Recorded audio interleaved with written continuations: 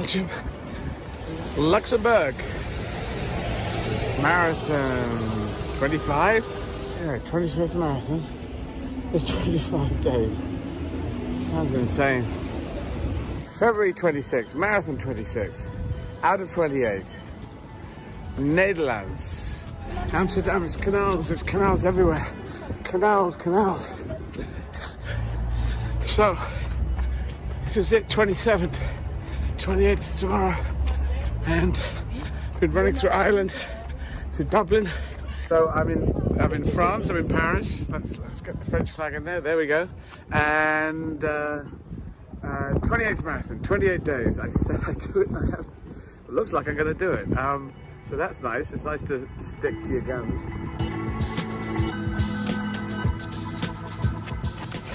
I'm almost at the end. Marathon 28. Yeah, I'm going to do a gig now. Do a stand-up gig. And look at this. Da-da-da.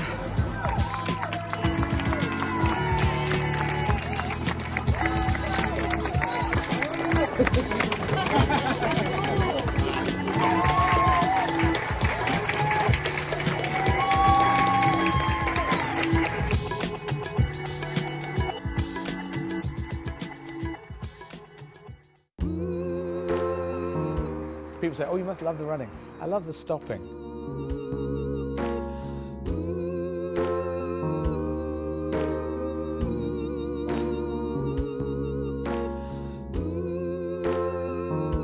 It's not a body thing, it's a mind thing.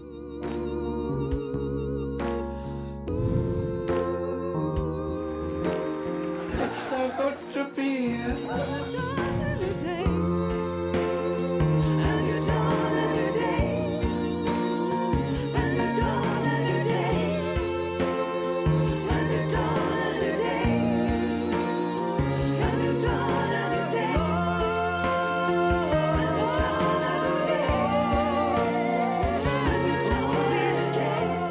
Goes to charities that make humanity great, because they do wonderful things out there. We'll be strong.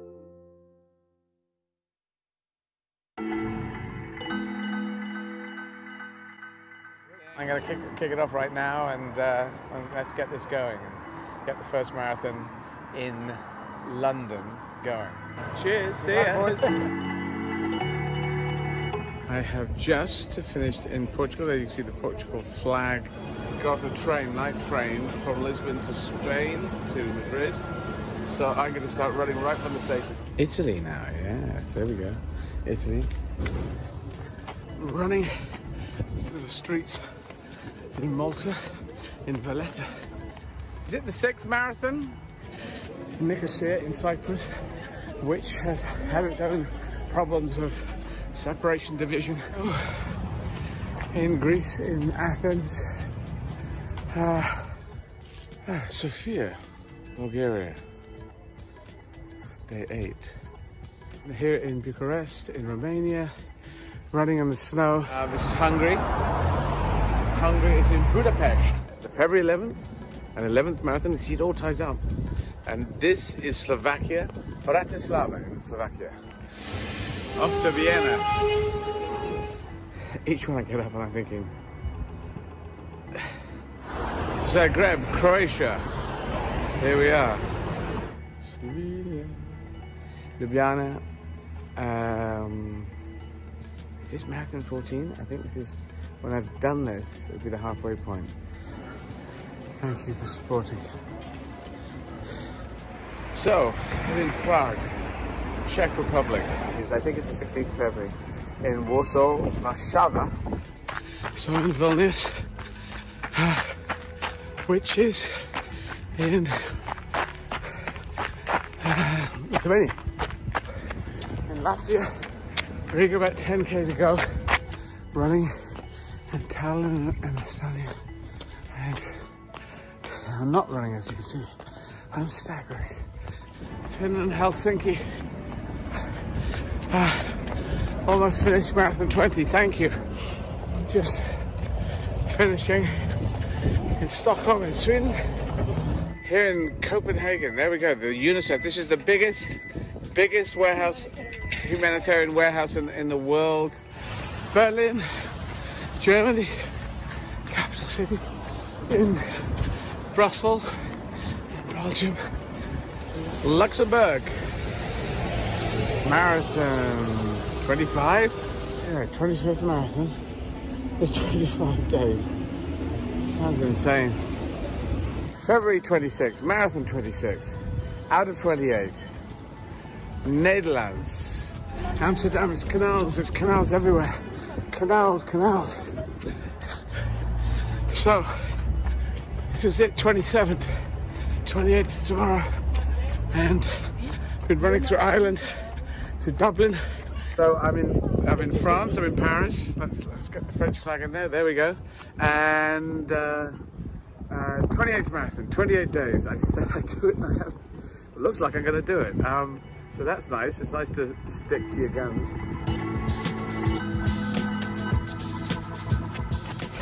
I'm almost at the end. Marathon 28.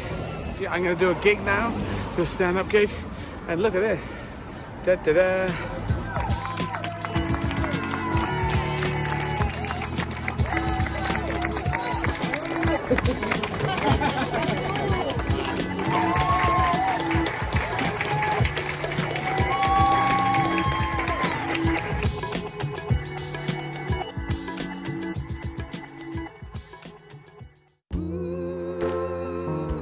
People say, oh, you must love the running.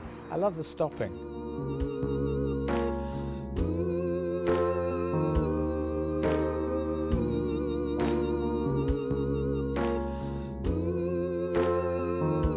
It's not a body thing, it's a mind thing.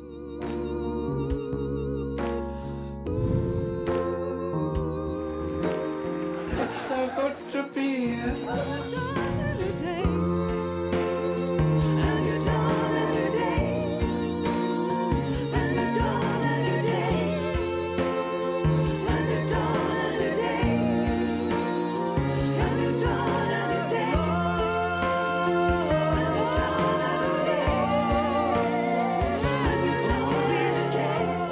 Goes to charities that make humanity great, because they do wonderful things out there.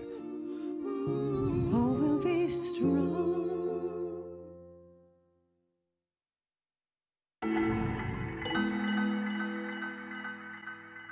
I'm going to kick it off right now, and let's get this going and get the first marathon in London going.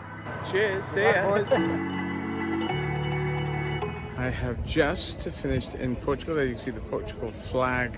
Got a train, night train, from Lisbon to Spain to Madrid. So I'm going to start running right from the station. Italy now, yes, there we go. Italy. Running through the streets in Malta, in Valletta. Is it the 6th marathon? Nicosia in Cyprus, which has had its own problems of separation, division. In Greece, in Athens, Sofia, Bulgaria, day 8. Here in Bucharest, in Romania, running in the snow. This is Hungary. Hungary is in Budapest. The February 11th and 11th marathon. You see, it all ties up. And this is Slovakia, Bratislava in Slovakia. Off to Vienna. Each one I get up and I'm thinking, Zagreb, Croatia. Here we are. Slovenia. Ljubljana. Is this marathon 14? I think this is, when I've done this, it'll be the halfway point. Thank you for supporting. So, I'm in Prague, Czech Republic. I think it's the 16th of February. In Warsaw, Warszawa. So in Vilnius, which is in Lithuania. In Latvia, Riga, about 10k to go. Running in Tallinn and Estonia. And I'm not running, as you can see. I'm staggering. Finland, Helsinki.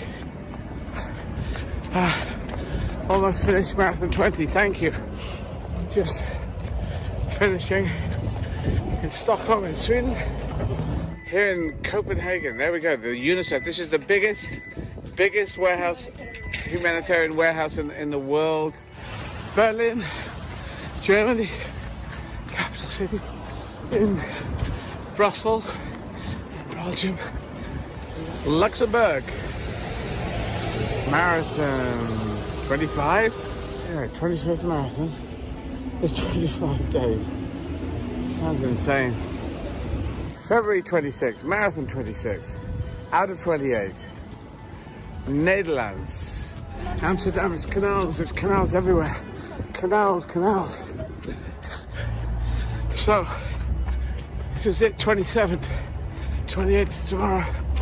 And been running through Ireland to Dublin. So I'm in France, I'm in Paris. Let's get the French flag in there, there we go. And 28th marathon, 28 days. I said I'd do it and I have. It looks like I'm gonna do it. So that's nice. It's nice to stick to your guns.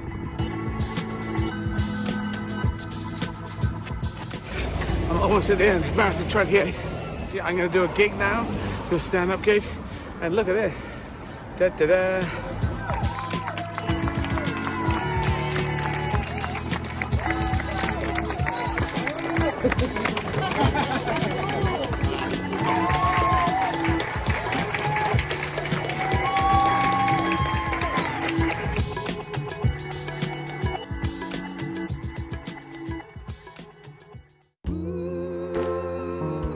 People say, oh, you must love the running. I love the stopping.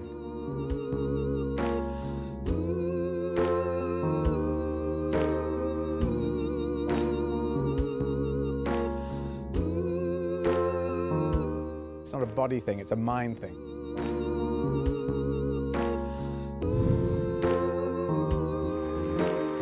It's so good to be here.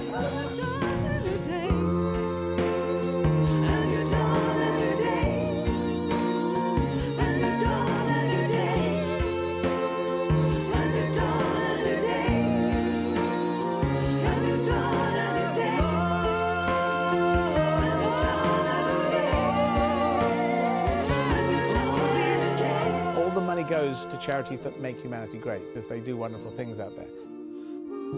Will be strong. Hello, we're running Riga in Latvia today. Just going to take the knee.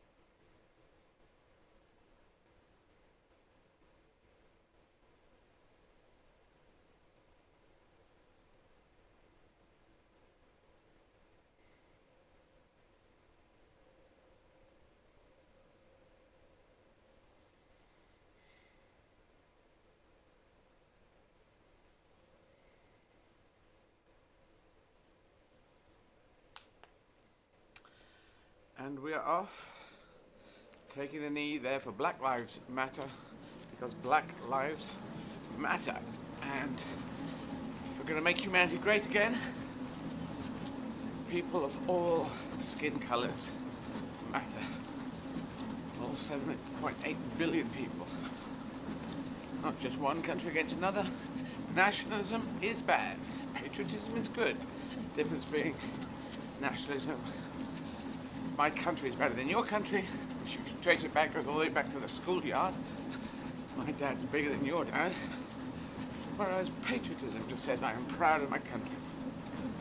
Yes, let us have pride in our countries, pride in our continents, pride in our world.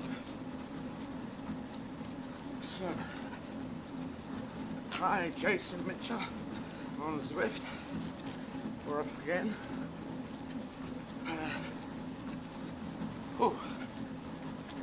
So this is the 18th marathon in 18 days.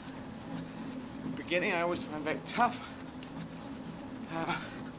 So you got some facts and figures coming up? Yeah, I'll line some up. So we're gonna bring Sarah onto the screen in.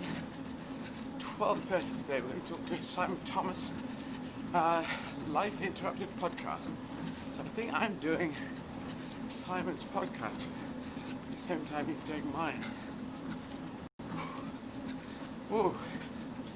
Immediately I feel knackered because every time I start, it's like I just plug the beginning of this onto the end of the last one.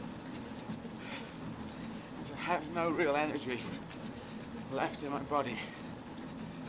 Running on empty is essentially what I'm doing. Oh. Which is tricky. And yeah. So we talked to Simon Thomas at 12:30 today, London time. 1:30, going to talk to Rudolf Krugens. I'm sorry, Rudolf.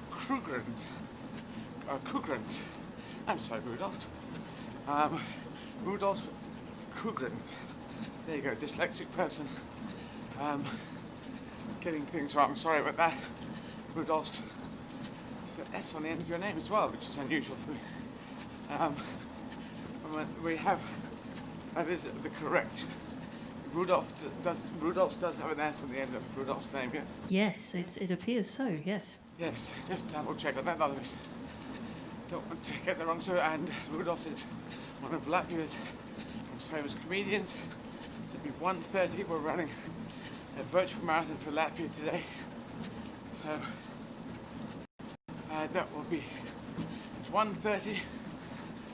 2 o'clock, talking to Nick Hewer, who is the host of Countdown, was on the Apprentice, the UK Apprentice, advisor to Alan Sugar there, and joined the PR company years ago, and then ended up running and owning the PR company, which is an interesting story.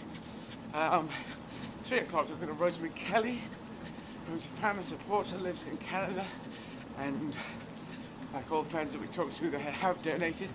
You can donate at Izzard.com from anywhere in the world, and if you have a UK phone. And Ian, we normally have all the details on the screen. There are no details on the screen. Make you enter, there. To donate £20 in the UK, on a UK phone, just write 20 TWENTY to 70810 to donate £10. Just write TEN to 70810, and there we'll go. That will be your donation. Oh, yes, it's an easy piece to do. I'm talking to Stephen Fry, the one and only Stephen Fry, at 5:30 p.m. today, London time. So tune in for that. Flip back in time, 3:30 p.m. today. Social media questions from Facebook, Twitter, and YouTube. And at 4 p.m. I'm going to talk to Adam Koffler, who is a marathon run for charity. He's been running on Zwift. And I've been saying hello to Adam before. Stephen Cousins is with us. Jason Mitchell is with us. Clive Finnemore. Leslie Ellen, good morning, good afternoon. Yes. And Susie Chan will be talking to 4:30 London time, endurance runner and Mizuno ambassador. And 5 o'clock in there, Tim Cruz-Drew slot in there. His half hour. Paula Reed will be coming on Adventurer, an adventure psychologist. So that will be going on. I'm already walking. As my body reaches in to pick up on the energy that isn't there. So I have to walk. Hopefully Mizuno runners Mizuno being the sports gear that I'm wearing, and one of our sponsors, and Zwift is as well, Zwift runners. I understand that I keep changing my pace because I just have got nothing in there. Even though I've had a breakfast. This might also be a good point to update everybody on the current injuries that you're carrying and pushing through at the moment. Oh, yeah. Yeah, tell him. Or what? Do you want me to tell him? I can, or you can. Well, you can. So, so at the moment we've got tenosynovitis in the right shin. It's going on and on and on, not getting any better, unfortunately. Yep. And that is, all to do with extreme ultra running, which is a repetitive injury of the tendons in the shin. So we're carrying on strapping that up under Tim, our physio's advice, trying to manage that. The best that we can do is to keep it at bay, because Eddie's continually using it with the nature of this challenge being as extreme as it is. So the best we can do is keep it as it is. So Eddie's having to push through that. We have a toe that's the toenail we're probably going to lose at some point, we believe. That's a impact injury on the left side, which is to do with the impact of constant running and hitting in the shoe. So we're managing that at the moment, and we're managing a few other muscular pains as well. My right knee, what is this bit? Whatever the attachment to my right knee is talking a bit, but the outside of my that's my left knee, I should say. My right foot is aching. I'm not sure what that's about either. Oh, I really have got nothing in the tank there. And also we're just starting to, we've already hit the overtraining issue of sleep starting to be a difficult thing as well. So we're looking to try and manage that, which is obviously all part of the healing or recovery. That's been going since the beginning. It just okay. You start this thing, you can't sleep because the body's ready to get up and go. So you wake up every hour. Yesterday wasn't too bad. I think I woke up every 2 hours instead of every hour. That's better. Yeah, slightly better. But still working on that, but I still haven't got the actual raw energy. And I'm doing a gig every night, which is a lot of mental energy, so the drain of my brain power and my physical body power is... If you imagine charging up the battery and having 5%, you start with 5% every day. You're trying to eke out the 5% over 6 hours, 6.5 hours. I can't get down to 6 hours. It's really hard. Oh. So yeah, in short, not a walk in the park or even a run in the park. So this is day 18, marathon 18, gig 18 tonight. So yes, as we say, this is all to raise funds for charities who make humanity great. So yes, we should reiterate, if you can, please donate. If you can, anywhere around the world, eddieizzard.com has all the details. You can donate from anywhere, any currency, although directly you can donate in UK pounds, US dollars and euros. And if you are in the UK, then you can text 10 or 20 to 70810. That's the word 10 or 20 to donate if you're in the UK, and that will cost the amount you donate plus your standard text message rate. You need to be 16 or over to do that. So if you can, please donate. I think today I'm going to try and work out what 10 or 20 pounds is broken down into the number of kilometres Eddie has done, which will be a bargain. So if you can, then please do, and that'll help push Eddie on.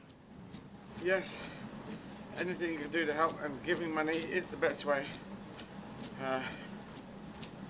So, yeah.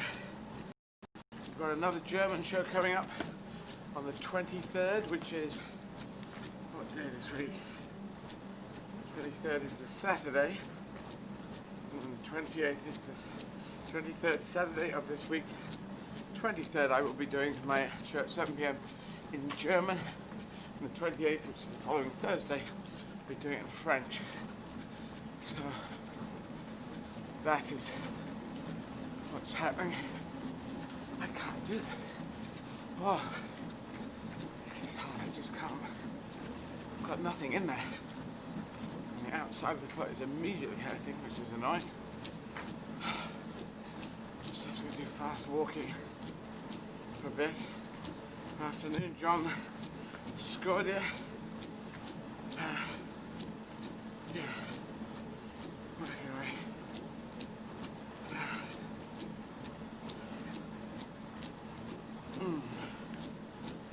Yeah. Anyone running in the blue shirts, that's good. I wish the outside of my foot would just stop aching. Why is it aching? I can't work out why it's aching. Why isn't the right one aching? Why has it only just started aching? Oh, alrighty. Oh, we've got a new. I've got Radio Leeds interview at 12:15 p.m. So in a few minutes we'll do that, and after that we'll do some facts about about Riga and Latvia. We'll talk to Emma Foreman on Radio Leeds, so you can tune into Radio Leeds and hear it at the same time. Actually, I suppose that's a bit pointless if you're listening to the stream. Just stay on the stream and you'll hear it. Why is this foot playing up? I have my right foot pronates, which means it turns out a bit, but I have got orthotics in, which help. But for some reason I'm getting a collection of, well, this outside foot. Not sure what's going on with the foot. Ow. But it hurts. It's really weird. And I'm just trying to get my speed into a regular thing. I'm finding it very difficult every day to get into a regular running feel. Sometimes you just running a foot in a different way. Try and get the everything moving around, okay?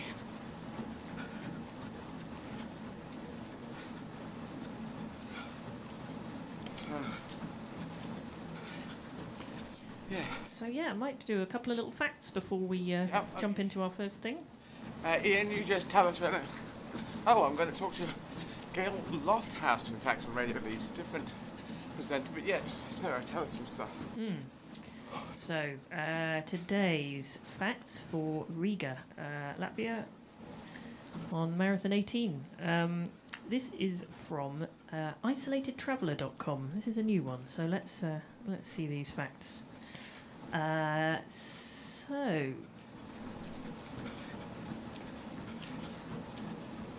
we go. The historic centre of Riga was designated a UNESCO World Heritage Site in 1997. Okay. So it is beautiful. Yes, indeed. Oh, here's some different things Riga has hosted recently. Riga hosted the 2006 NATO Summit. In 2003, the Eurovision Song Contest. In 2006, the IIHF Men's World Ice Hockey Championships. And in 2013, the World Women's Curling Championship. There you go. Because I think, ice hockey is a big deal, Yes. I think. I wonder what the temperature is today. Let's have a look. And Ian upstairs. Talk to me, Ian. Hi. Yeah, we've got the videos as well lined up for whenever I need them. Yeah, we've got the start and the middle one, but an end Yeah. one today. We haven't got no one today. No. Not at all. No, not for today. Because... I haven't been sent one. Okay, Sarah, if you could get on that, we just Yeah. send over the... I'll check in. because I definitely did 3 a day. And we're getting close to interview time. Yes, just a bit of confusion around interviews this morning, so we're just getting it all lined up. Okay. So we'll talk to Radio Leeds. Anyone in the Leeds area, Yorkshire. We were up in the north. I was at college at Sheffield, which is one train.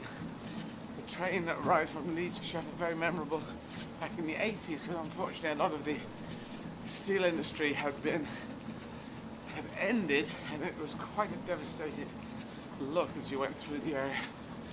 Hopefully it looks a lot better today. I did enjoy my time up in South Yorkshire, where I was in Sheffield. Great city of Sheffield. And I think surrounded by 7 hills like Rome and Sheffield. We're not quite in Rome's profile league, I think, at Sheffield, but we want to be there. And Kinder Scout, the Snake Pass going over towards Manchester, where I was as a scout. I was up on Kinder Scout camp. Never knew I'd come back in 5 years later and go to university there. But yeah, I had a good time. Very seminal, is that the word?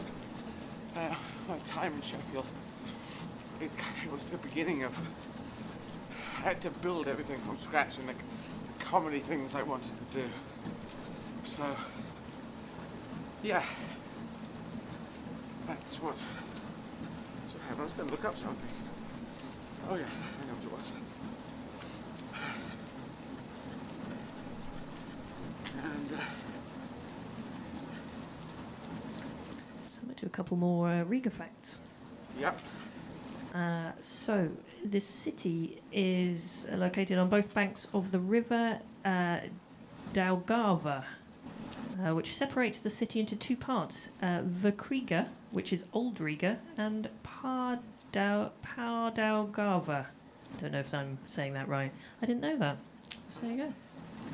It's also twinned with a lot of places. This will be almost a shout out. See if anybody's watching in any of these places. You will know that you are then twinned with Riga. So there's Aalborg in Denmark, Almaty in Kazakhstan, Amsterdam, Netherlands, Beijing in China, Bordeaux in France, Bremen in Germany, Cairns in Australia, Dallas, Texas, United States of America, Florence in Italy, Kaunas in Lithuania, Kiev in Ukraine, Kobe in Japan, Minsk in Belarus, Moscow in Russia, Norrköping in Sweden, Nur-Sultan in Kazakhstan, which I think there's 2 places in Kazakhstan it's twinned with, Rostock in Germany, St. Petersburg in Russia, St. Petersburg and Moscow, they're twinned with both, there you go, Santiago, Chile, Stockholm, Sweden, Suzu. I'm gonna hold you there just because we've obviously got a long list. Ian. Hello. I was about to say, we have Radio Leeds standing by. They have no video, but I'll put you through audio. Okay, very good.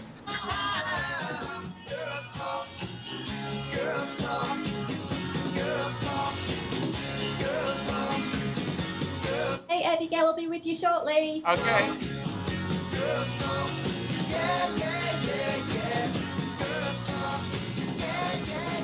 Dave Edmonds there and Girls Talk. Gail Lofthouse. BBC Radio Leeds. Now, my next guest is on a mission to make humanity great again. She is running for hope, running 31 marathons in 31 days. And if that's not enough, on an evening, she's also live streaming her stand-up as well. I'm absolutely exhausted just thinking about it. And she's already started running not too long ago. I think we are virtually in Latvia, in Riga today. So to tell me all about it, somewhere in London on a treadmill, I'm very happy to talk to Eddie Izzard. Hello, Eddie. Hi, Gail. How are you? I'm not too bad. I'm watching you at the moment. How are you feeling on day 18? Day 18, I feel... Well, this is the tough bit, because as you say, I'm going to 31 marathons. This is the middle section. People tend to get very interested towards the end, but when I finished the marathon 17 yesterday in Lithuania, virtual marathon for Lithuania, I was exhausted. And then you sort of recuperate. You do the gig, and an hour's worth of gig, so that's all that mental energy drains away from you from 7 to 8 every evening. Then you recover. You feel okay when you start, but as soon as I start, I realise I've got nothing in me. I really am running on fumes. And so... Oh my gosh. So what do you actually eat for your breakfast? Do you have like a real hearty do? It's not that high. It's bacon and eggs and a bagel. I'd like, 9 portions of that, but they do it very carefully. Got a very skilled nutritionist and physio working with me who know their stuff. So I'm on a good diet to make sure that, I eat just before and after I do the show. We eat well, and there's protein and carb mix, and then some protein before I go to bed. And hopefully I think I am getting stronger, but I am just exhausted. Oh, do you know what? I bet you are. You look amazing, by the way. I watched the gig last night, and it's really quite incredible to watch you doing a live show, but to not have an audience there. What is that like for you? Well, I have done, if people know of my stand-up career as opposed to my acting career, I've done stand-up since '88, so I've done kind of like thousands of hours on stage, and I'm trying to remix some of my older material, which I know works. So I'm just assuming that it works. People who've bought tickets, because they can buy tickets from anywhere in the world and watch it streaming. So hopefully they'll give me a little bit of an extra, a little bit of a pass maybe if I'm not that funny, not brilliantly funny, I'll get something wrong, because you just can't do much. But you may have seen me also almost fall asleep in the middle of certain sentences, because that's what's happening. I don't know if you noticed that. Oh, I know. I tell you what, I did notice, because I know a lot of your comedy, so it was great to hear some of the wonderful pieces again. But I did notice there were a couple of times last night where there was some like dramatic yawns, and like ordinarily what you're brilliant at is you'll sort of like burst into song for no reason. You burst into a few yawns, but it was fine. I didn't mind. Well, towards the end, I have actually done this where I've actually fallen asleep, even while standing, and then I've said words which are, I was talking about God. A god, if a god made bees, they'd need to make them in a certain way, and then I just fell asleep, and I said, with big arms. I thought, no, not big arms, it's got nothing to do with bees. So, I don't know, that's just something I have to deal with. And, but we're raising the money, we're going up to about £75,000 now, we're aiming for 150,000, and people could donate to Izzard.com, and on text as well, so it's great. People are being very generous around the world. Yeah, I think it's £79,000 now. Just tell us just quickly before I go, because I haven't got long with you. Who are the charities who are going to benefit? Well, there's a number of them, but the 5 that we're mainly championing is Care International all around the world, Covenant House, help based in America and 6 other countries, helping young people get through their lives. Fair Share, very good, doing similar work to Marcus Rashford, getting food out to kids who really need it.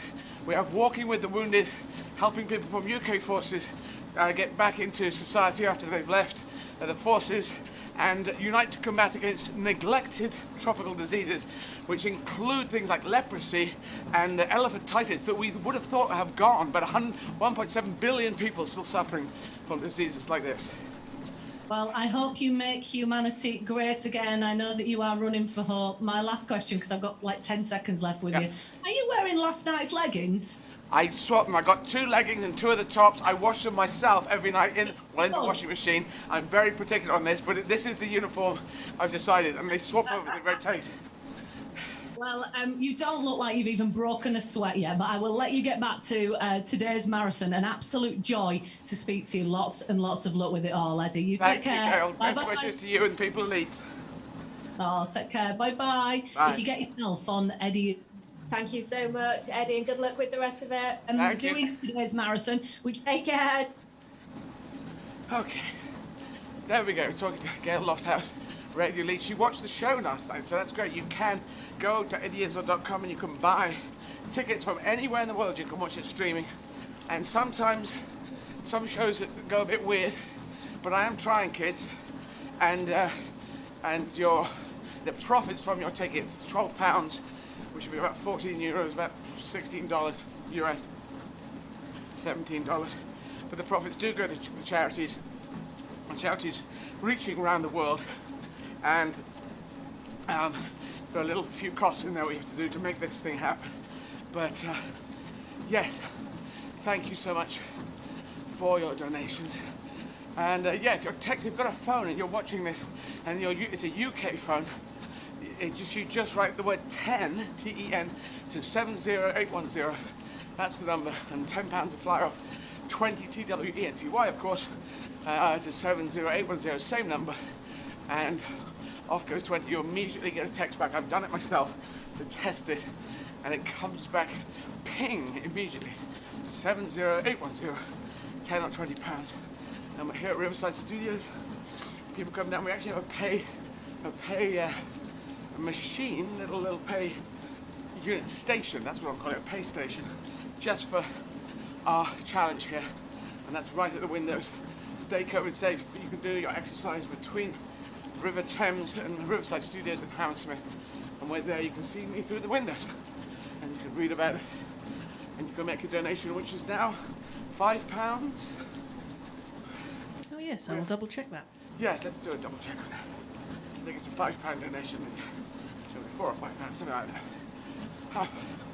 So you can do multiples if you want. There you go. You can make it up. Yes, I think some very kind people have been doing a few times to bump up, which is very nice. Okay. So I'm talking at 12:30, which is quite soon, to Simon Thomas. Simon Thomas explores human endurance through the toughest times.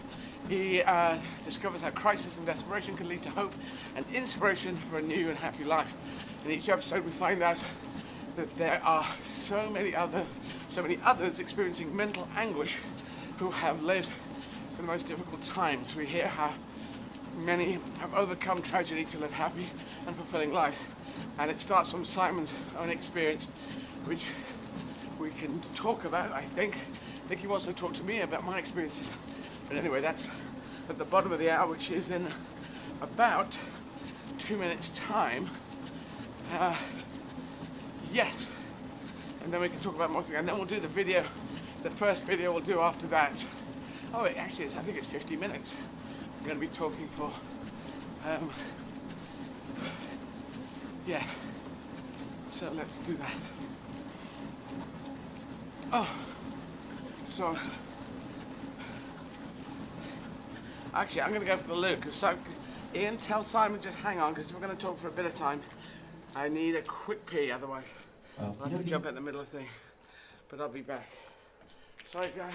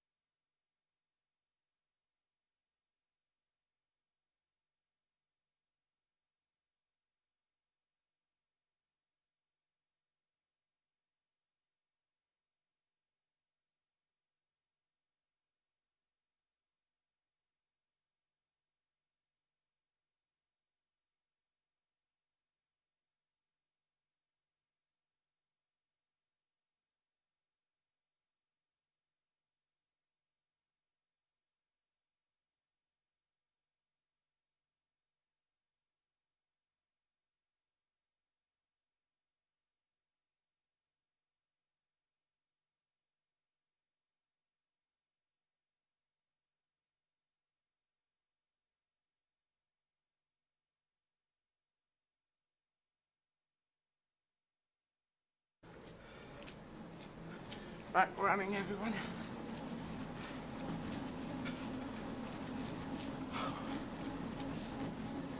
Ready when you are, Ian. Yep, just standing by. So swift runners today. We're running lots of lava I can see around me. Melik of Swift is choosing our routes. So I'm just floating around with him. Is that small thing on, the red thing? Yes, I think it should be. Let me check it. Hi Eddie, we have the next interview ready for you, just audio, no video. Okay. Hi there. Hello, hello. Calling Simon. Eddie, can you hear me? It's Simon here. Yep, Simon, I can hear you. Can you hear me?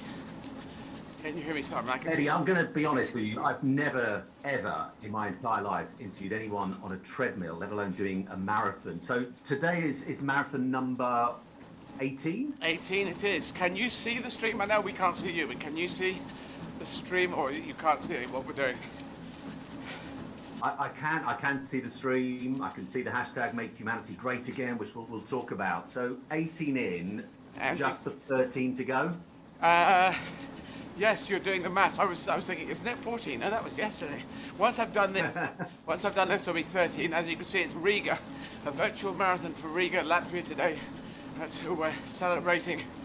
And yes, I was there 11 months ago to this day, 18th of February. I was in Riga running the marathon. So it's minus 10 there today. And I think the weather gods were a little lenient with me last year. They gave me, I don't think it went over at minus 10, but yesterday in Lithuania it was minus 22. So I was running in here, which is better than minus 22, but it is mind-numbingly boring, I'm afraid to say. There's nothing wrong with the treadmills or anything. It's just that you don't see anything, you don't interact unless you're talking to people. So the talking is what I requested once we started. I said, please can I talk to people? Do basically a 6.5 hour podcast is what it's turned into. Well, lucky you, you're talking to me today. And, I sometimes feel it's quite impressive if someone says to me, have you run a marathon before? Say I've run 3, but you've run endless marathons. Are you roughly able to tot up how many marathons in your entire life? Well, I know exactly. It's very easy. Well, if you say for charity, if we separate out the ones I've done for training, just for charity, I was on 99 when we started this challenge. So I am now, 18 minus 1, 117. This is my 117th for charity. So that's where I am. And at the finish it'll be 130 for charity. And the gig, I'm doing a gig every night, 7 p.m. I do a stand-up comedy show, which, if you think about it, I'm so physically exhausted. The mental exhaustion that comes is a slightly different thing, but still, I have fallen asleep several times, standing up in the middle of a joke. The body's shutting down. But I do them all in English, except for 2 that I'm doing in German, and 1 in French to celebrate Vienna, Berlin, and Paris. So on the 23rd, my show will be in German again, and on 28th it will be in French. So I'm trying to do things that make people go, wow, I'll put a tenner in, 70810, is that the text number? Then they just write 10, and £10 shoots off, and helps people around the world, which is great. It's incredible, mate. And in terms of the physical challenge you talked about, the mental challenge of, not just, you're so right, having done a bit of running myself, when you're out and about, you've got sights and sounds to take in. You might run past someone you know, say hi. Yeah. On a treadmill, I just can't do it. I find it too boring. So what are you finding the biggest challenge? Is it the physical pain or the mental challenge? Well, the physical pains that come up, and they're always different with my body. Maybe that's with every runner, but I've had things go wrong. Things do go wrong because you're trying to heal as you're trying to use the body, which is very bizarre. But the body does seem to get tougher. But on the treadmill, it is. If I wasn't doing a 6.5 hour podcast and basically doing a half hour. How long are we talking? We're going to talk for more than half an hour, I think. Or is it? You will know how long we're talking. I'm not sure. Do you know how long we talk for today? Well, until basically you just go, I can't talk any longer, and we'll just say, okay, that's great, and give you a rest, Well, in fact, let's go for an hour then.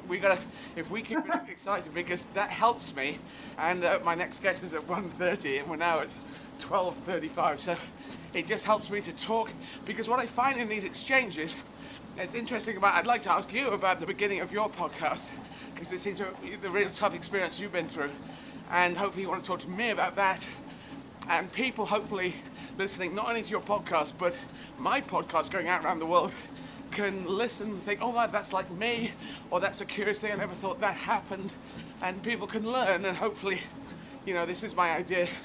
7.8 billion people in the world. The right to a fair chance in life should be for everyone in the world, and that's what I'm fighting for. That's my world vision. A fair chance in life should be the right of every person in the world, and we're not there yet, and that's what I'm fighting for. And you don't normally fight for that politically. You're fighting for constituency, your party, your country, and that's it. And I'm reaching out for the continent, for the world, for everyone. I was born in Yemen, in an Arabic country, in a West Asian country, and so I'm happy to be doing that, reaching out around the world.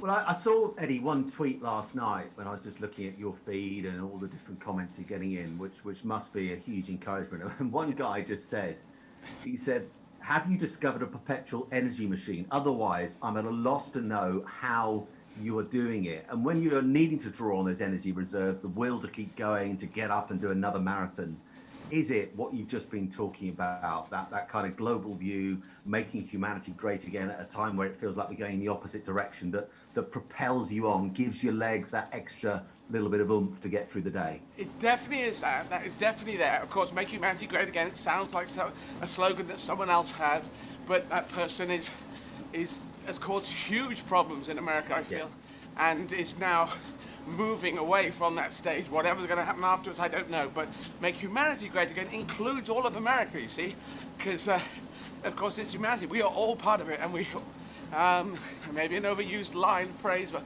we're all in this together. We know from COVID, we absolutely know we are all in this. It doesn't care if you're rich or poor, wide, thin, tall, small, what skin color you have. COVID just comes, and I bet you another one will come. We know that these things, there's 7.8 billion of us. So that's one of the strong things, is just trying to reach out to everyone, make even stronger connections than before. But also this thing I've mentioned before, you might not have heard me talk about it, but basically I came out as TV, as trans, in 1985 when I was 23, so that's 36 years ago this year. And it was completely toxic if you were trans, if you were TV, TS. The language has changed over the years. And just coming out and saying, this is the truth, and I'm going to create space for myself in the world. Other people had already done this and been out. But as you know, through the centuries and through the millennia, LGBT plus have been victimized, along with women, along with people of color. A lot of people victimized, but just being trans, it was toxic in 85, toxic in 1990, 95, in 2000. It still didn't get good until about 6 years ago. 2014, there was a bit of a tipping point. A number of things happened in America. Caitlyn Jenner, the TV series Transparent, Laverne Cox, Person of the Year, trans activist, black trans activist. And so I found that struggle back in 85, and I couldn't talk to anyone. I just had to sort of self-analyze myself. I lay on my bed and I just went through my brain, trying to ask my brain, why did I feel this way? And was it bad? That was a big question. I decided that guilt and shame were not part of this thing that I felt, and as I went on, and after I came out, I felt sure it's built into me. I knew when I was 5, it's never moved. It's genetic, it's chromosomes, it's something. We're really getting closer now to finding out that it's genetic. And I felt that back in 85. So I thought, come out. If people scream abuse at me in the streets, I'll hurl it back, baby. And if they fight me, I'll fight them back. So that was my fight. And I had to do it all on my own, in the sense that there was a support group, great TVTS support group, in Upper Street in Islington, Yvonne Sinclair.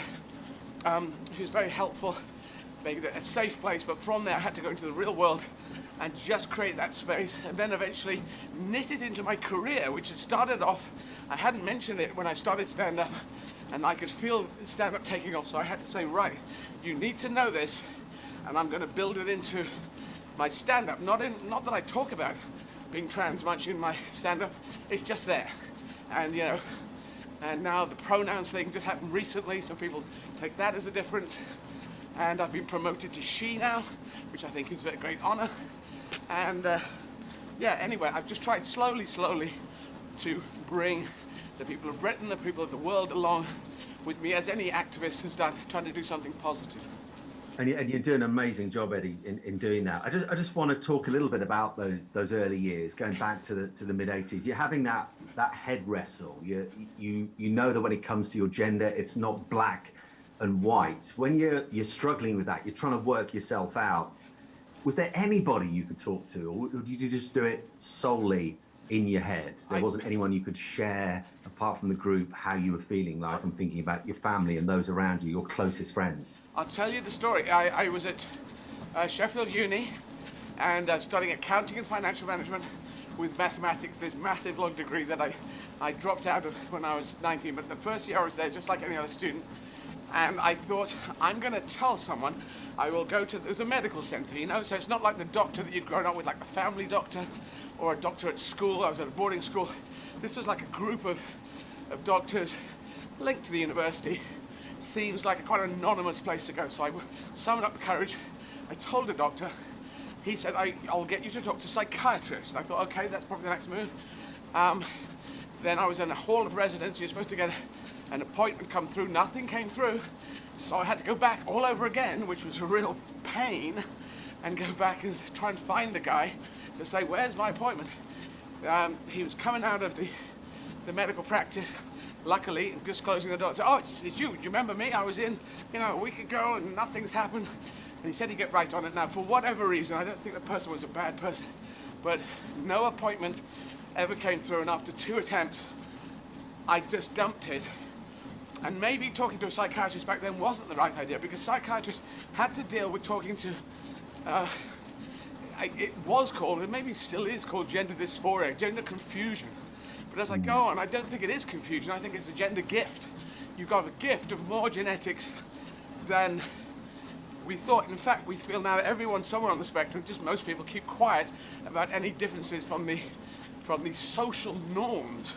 But I thought, this is in me, and I did. I lay on my bed, I went down to London, and some time passed. Then I thought, basically the year 1984, it wasn't like the Orwell book. My 84 was I couldn't get anything going. I was watching Australian daytime soap operas, eating cake mix, and living with a house of medics. It was just a very weird year. Not the usual thing that I push and push and push as I was doing. I had been doing before that. And I thought, I'll lie on my bed and I'll examine my head.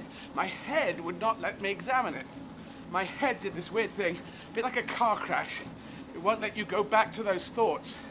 So whenever I started thinking about it, my brain would say, and let's think about fishing or skiing or playing the banjo. It just wouldn't let me concentrate on it. Very weird. So I tried this a number of times, and that's the conclusion I got to. I couldn't work out why I felt this way, which I now am like 99% sure is genetic. They've got some recent stuff. If you Google it, it's about the gender of the brain seems to be separate to the biological way your body is, and it gets coded just before birth or at birth. It's an interesting thought. They're still working through ideas on it, but I just thought guilt and shame, these two things that run parallel, because I couldn't talk to anyone, because it was such a toxic thing. I don't know what age you are, but what age you were in '85, it was not a positive thing. It wasn't a diverse thing, diversity wasn't there, alternative wasn't there. It was just like wrong.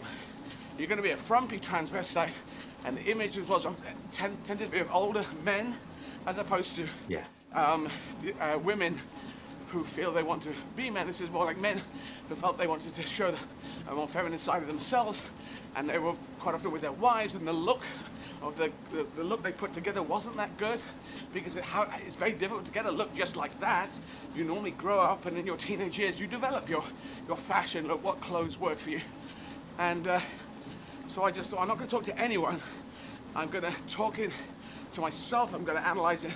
And then I went to the TVTS Help Centre on Upper Street in Islington, and they were relaxing and calming people. They were good. And they helped me get to the place of, okay, so there's other people like me. I knew that anyway, just hadn't met them. And I met a lawyer there.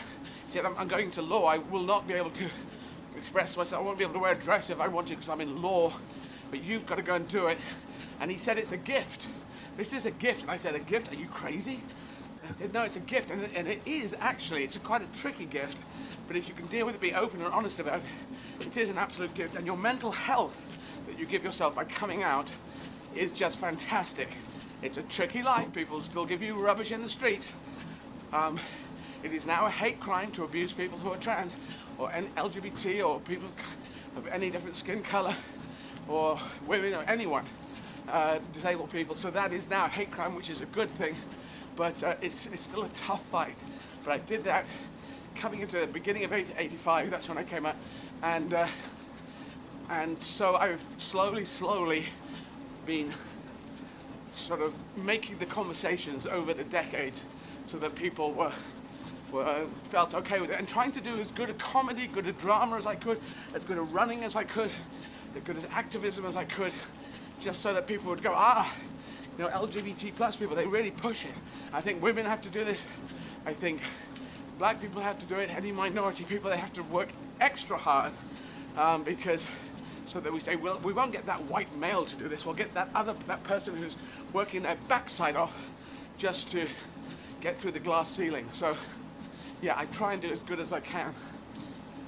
So, Eddie, what I'm going to do is we'll come back to this, but I want to kind of wind the clock back even further because you've touched on it already in terms of first becoming aware that, if is the right word, you were different. You were around the age of 5. So how would you describe your childhood around that time in terms of home life, in terms of family dynamics? How would you describe it? Okay, we were living in Northern Ireland. It was a wonderful time. Now, people, if you're from the UK, maybe around the world, you might go, Northern Ireland, surely that was the Troubles.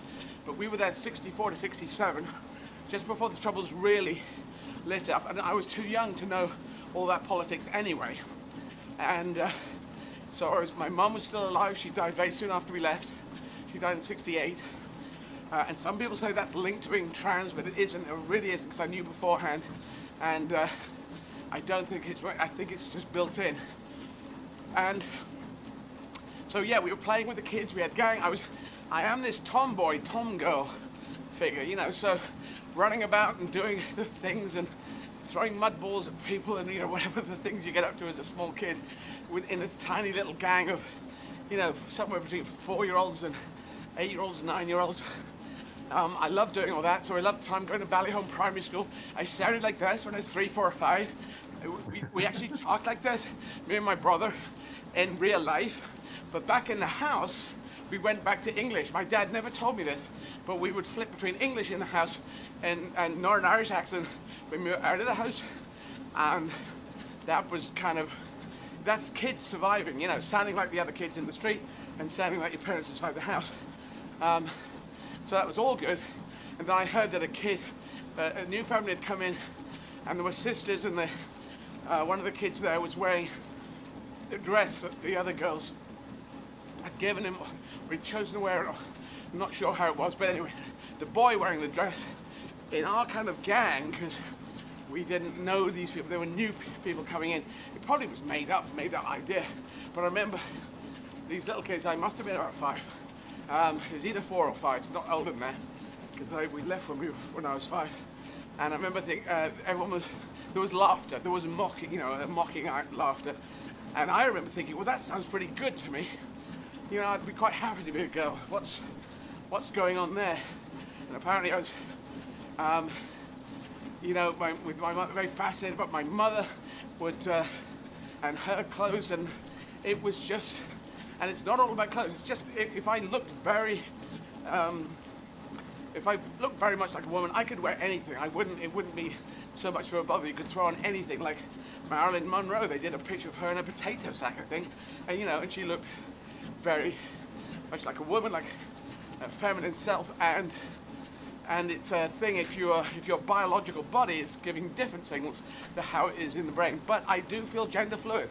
I have got boy genetics and girl genetics, so I call it boy mode and girl mode. These may not be great phrases, but I can't think of better ones. And man mode and woman mode doesn't sound good, and so I'm going with those for the moment. But language can change over the years, and I am gender fluid. I do seem to be a mixture, but I'm now based in girl mode as a trans woman. So and now the pronouns have come out, and people, organisations call it, referring to me as she, which feels like a promotion, and I'm very happy with that. Even if I go and act in a film in boy mode, I will still be she. So it's just an acting role, so it doesn't really matter. And everyone needs to calm down on the pronouns. It's not such a big deal. People get very stressed about it.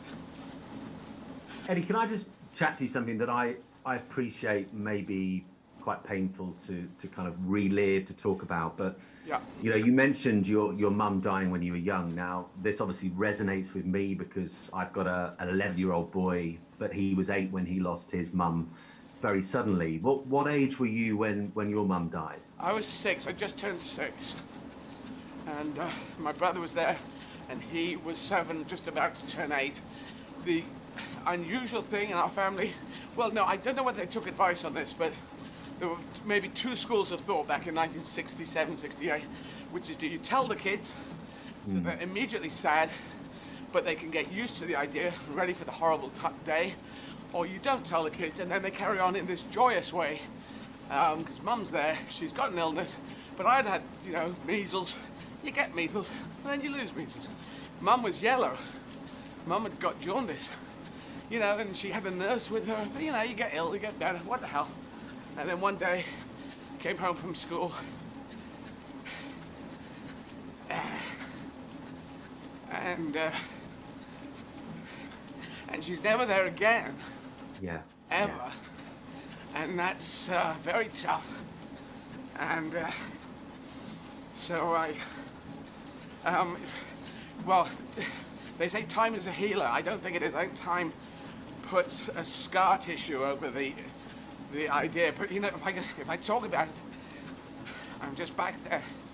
And and it's rough, but I am happy to talk about it because she was a nurse. She was a loving person. Never bloody smoked, and got bowel cancer. Wow. And I don't know, some people believe in a God, and well, good for them, but any God that said that my mum had to get cancer, no, you know. But a lot of people have died of worse things, you know, and there's the whole Holocaust, and I just think there's no one up there helping and controlling us. I think it's up to the goodwill of human beings. That's why it's make humanity great again, as to make God great again, make, you know, which God is it? I believe in us. I believe there's more goodwill than ill will.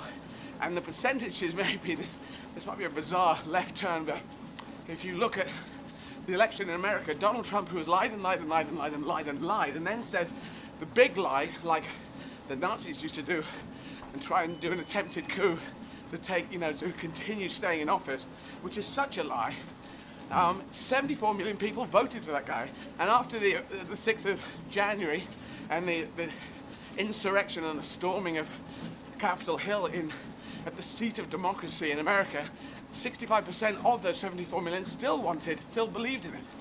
And so, but maybe if you take the 74 million as a percentage to the 81 million that voted for Joe Biden, maybe that's the percentage of goodwill to ill will in the world, because I think there's slightly more majority of goodwill than ill will in the world. So that's what I lean towards.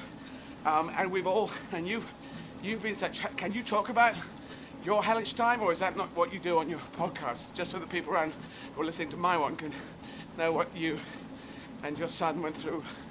Yeah, so my son Ethan lost his mum just over 3 years ago, very, very suddenly. She was fit and healthy in the sort of September, and then by mid-November she was very ill, and she was diagnosed with what was called acute myeloid leukemia, which is a very aggressive form of blood cancer, and she was diagnosed on a Tuesday and had gone by the Friday. So suddenly your whole world is turned upside down. I thought it was really interesting, Eddie, what you said there, because I remember this, because I think when people are trying to support you, whether it was back in the 60s or here in 2017 as it was for my boy, is that people want to try and comfort you, and they sometimes say very glib things like time is a great healer. And I always rankled against that slightly, because my understanding now about time is not that it's so much of a healer when you go through something like this. The scar, the wound that my son has endured in losing his mum will never be healed, but what time does is it changes things. It changes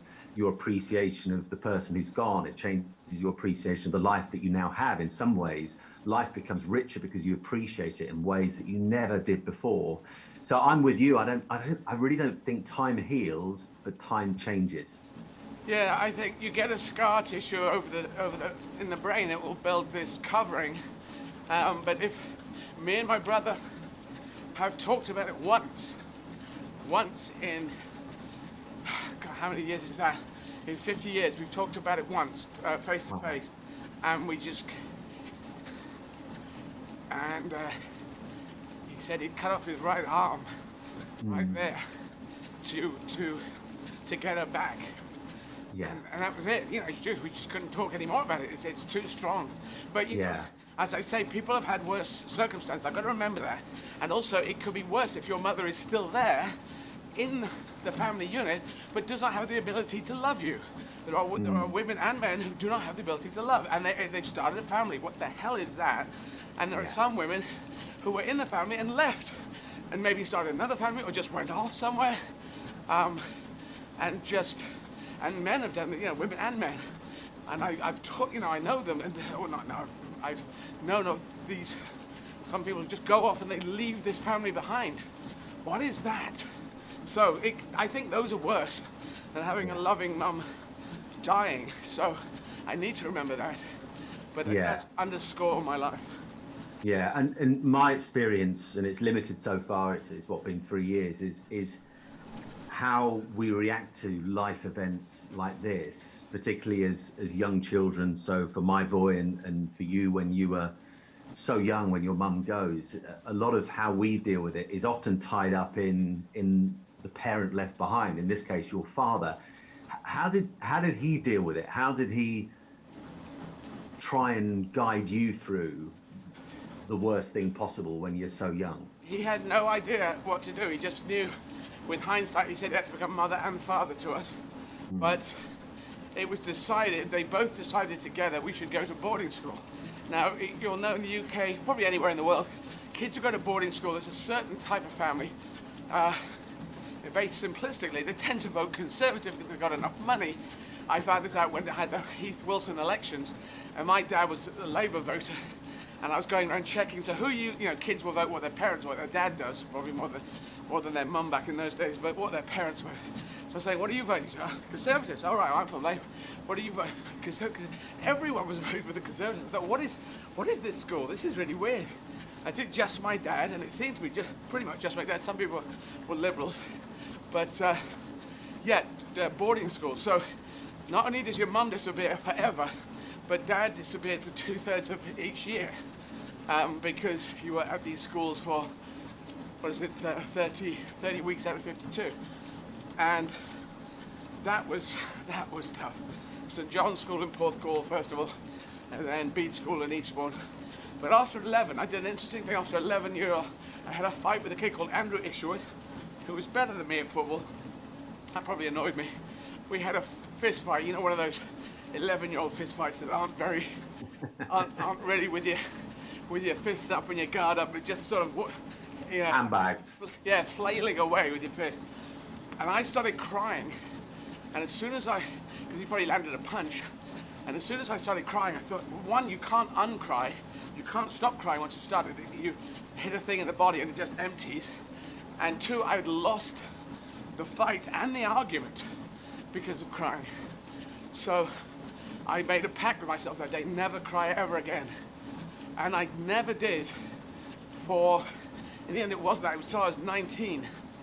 And, but I locked that up, and that's one of the things that kids who go to boarding school become emotionally deadened, blocked. Yeah. That's their survival way out, and it's not a good thing, but it's kind of understandable what happens. Same in the military, I would say, in the forces. But at 19, I saw a cat get run over in front of me, and I tried to I thought I need to take the cat to what do you do with a cat that's died in front of your eyes? And I thought, I feel nothing, and I like animals, I like cats, I like dogs. Why do I feel nothing? What the hell is wrong with me?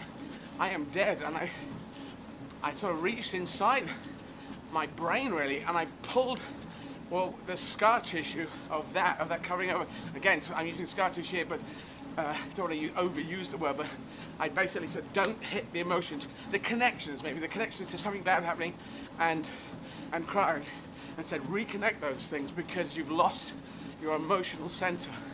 And I forced myself to cry as I went to the vet at the age of 19 because I thought there's something wrong with me. So that was curious.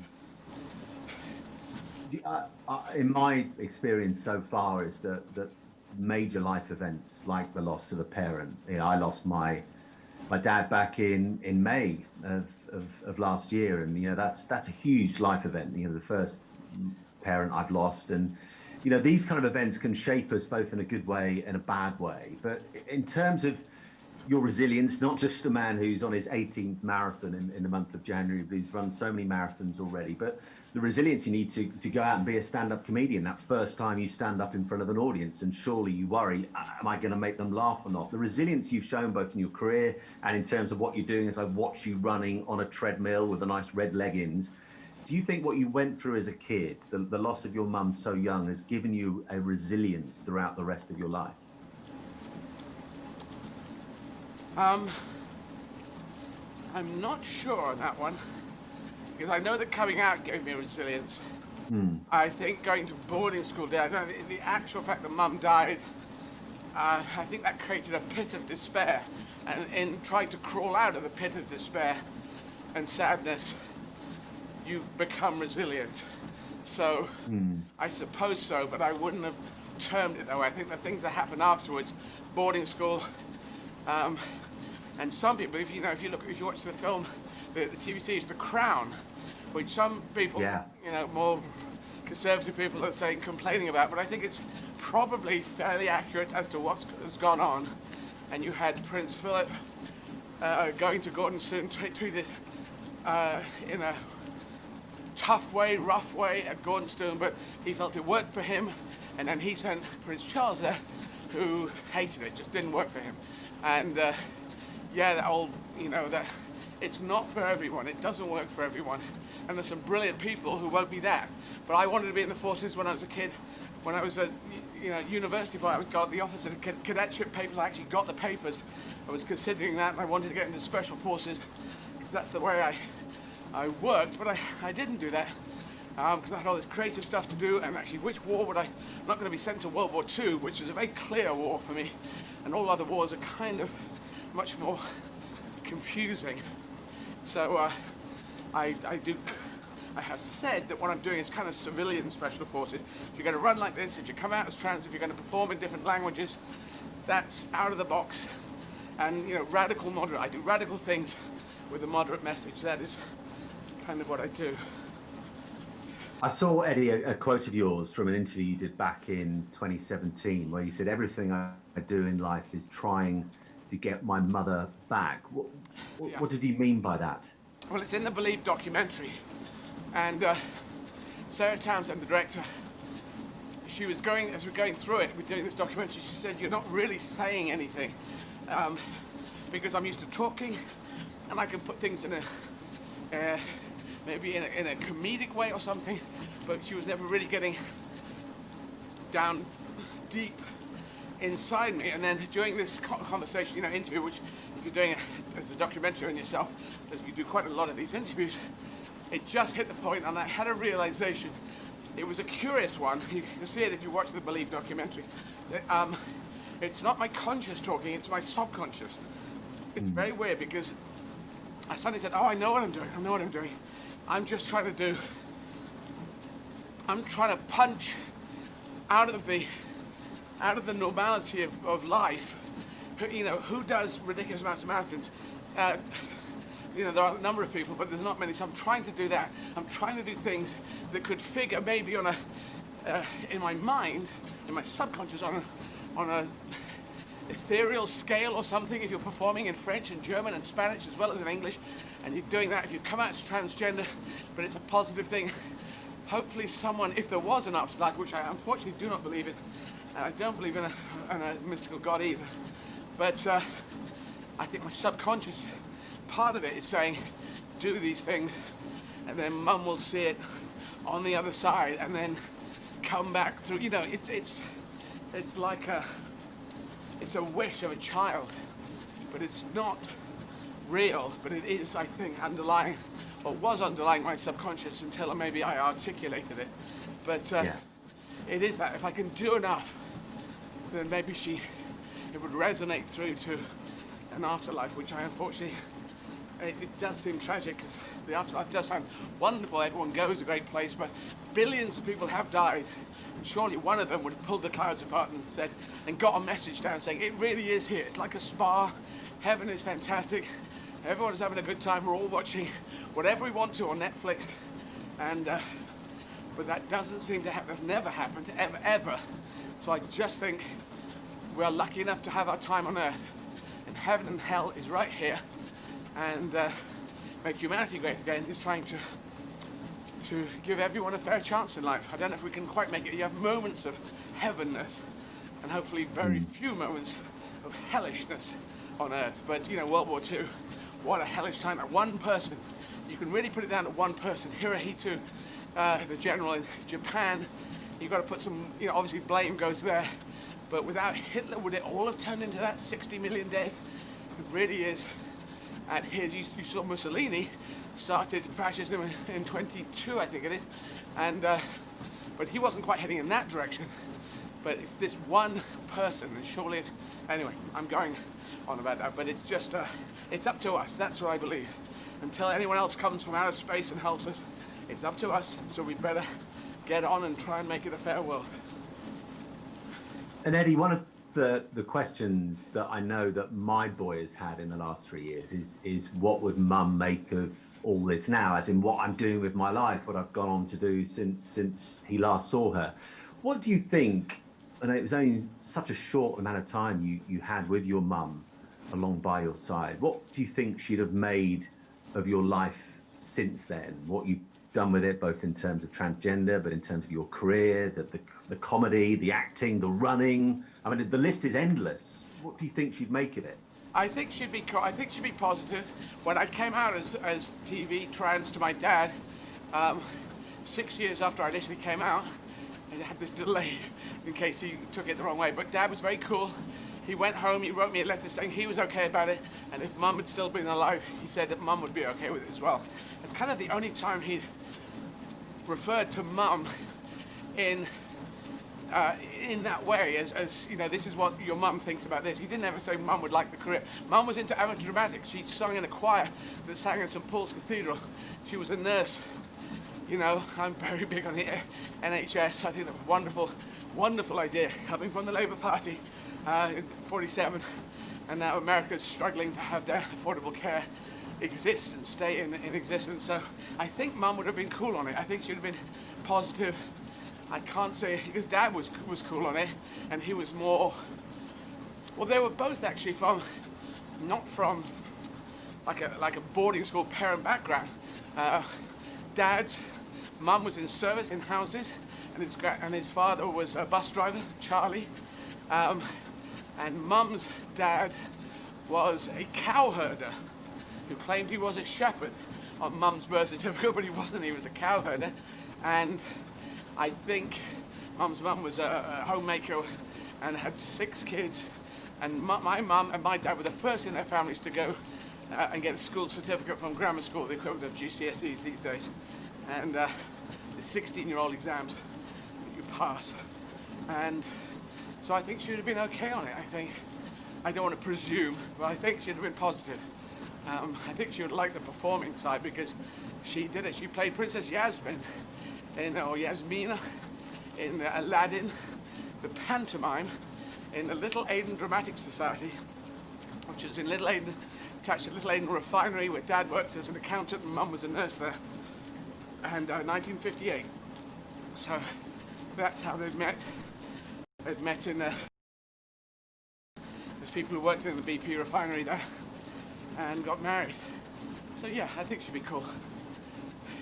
Sometimes, Eddie, when you hear stories of people coming out as gay or lesbian or bisexual or whatever, you sometimes hear in terms of their parents' reaction that it wasn't as bad as they feared, that the parents kind of said, well, I always kind of knew, but I was waiting for you to tell me. When in terms of your mum and your dad, did they have any inkling? I mean, you were obviously so young when your mum the inkling that when it came to your gender and how you identified yourself, it wasn't black and white. No, everything's multicolored. I know you're mentioning black and white, which is great, and I would say use the thing, because people say it's actually life is grey, and I say life is multicolored, in fact.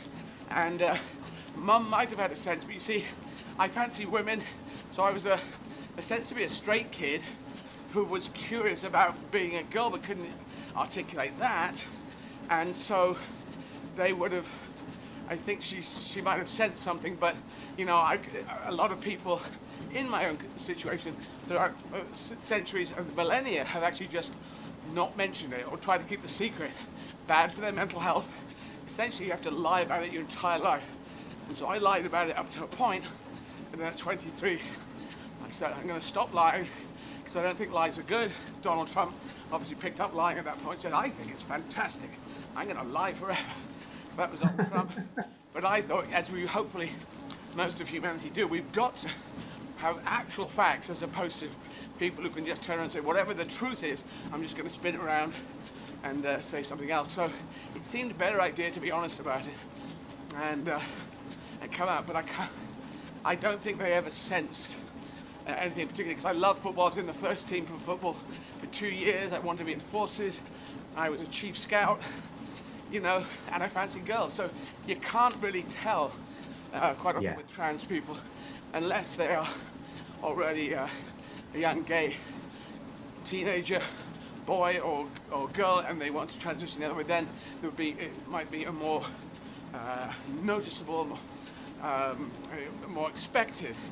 But if you happen to be the other side, and like me, I've said, you know, I'm essentially now saying I'm a lesbian, so that's less visible, less noticeable. You can't have a trans dar as opposed to a gay dar. It's a very difficult thing to have, or it's very difficult to make work. But, yeah. Just want to talk, Eddie, about that moment that you decided this is going to be the first time I'm going to go out in a dress with full makeup on. Describe that moment, kind of the lead up to that particular moment. Well, I'd gone to this help centre, as I mentioned, on Upper Street for a few weeks. I'm not sure how many, maybe 6 weeks, maybe 8 weeks. I met a young woman there who was a lesbian woman who was probably curious about trans guys, and it was more trans men who wished to identify more as women rather than women wishing to identify as men, I would say, in that group.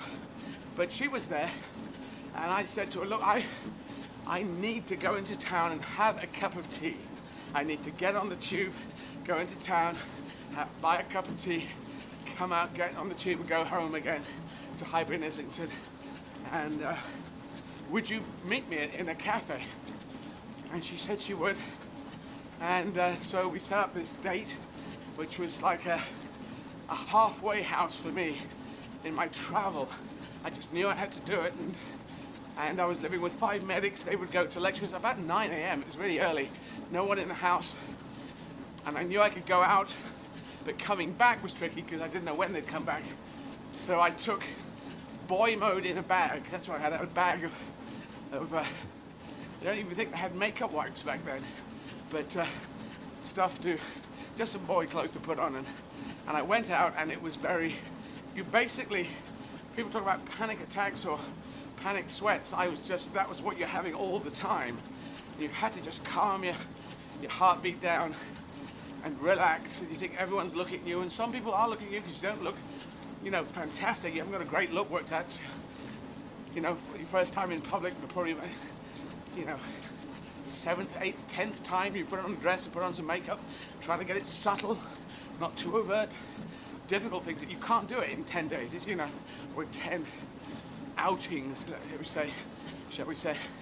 So I went out, and it was whatever it was. Having a book on the tube was good, because then you could read a book. There were no phones in those days, so you could just read a book and not look at other people. And I met this woman, we had a cup of tea, and I came back, and I went to the ladies' loos to change, and there were 3 teenage girls there, and I was just trying to find a cubicle with a lock in, and they sort of worked out that I was trans, so I they gave me a hard time with it. Now, some people have complained that I did this, but I was trying to just survive. They said I was oppressing them, some people have said, but I don't know. They were just girls who were playing hooky from school, that 13-year-old, smoking cigarettes in a loo, and I was just trying to, you know, go to the ladies and change, and there were no locks on the loo, so I had to change cubicle twice to find a lock. And then I went out and they followed me down the road, shouting at me, "Why are you wearing a dress? Why are you wearing a dress? Oh, mate, why are you wearing a dress?" So that happened until I stopped and I turned around and I said, "You want to know why I'm wearing a dress? I'll tell you." And then they just screamed and just ran off. And some people on the right wing have twisted that into me being the oppressor, which is very weird. But, you know, that's what happened, and they were bullying me, I'm afraid. So even though they were 13, I was about 23. They had control in that situation. And so I did that, and then I went home, and no one really knew about it at that point. So then I had to tell everyone in the household, and then tell friends, and it would start, and then, you know, just make day after day, just say, throw on a dress, throw on makeup, and that's how you're gonna be. How did they react? Everyone I told was cool about it. They were doctors, they kind of had to be cool. I think the Hippocratic Oath says you have to be cool. So, but they were also kind of progressive people, you know, so they would be okay. It's, yeah. I just wondered, from facing those girls down, and yeah, they were quite a bit younger, but this was a huge moment for you, and I imagine there was a certain degree of fear about going out in a dress, in makeup for the first time. You didn't have the luxury of online videos to show you how to put the makeup on properly and all those kind of things. Did you feel a sense of empowerment in that you didn't back down, you didn't run away, you turned around and faced them and said what you were doing? Yes, that was absolutely. If people are bullying you, people trying to intimidate you, it's a bit like trolling. Now, some people are vicious and they will go into attack, or they may be drunk and they'll go into attack. But they were just following me. I had to walk away from home. We walked for about 20 minutes where they're just following me down the road, shouting after me. So I stopped, and I thought, because this is just will go on, and stopped and said, let's confront this, and I'll tell you. You want to know? I'll tell you. And then they just ran off. So, and I found that before, talking is a very important thing. This is what I found. I was playing a part of a bisexual person who was also a drag queen, and I was wearing a big long black dress. This is in a film shot in Vienna. Well, it was based in Vienna, but we were shooting near Lake Balaton in Hungary. So we had Hungarian extras who were dressed up as soldiers, and we were shooting on an old airfield. So you walk down, and you know the slipways from airfield, these were the sort of roads that we were using to walk down. So these are huge roads, which are sort of slipways for aircraft. And grouped together a whole bunch of background artists, extras sitting down, and they're all in uniforms, all blokes, all Hungarian guys. And they all started sort of whispering or giggling or saying things. And so I knew the Hungarian, which I have forgotten them now, for good afternoon or good day. So I said, hello, good day. And they all shut up.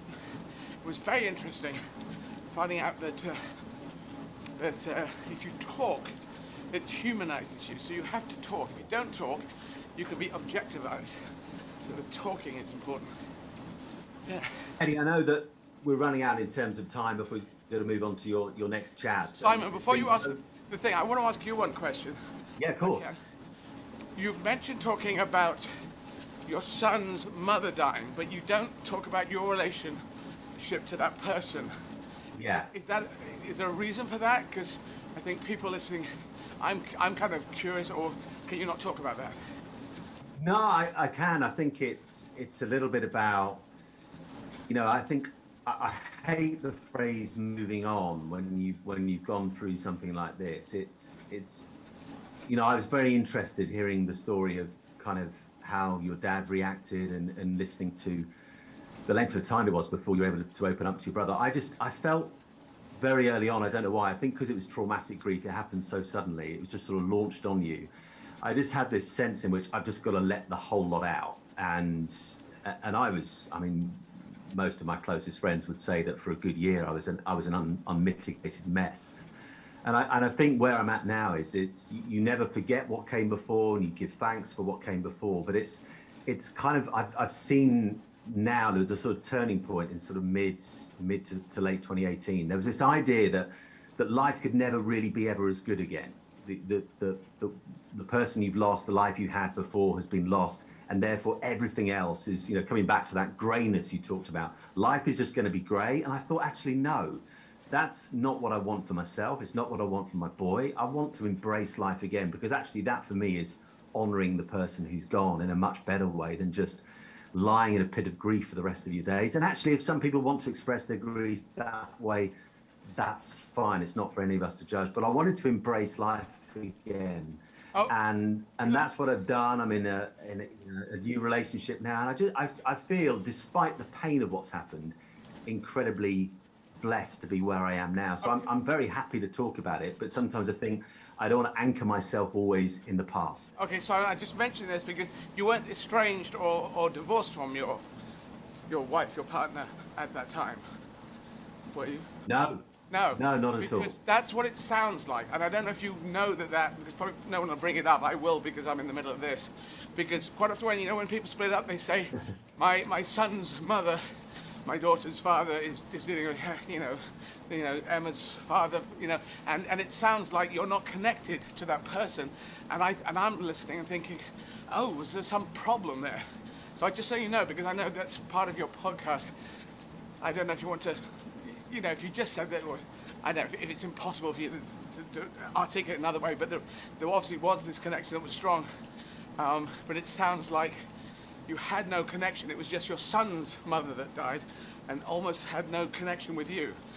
No, not at all. I think it was just sort of bringing it to your experience as a young boy like Ethan was, and just sort of trying to hear what that was like for you, right, and sort of describe what it was like for him. But it was the most painful thing I've ever been through, and I hope I never go through anything like that again, because it was devastating. It was shocking. It turned everything upside down, because we'd been a happy family, up until that point. But as you know, life can deal you some very tough and unfair cards. But my question always to people who go through tough things is, what do you want to do next? Because there is a narrow way through. It's narrow, but there's a way through, and there's a way through to embracing life again. But it's going to be a rocky path getting there, and I've walked that one for a while now. But now it's not forgetting what came before, but it's about saying, right, what's in front of me? What can I see ahead of me, rather than always turning my head back and looking at what was behind. Okay, I understand. I was just mentioning that just in case. But can I ask what her name was? Yeah, Gemma. It was Gemma. Gemma. Well, yeah. My best wishes to anyone, for you and the family, for the loss of Gemma. And when I look, Dorothy was my mum. Oh. Yeah. It's not great, is it? So, anyway, but we have to live life. We have, and it's painful. And my goodness me, you're living it. As we finish off, how many miles left today have you got on that lovely treadmill? Well, I'm a kilometre person, because I encourage people to use it, because, we are metric, and it's, people run 5K park runs and 10Ks, and that's what in the Olympics. But if you do it in kilometres, it's kind of easier, because you do 42K. So quite soon you're at 40, then it's 35, 30, 25, 20, 10. And I've done about 10.5K so far. So like 10,000 metres at the Olympics. That's what I've run. I have to run 10,000 metres to get this whole thing done. That's a quarter of the way through. And I got a pain in my left thigh for some reason. So I'm gonna have to try and deal with that. I think the reason, Eddie, will be the fact this is marathon number 18 in the space of 18 days. That will probably why. Just a final question. What in terms of your future, what does it look like for you? What do you want to see happening? Where do you see yourself in the next sort of 5 or so years? Well, you may know this. I wanted to get a seat, a member of the Labour Party. I wanted to get a seat to be an MP in the last election. That didn't happen for whatever political reasons. And so if a by-election comes up that's a good fit, I will go for that. If not, the next election. But I will keep going until I get in. So I'm entering the political phase of my life. And then, like Glenda Jackson, like maybe Arnold Schwarzenegger, I will come out again and come back to more stand-up comedy in different languages, Arabic and Russian. I've still got to add on to Spanish, German and French, and more dramatic roles. My new film is coming out 6 minutes at midnight at the end of March, so I love doing films and stand-up, dramatic roles and then comedic. It's weird having this mixture, but politics is what I'm about to go into once we get through this hellish COVID. Well, to borrow the words of the guy who tweeted you last night, you are the perpetual energy machine. You're a massive inspiration, Eddie. I just think what you're doing is remarkable. The causes you're raising money for, talking to people while you're running, doing your comedy as well. And it's been an absolute privilege and honor to talk to you. I wish you well for the next 13 days. Keep going, mate. Ignore the thigh. And thank you so much, Eddie Izzard. Thank you, Simon. Okay. So now I'm going to do a loo break, and then we're going to talk to Rudolf Kugrins in Latvia about stand-up comedy and everything in a minute. Oh.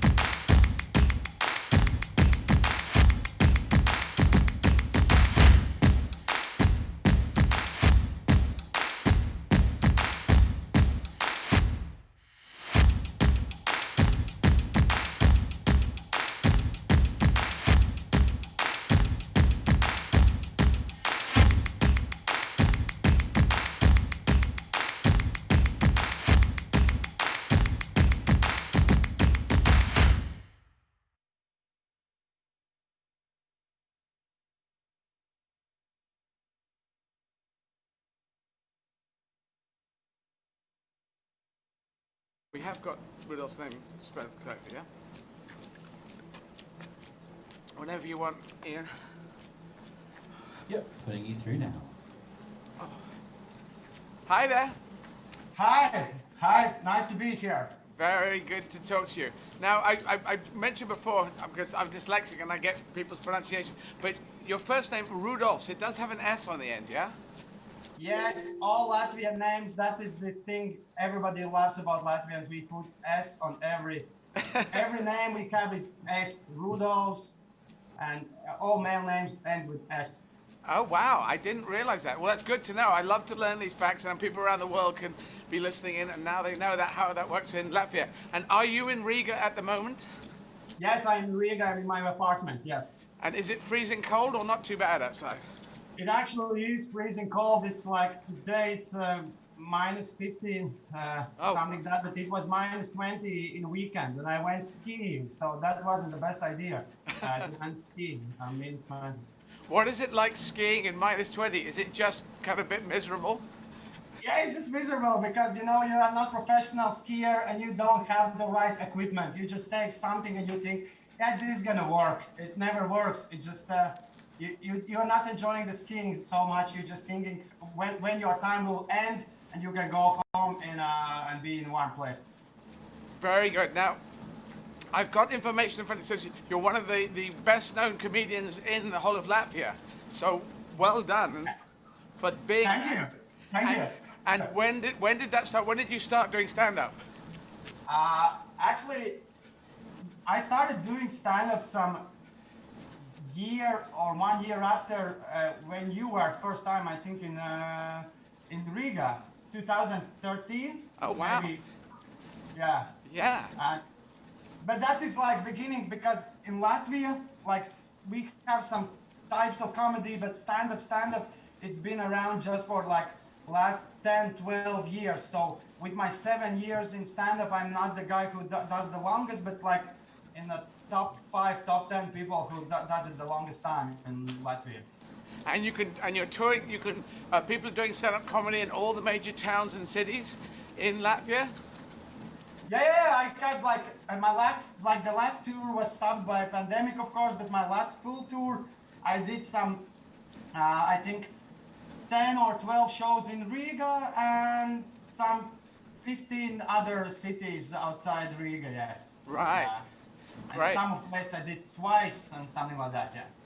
Now I'm asking this question, and I don't want to be imperialist on this, but the English language I now consider is the gift, our gift to the world, and it's being used by a number of comedians, you know, because you can go to a different country, like a French kid. I know Yasin playing in Helsinki in Finland, and the people listen in a second language, and he talks in a second language. Have you been doing English, or is you don't really want to do that? No. Now, like, I started doing only Latvian, but now I'm starting to do some gigs also in English. Our organization, Comedy Latvia, we do, before the pandemic, we started to do this English comedy night once a month. And also in 2019, I went to Fringe Festival and I did some spots in Edinburgh as well. Oh, right. How did you find that in Edinburgh? Well, okay, my brother lives in Scotland. Yeah. He lives near Edinburgh. He lives in Livingston. But so I knew about Fringe Festival, of course, the biggest comedy festival in the world, I think. And Estonians had their own spot there. They're straight out of Estonia. They had their own show every day. All right. So I got 2 spots there, but I went for 2 or 3 weeks. So I got some other different spots. I did 7 spots, but like only 5-7 minutes each. One I think was 10, but I did 7 spots and I saw like 50 or 60 shows every day, 3 or 4 comedy shows. It was really great for like experience, and it really inspired to write jokes more when I came back to Latvia. But mostly I do Latvian, but I try to start doing some English as well. I only encourage you or anyone else because, you know, there's obviously money to be made there. There's a career to be made. There's film roles, television roles. It's all sitting out there, and the English language is just useful. And if you ever do want to if you did your own show at Edinburgh, you'll probably know this, you'd have to do 26 shows of your own show, and then your English will jump, you know, and it's a great thing, and it gives you just such confidence. Even when you come back and you're doing it in Latvian, you know, well, I can do this show in English, so what the hell, man? And boom. So Yeah, and I wanted to like I knew from Estonians, the Estonians write the application to get their own show for 4 years, and they didn't get it for first 3 years, and they get it on the 4th year. So I knew this every year when Fringe will happen again. I'm gonna try to apply to get my own spot, of course, or come the Latvia spot and go there and do it 26 days in a row. Yeah, of course. it's cool. So I do say I just encourage people to be ambitious. This is my thing, which I think is okay, and good luck to you and well done. And I see also you're a big fan of basketball. Yes, yes, that is my second thing I do. I used to play youth basketball, and now in Latvia, the best basketball club, VF Riga. I do like videos, pre-game studios for them, and I also host a TV show about NBA. Oh wow! So yeah, that's my side thing. Besides comedy, is like I don't want to call me a sport journalist, more of like sports entertainer, you know. Right. Yeah. And so you must be tall. Are you tall? No, that's why I'm comedian, an amateur basketball player, not professional basketball player, an amateur comedian. I'm only 182, something like that. 1 meter 82 centimeters. 182. And in old money that you must be about 5'10", 11. 5'11", 6, something like that. Yeah. 6 foot. Yeah. Yeah, so around there. And that's not tall enough. What would you say would be the minimum height a basketball player has to be to really get through? Okay, like you, of course, there are some like players that are really, really small and still are playing in the NBA. There is now this guy in NBA, 5'10", but you know those are just 1 in a million. But like, I don't know, 6'3", 6 starting in modern day basketball, starting from 6'3", 6'4". Point guards now in NBA there are 6'4". Most of them are getting bigger and bigger each year. Would that be about 2 meters tall? 6'4"? Yeah, something like that. Not 195, something like that. Yeah, right. Starting because you know the small players are out of the league now. But because they are getting bigger every generation. There's this Latvian big star playing the NBA, Kristaps Porzingis. He's 2 meters 23 centimeters, and he's not the longest guy in his own team. Oh wow! Wow, yes. That's crazy. Yeah, well, I'm quite happy being what am I, 1.7 meters tall. So that's me, and I'm happy with that. So you know that Latvia has the tallest women in the world. Really? Yeah, that's actually a fact. We have like averagely Latvian women are the tallest women in the world. And does that mean you have, because I think you support VEF Riga, which I assume is a basketball team. Yeah. And do they have you? So you have naturally tall players, tall women and tall men, or? Yeah, like most of the countries where Latvian men go, most of the countries we are above average. Yes, definitely. Does anyone know why that is? Is it something in the water, the way you eat, your health, or what? No, I think because you know something about Latvian history. Yeah, I know. Well, the more recent thing of Russia there, and before that going into the 1800s, but not way before the. Yeah, but we have like we have Russian, Swedish genes. We have we are like Powerpuff Girls, sugar, spice. That we have like mix from all kind of countries, and the result of the mixing are just a little bit taller than everybody else. Okay. All the tall people came to you, and yeah. Vikings as well. Yes, the Vikings and Sweden. Yeah, I forgot about Sweden, because they used to do a lot of invading everywhere. Yes. Yes, indeed. So, how is the COVID situation where you are at the moment? Full lockdown?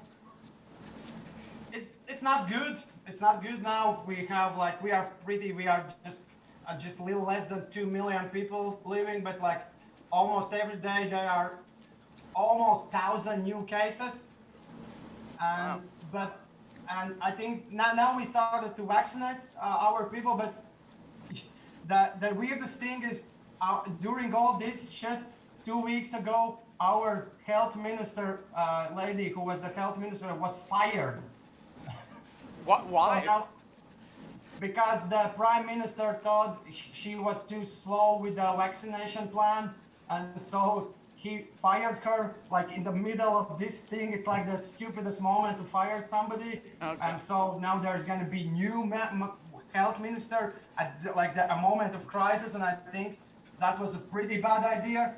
Yeah, no live shows, only you can buy in the shops only the first aid things. You cannot go buy clothes just in the internet and something like that. It's pretty, yeah. I haven't done live comedy since November 6th, and I think we will not do it till March. March is really optimistic we can do live comedy, for example. Yes. Yeah, that's probably the same with us. We're looking at it. Well, what are we now? But I want, it's the same for us. I think the worst thing what will be the aftermath after the COVID. It's like in Latvia and in internet, in Facebook, it's dividing people, because there are some people on Facebook who says, yeah, go vaccinate, and there are people who said, no, COVID is not real, and everybody, there's going to be, the families will end and friendships will end because of different opinions about how to deal with this situation. So I think it's going to be a really worst part, and we have to win COVID together, not just to go 3 or 4 different roads and just not to fight with the COVID, but fight with each other. And I think this is also a big problem. I think it's same everywhere. Yeah, I think it is. I would encourage people to take the vaccine. I don't know what you feel. Yeah, of course. Yeah, yes. Because if you go down, as we say, this rabbit hole of that conspiracy theory, and that you don't like vaccines, then you don't like this, you don't like that, and it goes into this weird thing that you anything that's presented in front of you, you will not believe, and therefore, what can we do if it's going to be impossible to make humanity great again? Yeah, I will take vaccine the first. Now we are, I don't know, you are probably further than us. We are now vaccinating old people and seniors and people who works in medicine field. Yeah. And the next will be teachers and something like that. Well, I have to wait a little bit, but yeah. Well, so, Rudolph, still. we're exactly the same point that you are. We're exactly the same point. So we've got it's doctors and healthcare workers in the front line, and senior citizens are being vaccinated. So yeah, I'm somewhere down the line, but I'll take it as soon as I'm offered it. So yeah, I will take 2 if I need. Whatever. Yeah. Is it? What were you going to do? Were you always seeing a stand-up? You came to quite recently. Did you have another plan in your life before that? Where you think I'm going to maybe be this, and suddenly you say no, I'm going to do stand-up? Tell us how you came into that. Well, that was interesting because the stand-up wasn't when I started. It wasn't really big in Latvia. I had a different job I did back there, back at the time, but I decided and I started to do some open mics, and I decided, so if I want to do stand-up properly, I listened to some podcasts with comedians from other countries, and I thought, no, if you want to do it, you have to do it full time. Yeah. You have to at least try for 2 years. And so then I quit my job. I told it to my parents, and then I saw my parents die a little bit inside of them, because I said, well, Mom, Dad, I'm going to be a comedian. And they was like, you're going to be what? Because in Latvia, it wasn't a real thing at that time to be a professional. And so, yes, and I just started to going open mics, and I did my first solo show pretty fast, and I think pretty early after just year in comedy, because I didn't have a different job at that time, and I'm like, gosh, if I want to make some money, I have to do solo shows. So I worked really hard the first year, and I got some audience, some people who want. Of course, the solo show was small, in small bars, but still, I started to touring through Latvia with public bus, each weekend, driving to different city with bus for 5 hours to do for 20, 25 people the show. But at least I make some money. And it kept me going. So, and then I decided, yep, this is I'm going to do for a living. I salute you, because that's exactly the same feeling I had when I started. You've got to push it, you've got to try it, this or that. And I started touring. Well, I started doing my own solo shows. I was still doing open mics. slots, and I was doing a 1 hour up in Edinburgh Festival, and I was still coming back down to do open mic slots. So that's how, you know, and that's what's got you where you are. That determination, that pushing, and that's excellent.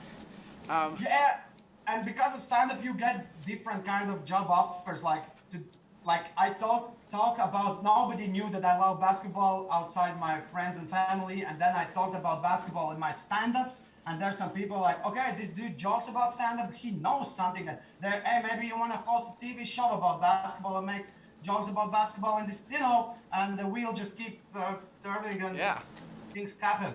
But you have to go all in. I saw those guys who comes to open mics, but they're still doing different kind of jobs, and they are gone in 2 or 3 months sometimes because, this takes a lot away from my time as I don't know what they are doing besides comedy, and they leave. But I want to know, what was your job that you gave up? What were you doing before? Actually, I don't want to tell this because probably there are, I will tell you, because there probably are some Latvians that are listening this. So I used to host my podcast. I will do it again sometimes. And I also, very often in my podcast, I refer to my previous job, and everybody is joking. Oh, this is a whole hour. Rudolf didn't mention his past job, but my past job, I did lights in theater. I was light designer, light guy in theater. Oh wow! Theater.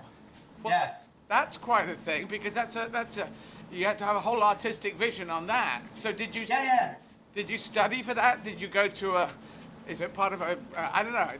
How did you get to that point? How did you get to lighting? Well, I studied. I didn't finish, but I studied in Academy of Culture in Latvia. So, and I started to help those guys who studied acting. They needed somebody who knows a little bit about lights for their like study works. Some place they are showing for teachers, and I started to help them out, because I knew the basics, and then I just, then the bigger offers came, and I worked in that field for like 3 or 4 years, something like that. And actually that helped for stand-up as well, because you have to act a little bit in stand-up, of course. Yeah. And I was in the process of making theater plays, and I listened to everything the directors said to the actors, how to do that, how to do this, and actually that experience helped me a lot in the stand-up to do some act-outs. I wasn't afraid from stage because of that. I don't know why, but somehow it really, really helped me to start doing stand-up. So, lighting designer, that is, you must be probably the only lighting designer who became a stand-up in the history of the world, I think. You think? I don't know, maybe, but like this one, one Latvian comedian used to say that before I started stand-up, I was on the best side for my face on the projectors, because nobody saw me. Maybe I am the only one. Maybe I will write a book, the only lightning guy who became a comedian. But actually, the experience helped me a lot, like in the beginning for the material, because there are lots of funny things happening in theater. And it so helped me in the beginning to write jokes about actors, actresses, directors, everything what happens in the backstage. Actually, I think it's really easy for a light designer to start to do comedy. I really think. Well, you're the only one I know, because you see, lighting is so visual, and you've got this, apart from you verbally saying, can we move that like that? Can we do, I think we do this, but I think they're almost two different parts of your brain. That you've obviously got a visual sense and a verbal sense of what the words, because you create images with that. So I think there are two parts of the brain that you've had careers in, which is unusual. Yeah, but the lighting career was really short, and the stand-up career is already longer now than stand-up. So this verbal part of the brain's one. You know this comedian Bob Burham? Bob Burham? Yes. I think I know them. Yeah. Yeah. You have to watch. He has this song bit where left brain talks with the right brain, and there starts to fight both sides of the brain. It's a really good bit. One of my favorite from kid. It's really good. Right. And that when situation, those two parts can live together, I think.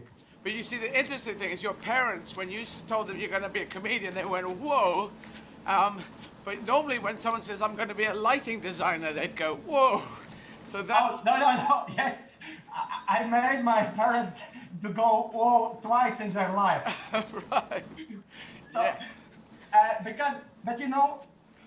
but they changed their minds in both times because they thought, what are you doing? But then I got them tickets for the first theater play. I did lights, and they were like, okay, he's doing actually a real job. And when I got them like tickets for my first solo show premiere, and they're so, okay, there are people actually buying tickets to my son, and now there are like really, like, when I go meet my father at his place, he always has Rudolph like, I have this joke, you have to try it. He's like no different than any other fan you meet at the bar. He always tries to tell me some ideas. You know what happened at me at work, and now he's like really in my comedy, and that's good.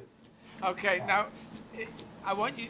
You obviously love doing stand-up, so stay doing that. Don't ever do another job. But if you ever do another job, it's got to be a weird change. Because if you've gone lighting designer to stand-up, you've got to become an astronaut or something. Okay. You know, that's got to be the first Latvian astronaut. Yeah, that's what you got to do. You got to do something weird, astronaut or motor racing driver or something that's fucking weird. So that your parents are going, what? You know, yeah. I like the idea that you're constantly doing things. Your parents, what the hell's going on with this kid? That seems fun. And also, I will try. Yeah, well, you don't have to, no. And one thing, on your first name, do I pronounce the S or I don't pronounce the S at the end of your? We pronounce it like my word. I think is because of Christmas. It's a really international word. So you can pronounce it when we speak in English. You can pronounce it without S, just Rudolph. No, but I want to do it as for real. So if you pronounce the S, if you're Rudolph's, then I will call you then Rudolph. Rudolph. Just so that everyone knows. And there's one extra. I'm sorry, I'm hopping on about it. I find it fascinating. Why didn't you want to tell everyone on this podcast that you used to be a lighting designer? What was wrong with that? No, because I talked about this thing about that I did lights in Latvian podcasts so many times before, and people actually started to make like funny comments like, oh, Rudolph is talking about lighting again. Oh, I see. Here we go again. So I did it too many times. I understand, yeah. No, it's a good thing to talk about, but yes, I thought it was like a secret. They hate lighting designers. Yeah, Latvians. We are tall people and we hate lighting designers. Yes, two things about Latvians. There we go. Very good. Well, I'm going to let you go and relax and stay warm. I want to ask you a question. Yeah. I can ask you a question about this running because I never run a marathon. I ran a half marathon once in my life, and but how you can I go run, but how you can run and speak at the same time? It's really hard, I think. Well, at the beginning, I tell you, Rudolph, at the beginning, it was really hard, and now it's less hard. I'm a little bit stronger. But, if you were walking, you could do that. And then if you just up your speed, it's whatever you get used to.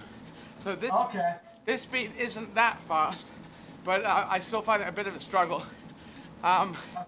So that's what I do. But I find this is very necessary for me, because without it, it's just a machine in a dark room, and you go mad, you just go crazy. So I asked if I could talk to everyone, different people every half an hour. And that's why I pushed for this to happen. Yeah, but one more time, thank you for having me. It was a great pleasure. It was an honor to meet you, of course, and through Zoom, whatever. But what are you doing? It's great, and I will pray for you. You do all 31, and it's now 18, yes? Yep, it's day 18, and on the 18th of 11 months ago, I was in Riga doing an action marathon. So I've been to Riga, and I've played Riga, so it's beautiful now to do a salute to Riga and Latvia. We've got your flag here as well. I see. And pictures of Riga are behind, going on the screen as they go by. So thanks so much. You take care. Thank you. Stay safe. Best wishes to everyone as well in Latvia, and Yeah, I will see you in the future. Yes, thank you. Bye. Cheers. And if you need light designer for your shows, call me. Yeah. Bye. Okay.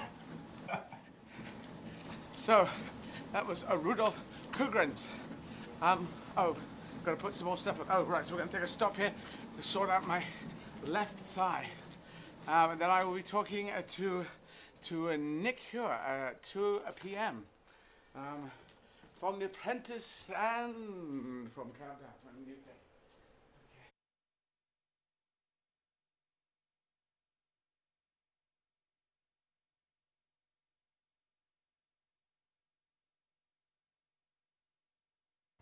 Hi, I'm Kevin Ryan, the President and CEO of Covenant House International. For nearly 50 years, Covenant House has been a place of promise and of hope for young people experiencing homelessness. Now more than ever, we need partners in the community to unite with us to end youth homelessness. Every person deserves a safe place to sleep and hope for a brighter tomorrow. For young people, homelessness interrupts progress toward adulthood and a future of independence and self-sufficiency. Covenant House's doors are always open to all young people who need housing and help, regardless of their race or their religion, their sexual orientation, their gender identity or expression. Our trauma-informed services help bridge the gap between potential and progress, and we also advocate for systemic change through public policy while promoting awareness of the critical issues related to youth homelessness. The Covenant House mission is centered and built on community, where youth and staff and volunteers and our partners love one another unconditionally, respect each other absolutely, and dedicate ourselves to a covenant of compassion and hope. Learn more about resilient young people at Covenant House and our life-affirming services at covenanthouse.org.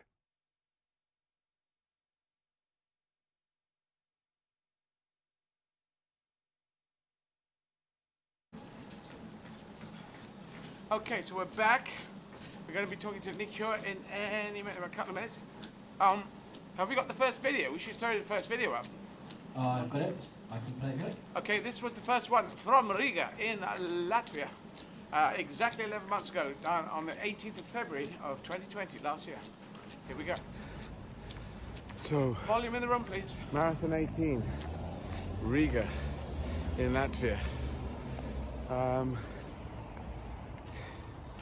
The temperature feels like 2 degrees, but I've learned how to wrap up now.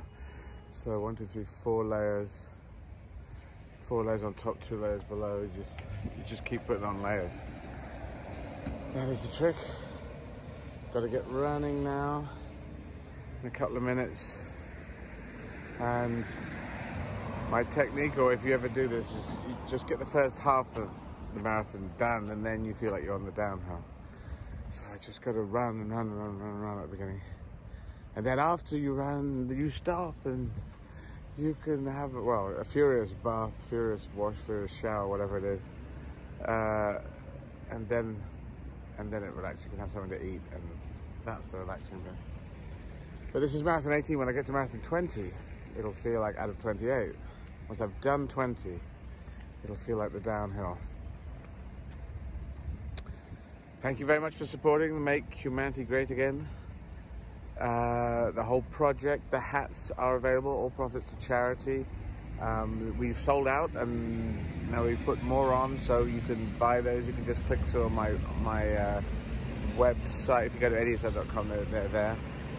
Or you make donation in the crowdfunding. All the profits go in the same place, but the crowdfunder site, you can click on that, and that's great. Thank you all for your help. Yeah.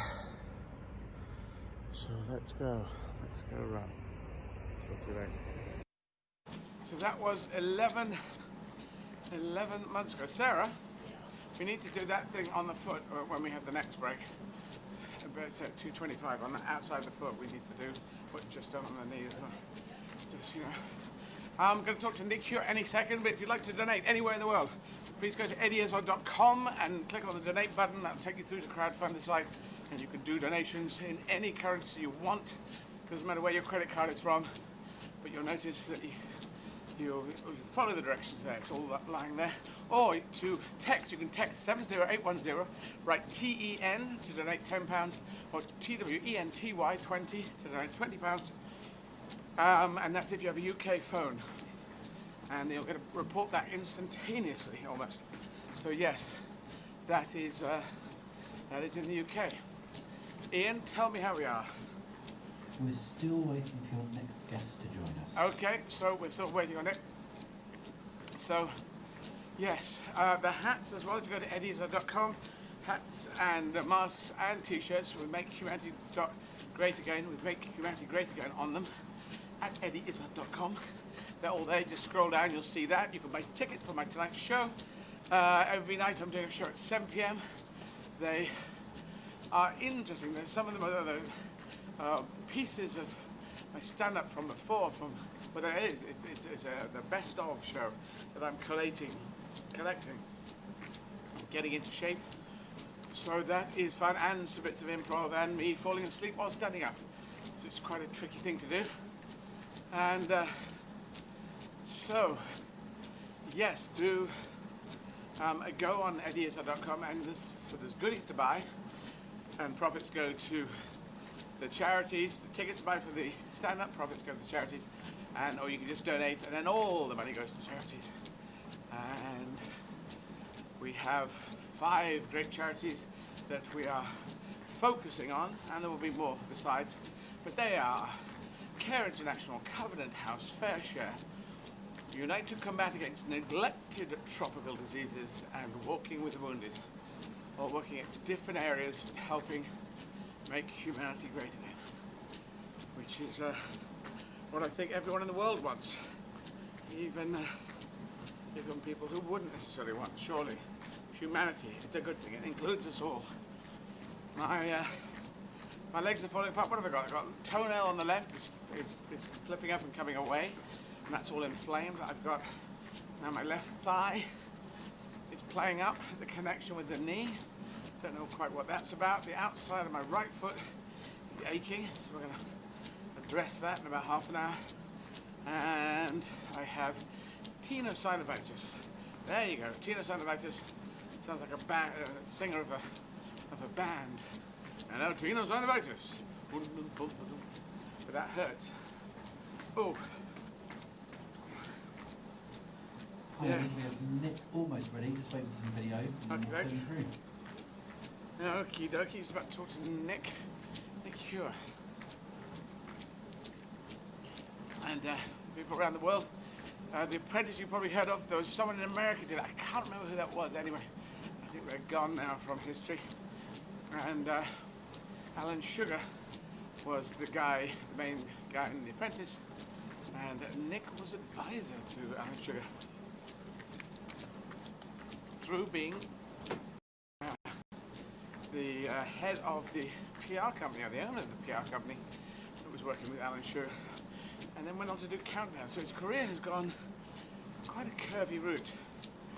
And then at 2:30 I'm talking to Dorothy Asayo, who's Care International based in Kenya, which will be wonderful. And Dorothy has the same name as my mother, a gender specialist and a senior program manager at Care International Kenya.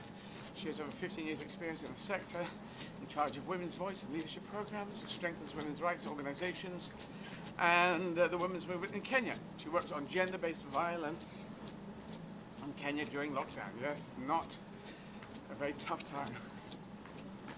But anyway, we've got different angles we're using different camera angles. It's showing me struggling down. Actually look like I'm struggling in the thing. I'm struggling here, struggling there. Oh God, these thighs, not good. I'm trying to change the speed and the settings just to see if I can get things moving.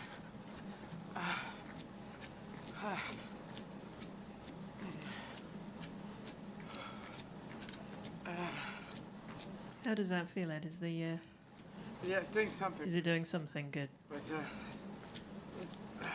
everything's just hurting at the moment.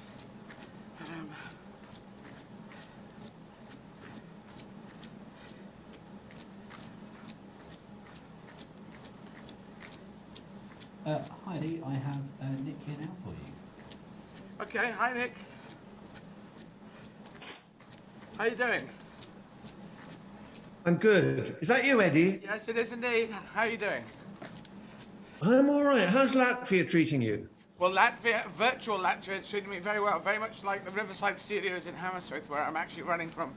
But as we're But you were in Riga last year, weren't you? Yes, 11 months ago to the day, 18th of February, I was running in, Yeah. I think, -2 degrees, something like that. It's -10, I think, today, so it's... Is that right? I was there in the winter on my way to be mugged in St. Petersburg. I thought Riga was a lovely town, beautiful old town. So, well, tell us about St. Petersburg, because I had a lovely time there, but someone mugged you, or are you talking... Oh, yeah, no, it was the most elegant mugging. Well, I've only been mugged twice, actually. And the Russian mugging was beautifully done. It was balletic. Right. And they didn't make eye contact. They all danced around me, talking to each other as they lifted my cameras out of my backpack. That's a lesson. Never wear a backpack. Yeah, that does seem like not good for starting. The other thing is, don't put your phones on tables. Exactly. There's shame that we've got to do all these things, isn't it? Yeah, but it's. I would say criminals are in every country, unfortunately. So that wasn't particularly a Russian mugging. It was a mugging by criminals who happen to be Russian, I suppose. Would you? All right. Would you say? Because I think that I've done stand-up comedy in St. Petersburg and Moscow, and the kids are fantastic. Yeah. Just like you'd expect. There's some great people in every country. There's some not so great. There's some weirdos. There's some horrible people. There's, it's a complete panoply. I drove all the way through Russia, from Rostov all the way up to Siberia. Wow. And the truth is, on my own, which was a bit silly. But anyway, the truth of the matter is, wherever you go, people are very kind. Yeah. In the main. And I loved it. It was great. Siberia is fantastic. Wonderful. That's good to hear, because people do think, what do you think about this? I think that people tend to think that whoever's running a country, they think that everyone in that country is exactly the same character as that person. So if it's Vladimir Putin, you think, they're all Vladimir Putin. Well, it's not. It's a complete mix. And as you say, people in Russia, they've been through hell, and a lot of them are very warm-hearted. And I'm planning to learn Russian in order to perform to them in Russian, and I think they'll like that. I'm sure, yeah. No, but the Russian people, I was given great hospitality. I was also ripped off, but listen, that's not uncommon. If they see a fat chicken coming down the road, they'll want a tail feather.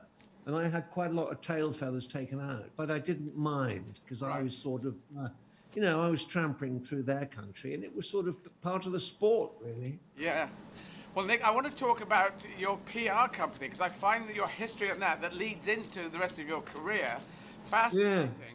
Is that okay, or would you not want to talk about that? Yeah, sure. I sold that out, I think, in '97, so it's a distant memory. I understand that, but apparently you came in as just working for it, and then you gradually moved up in it, and then you became a director, then you bought it. I tell you what happened. I was a law student, right? But I wasn't a very good law student, and I had a disagreement with the Law Society. And we decided that my talents lay elsewhere. So actually what happened was that my dad gave me a £5, which I've still got, and took me to the station and sent me to London to sort of seek my fortune. And I drove a lorry and all that sort of carry on in London, advertised in the PR magazine, as it was then, got a job as a sort of a trainee. And I was very lucky, because the guy that owned the company was a really good bloke. Really lovely chap.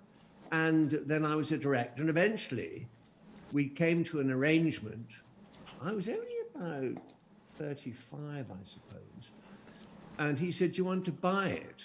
And we came to anyway, I bought it, and I was jolly lucky. And that was that, really. And I then sold it. Well, when I was 55, I thought, this is no job for an old man. So I sold it. I like the way you tell stories. Well, I go in there, and then he says, "You want to buy it?" So I bought it, and then I sold it. So you're cutting. You're not quite doing a Dickensian version of this. You're doing yes, I got there, bought it. It's emotions we need from you, Nick, and I loved it, and I thought, this is crazy, and I did it. It was a struggle, but you're cutting through all that bit and going to the meat of the thing. Oh, it was a struggle. It was terrible, and I worked very hard, too hard. And I smoked all day, and I drank coffee all day, and I had headaches all day, and I worried and worried and worried. But I think the key message I had, which I really got from my father, I suppose, was, and he was a country vet, the old school sort of country vet, Right. you know, James, a Land Rover roaming around, you know, shooting was he horses. James Herriot style? What? James Herriot style was your father? Absolutely, and his father before him. So they're very old, large animal vets. They didn't care for dogs and things like that. I'll show you my puppy in a minute, by the way. And but he had a great sense of duty, of doing, you know, looking after his clients and all the rest of it. And I think I inherited that. So my key thing was to make sure I delivered a very good service and treated the people that worked for me fairly and well. And I think, you know, I wasn't that bothered, to be honest, about making money. You know, as long as I could sort of survive, that was fine. But it, you know, I'm a worrier. Warrior, interesting. Now I'm going to ask you to do a weird thing. Are you... Oh, hello. We lost you. This is Molly. Molly, hello Molly. Say hello to Eddie. Look, hi Molly. Molly, we're trying to make humanity great again, and we're going to include you in that. Dogs are included in humanity, even though you're doganity, really. But if you could donate any dog food at eddieizzard.com, that would be great. And Molly's not that bothered, is she? Doesn't seem to be terrible. I'm donating to your text thing. I'm struggling to get the money through. Oh, right. 70810. Don't worry. Don't worry, it'll work. Yeah. I'm going to ask you to do one thing. Are you talking to us on a computer, Nick? Am I what? Are you talking to us through a computer or an iPad or? No, a computer, laptop, yeah. Could you do one thing, could you pull the top of the lid slightly towards you, because when you talk to it, that's beautiful. Yeah. How's that? Yeah, because you tend to lean in when you talk, and we lose you. We just have your eyes talking to us, which is curious. Right, yeah, so now I'm going to go back to one thing. Your dad gave you a $5, and you think, well, that's not that much money, and you still got it. So what the hell? Well, what did you use if you only had that $5 and you didn't spend it?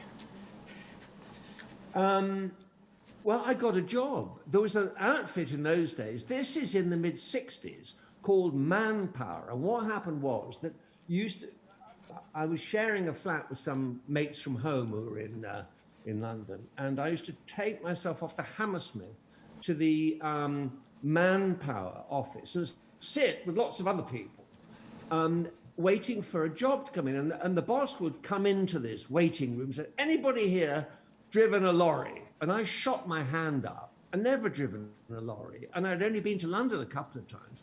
And later that afternoon, I was driving a truck around the West End, delivering bales of worsted wool. It's unbelievable. So, and then I did a couple of other things. Okay, but I've been there 10 days, and then I got this job. I got to stop you, because you said you'd never driven a lorry before, and suddenly you were in a lorry driving. Wasn't there a problem? There's a story in there. I'm giving you story technique here. Surely Well, go on. The story is that I lied, Eddie. No, not that you lied. When you got in the lorry that you didn't know how to drive, what the hell did you do, Nick? There's your story. Well, I mean, I'm not suggesting it was a 40-ton, 16-wheel lorry. I'm suggesting a very big van. Okay. It was just like driving a big Mini, you know, quite a big. Okay. Right. But what was interesting was that I did this for about 3 or 4 days, and I was always the first person back to the depot, because everybody else was sort of reading girly magazines in the park when they had finished their round. Yeah. And I didn't know about girly magazines. So I was always first back. Anyway, and it was just taking opportunities as they came. Right. It's interesting. And you became I take it when you were running the PR company, became an advisor to Alan Sugar. Is that correct? That's right.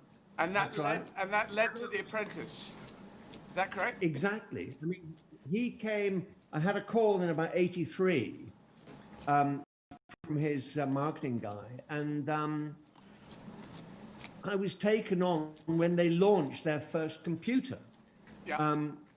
The Amstrad. And it was just the best fun, because they were the darlings of the stock exchange. Everybody loved Alan Sugar because he was only 32 or 33 at the time. And he was extraordinarily successful. And it was just great fun. I mean, the thing about Alan Sugar, with whom I'm still friendly. He's down in Australia at the moment, so he won't be picking this up probably in the middle of the night or something. But anyway, he's a very exciting businessman. He's a gambler, he's risky, he's clever, he takes chances, his timing is always absolutely perfect. Very straightforward, loyal, and it was a great relationship, really. And he stayed as a client with me from 83 right up to 97. And in fact, I stayed on when I sold my company. I kept him on as a client, and also His Highness the Aga Khan, which is quite rich. So I had a Muslim leader on one hand, a Jewish businessman on the other, and I was the sort of Anglo-Irish Catholic in the middle. And so it was quite a jolly little group. Did your two clients talk over Jewish-Arab relationships, or did they? I don't think they ever met. But I tell you, talking about that, Alan Sugar put a lot of money into a Jewish school in Redbridge on the outskirts of London, and I engineered, very extraordinary, I don't know where the idea came from, that King Hussein of Jordan would come and open it. So here we had the leader of the king of the Hashemite tribe coming to open a Jewish school in Redbridge. And he was such a lovely bloke, the king, the late king, obviously. Yeah, yeah. So that was Israeli Arab relationships. No, I did read about it. I know quite a lot about the 6 Days War and about Yom Kippur War, and it's curious as the position of the role of what Jordan had in that, and the difficult position they were in the Arab alliance. And with the king trying to straddle the two things, he seemed like a benign monarch, which is, we could obviously have dictators, which are bad, but he seemed like a decent human being who was trying to do his best in a tricky situation, even though he was Hashemite and it was a hereditary thing. So, you're a very civilized guy. Yeah, very grown-up guy. Yeah, I was born in Yemen. See, I was born in Aden. I read about that. Yes. So I really. What are they doing to Aden now? My God, it's terrible. I know this is the Saudi-Iran war that's happening as a proxy war. So that is just terrible, and COVID's going on at the same time. It's awful. I feel so helpless. What can I do? I'm in a position to do something. Well, hopefully, Care International, one of the charities we're championing, they are doing work down there, as are UNICEF and a number of other great charities. So hopefully we're doing some little thing, but it's not enough. It's just, God, it's not enough. Now, I'm back to your good. Somebody's going to have a word with the Saudis. Yeah, I know. Well, it's got to be the British stop selling them. It's Boris Johnson's government stop selling them weapons. This would be a good start, but yeah, we shall see. With your good self. So, on The Apprentice, I must admit, I stopped watching. I love television, but I stopped watching television because I used to watch too much of it. So, what was your relationship in The Apprentice? Were you on? I take it you were on the screen, advising Alan Sugar about The Apprentices coming through, or were you not on the screen? Were you not part of the show? Yeah. The thing is that he sits in the middle. Yeah. And then he has two advisors, and I was one of the advisors. I was an advisor for 10 long years. It was brutal. But actually, and people, let me think about this for a second. People sort of take the mickey out of it, but actually, it's a very, very clever format, because whilst everybody laughs at the idiotic decisions and behavior of these young apprentices, these young contestants, who all swear they're the smartest business people in the whole world, the brilliance of the format is that everybody watching, and it's got a huge audience, right? Yeah. Think they can do better, and they engage and discuss how they would have done it. And so it draws in a big audience and actually teaches people about business, which is so important, particularly at times like this, when people are being laid off and furloughed and Lord knows what. People are going to have to start their own little businesses when this misery of COVID is finished. And I think in that sense, programs like The Apprentice and Dragon's Den too, just sort of tell people that business is not something to be frightened of. No, I did accounting and financial management with mathematics at uni for 1 year until I thought, I don't need this, and I went off to do my thing. So I dropped out like Steve Jobs and Bill Gates dropped out at 19. I'm in that club, I like to say. But anyway, it's I do understand business. I like setting things up. It's a great, the essence of business is great. You know, when you get to a vast monopoly and it's giving the workers a hard time, then you know, that's not good. But the essence of trade and commerce, humanity was built upon it.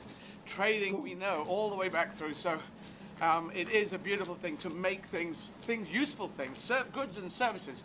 I love the idea of that. So, and microfinancing, you've probably heard of microfinancing in the developing nations. Beautiful thing, a lot of women, strong women, getting microfinancing and developing things from that. So that can help us as we go forward. So women should be given the money to look after, and I'm a patron of something called Street Child down in Sierra Leone, and it's about getting kids back into school. Yeah. But of course, so many families can't afford to keep the kids. The kids run away to eat in the market and rush there. We give the mothers £50 to start up a little business in order to get the child back, and once the child is back, it can then go to school. Always give the money to the women. Yeah, it is. It's the men, it doesn't work. And that's an interesting thing. Maybe we've known that, you know, in humanity back through the millennia. But yeah, the women are the ones that will keep things going, which is it's good to know. And so you did that for 10 years on The Apprentice. And then Countdown, did that come out of the blue that they asked you to present? Completely. I'd never watched it in my life. And they rang up and said, you fancy this? I said, well, I don't know anything about it. I better go and watch it. So I went off and watched it. I thought, I can't do this. Anyway, they gave me the job, and I did that for 10 years. Well, I'm in my 10th year now, although I retire in the summer, in the early summer, I think, when we can get back into the studio to run to the end of my contract. But no, it's been great. It's a lovely show. It does seem that the presenter of Countdown, because you've got you have to have a math genius there. Yeah. And then you've got someone else usually, because I remember seeing it from ages ago, someone else would talk about the words and they'd have the book and they could look it up, and obviously it still goes to the same. But as host, you don't need to know anything, do you? You could just say... Which is really handy, as I don't know anything. I just have to keep control. Yeah. But we've got Rachel looking after all the numbers, and she's a very bright maths graduate from Oxford. And we've got Susie Dent doing the language, the words. She's amazing. She's another Oxford graduate, and also, just to top it off, went off to Princeton for a spot of further learning. And she's amazing. And, you know, sometimes, and I don't do it as naughtily, but I'll say, Susie, where does such and such a word come from? She always knows. She's remarkable. So I just sit there and sort of, you know, hold it together in a loose sort of way. That seems to be, you've fallen into a 10-year gig that seems pretty damn good. But if you enjoy it and it's a good fit, then good for you. You must have done something right in your life to get this good karma flowing towards you. I got lucky, that's for sure. Yeah. Absolutely, very, very lucky. And did you? I was looking up a thing that said that you were offered a place at Trinity College, but you couldn't do it. Your parents didn't have the cash for it. Well, what happened was because my mother was Irish. Yeah. I met my father at university in Ireland. He's English, or was English. He's dead now, poor chap. But they met at university in Ireland. Then my brother went. He was at Trinity doing medicine. Yeah. And I had a place to go to read law. But my brother, God bless him, came home early. I'll just leave it like that. Okay. And in a sense, this was in the days before grants. My father said, look, rather than send you off to make run wild in Dublin, a city in which it's very easy to run wild in, I think you'll come home and be articled to a lawyer, which you could do in those days, all right? Which was very sad for me, really, because all my mates were at university in Ireland, because I was at school in Ireland. And that was that, really. So, yes, I'd love to have gone to Trinity. It's a great university. And there we are. I've got one regret, it's that. Yeah, yeah. But if I'd done my law, I'd been a solicitor in Swindon. That's not much fun, is it? No, I think law, I could have done law. I was interested in law, but I think to study it must be so dry. Such a dry thing to do. So hard. Yeah, so I wasn't going there. So instead, accounting. What the hell? I passed my accounting exams before I dropped out, so I'm quite pleased about that. Anyway, so and are you being COVID safe? Is everything okay health-wise? We're locked up. Yeah, my partner Catherine, Sid the cat, me. We had dinner. We had a pheasant for Christmas lunch, which was unusual. And then Molly arrived on Saturday, today being Monday. So now there are 4 of us all banged up in the Northamptonshire countryside. And Molly deliberately arrived? You ordered Molly on? Or... Yeah.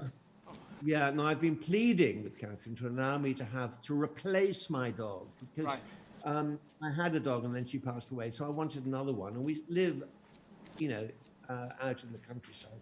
And this house deserves a dog. Molly, will you stop it? And so this beautiful puppy arrived. Fantastic, beautiful puppy. And we're delighted. Well, I'm delighted. Catherine's, you know, said, that's your dog. You better bond with it. And frankly, you better clean up after it. Very good. Well, stay safe, Nick. Good to talk to you. I'm going to let you relax now. Thanks for popping in. How you do this, I do not know. I've got an exercise bicycle. I'm meant to do 34 minutes a day, and I'm terrified of it. And look at you, 31 marathons, 31. How are you coping with it? My knees are okay, but my left thigh is giving me hell at the moment, so it's a bit weird. I don't know why it started doing this. So I've been walking during my talking to you. I'm trying to get it so that I can run again, but it just it's hurting too much at the moment. But I'll get through it. It tends to come, the ailments come, and you work through them, and then it's quite often dissipate away. It's very weird, and I don't quite understand it. But determination, that's all it is. Well, I think you're remarkable. I hope you raise a load of money, and you're raising 20 quid from me by text anyway. Thank you very much, Nick. You take care. Thank you. Bye. Good to talk to you. Good. Bye-bye. Bye. Okay, quick stop. A quick foot adjustment. Quick loo, and then just tell Dorothy I'll be with her in just a sec. Might be a little bit late. Okay, that's giving you a chip, isn't it? Yeah, this thing still isn't easing up.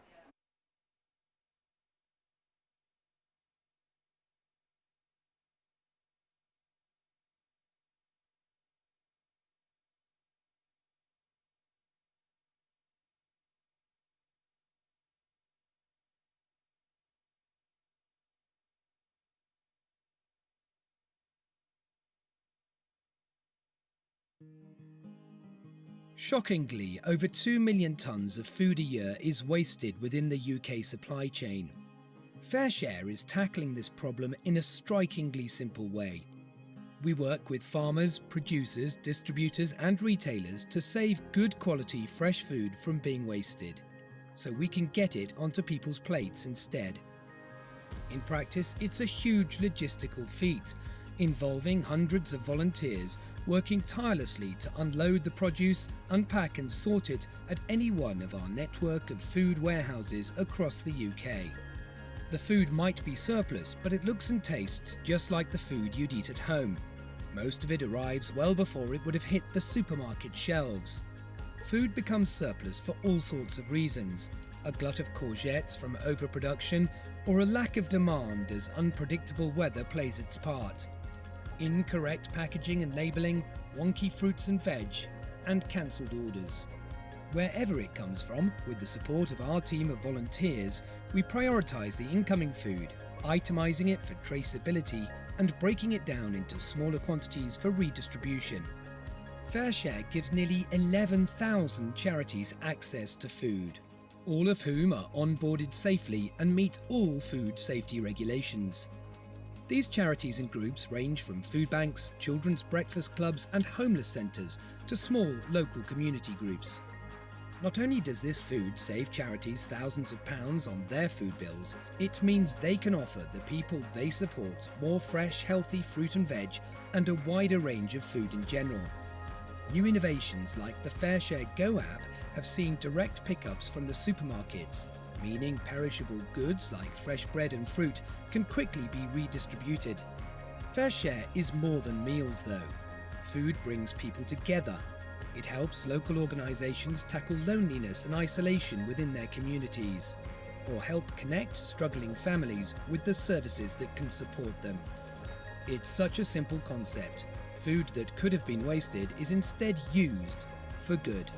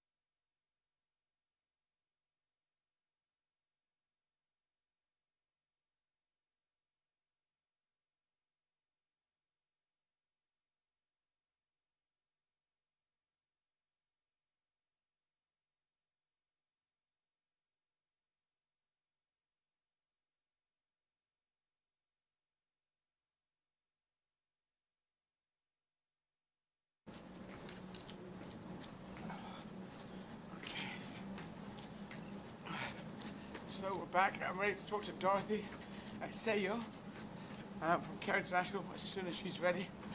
Putting you through now. Okay, Dorothy, hi. Hello, how are you? I am okay. I'm sorry I'm late, Dorothy, but my body is coming apart a bit because I'm on my 18th marathon, as you probably know. And Oh my, yeah. that's wonderful. That's wonderful. Congratulations. I must just clap for you. You are doing so well. Thank you. I'm getting it done, and you know, as you know, we're raising money for charities, including Care International. And you're in Kenya at the moment. Are you calling us from Kenya? Yes, sure. Eddie, I'm calling from Nairobi, Kenya, here in East Africa. Excellent, Nairobi. And so, yes, tell us about what you do there. I hear that you're a gender specialist and senior program manager at Care International. So tell us about that. Sure. My name is Dorothy Aseyo, and I work for Care International in Kenya. I'm a gender specialist and also a senior program manager for the Women Voice and Leadership program here in Kenya. So basically, Care International works with vulnerable communities to resolve social justice issues and to ensure that women and girls continue enjoying and fulfilling and developing to their full potential. So basically my work, it revolves around ensuring that the programs we do, the work we do, the interventions actually are very keen at looking at the gender issues and mainstreaming, and also being very clear on how we are integrating and working with women, men, and also even girls and boys, and even gender non-conforming groups. So basically that is the work I do, and I enjoy it very much. And I really, really like working with communities and trying to even make them better communities as we continue this journey together with them. And you've been doing this for about 15 years? 15 years, is that correct? Yes, actually I've been doing this for the last 15 years. And basically this has really given me a lot of experiences which have really grown me in this particular field. And also they've given me more desire to do it. Okay. Because each and every year things come up and situations do change, contexts do shift, but now it just gives me more motivation to do it and continue working around some of those issues. Now I'd be very interested to know, because you know, I grew up in the most of my time in the UK, but we sort of the school situation here, the university situation here, and then going on to doing jobs. I'm interested to know, before you came to working for the last 15 years, what you're doing, what happened there? Did you, your schooling and what you plan to do in life, can you tell us a bit about that? Because that's fascinating for us, as you're an African woman and we're Europeans over here, just to know the similarities, the differences. That's always very interesting. Yeah, sure, quite interesting, Eddie, and I must say that my upbringing and also my commitments while I was still in school actually were really skewed towards the work that I'm doing right now. And basically looking at how I was brought up by very strong women, and being surrounded by very strong women, and looking at how they were thriving, and also going through a lot of challenges, but still thriving in what they were doing, really gave me a lot of motivation to give them more space, to give them more resources, to just give them that opportunity that they can continue thriving, because I saw that working on my end too. So basically that one actually made me to work very hard while I was in college, and also choose a course that actually was geared towards development. And this is something that actually eventually even triggered further my desire. And as you read even in my bio, I am a feminist, and I'm a very proud African feminist. Excellent. Who works around issues to really challenge patriarchy. And for me, that is something that is an inner drive, an inner motivation, and an inner inspiration on how I do my work as a professional and how I serve each and every organization and communities I work in. And you say you were at college and you chose a course that would help you on this. What course was it that you chose to do? Actually, I did community development and sustainability, and I ended up also furthering that by doing a master's in gender and development studies. Excellent. And that was at a university in Nairobi or somewhere else? Yes, I did all my courses at the University of Nairobi here in Kenya. Excellent. So, well, this is great to hear, because we just don't hear this information, really. You know, we obviously understand Africa. From my point of view, anyone who wants to make humanity great again, we want all citizens of the world to have an equal chance in life. And it's great that that young kids are now growing up in Africa, going to universities in Nairobi or wherever it is, and able to make the choices that you have done. And it's also great that you're very positive. You know, you're a feminist, strong feminist. You're a woman, and women do. I was talking just before about microfinancing, that a lot of women are the ones who are taking on microfinancing and making a difference. And men and the patriarchy, which has been dominant for so many centuries, they don't do as well, do they? It just don't seem to do as well. Women do better. True, yes. And even we've seen that happening, and basically through the work that we've been doing at Care International, we've seen actually economic empowerment of women playing a very critical role in addressing some of the injustices that women and girls go through. So looking back, even when we try and look at the way the society actually was able to support women in regards to really emancipating themselves from social injustices and even poverty as a whole. Actually, economic empowerment has played a very, very important role. And as CARE International, we've had quite diverse programs that even look at supporting women to really improve the economic viability and even starting up some of those microfinance opportunities, businesses, growing them, and really ensuring they have resources to really use, not only having resources, but controlling also those resources. It's a very important part of really supporting women and girls back here in Kenya and even in Africa. So I totally agree, yes, economic empowerment has played a very big role, or trying to bring women up and even helping them to fight and even address some of the injustices that they face because of lack of resources or even access and control to those resources. Well, excellent. That's good to hear. Now, COVID situation, what is it generally like in Kenya, in Nairobi at the moment? Is it the same as the UK? I believe so, but maybe a few differences because of the context that we are operating in. I believe Nairobi and Kenya as a whole, actually, we've been able to now go into the recovery season. I'll call it a season of post-COVID, because last year was really, really tough, Ed, to be sincere. Yeah. And we experienced one of the worst years so far in the country. And we went into the lockdowns, the containment measures, things went completely down, and women and girls were disproportionately affected by the entire pandemic. And currently we've seen actually in this year 2021, things have started opening up. For example, schools have reopened. We had just school reopening the last 2 weeks. Actually, schools have gone back into the normal academic calendar. And we've seen also other restrictions being lifted a bit, and people going back to the new normal, actually.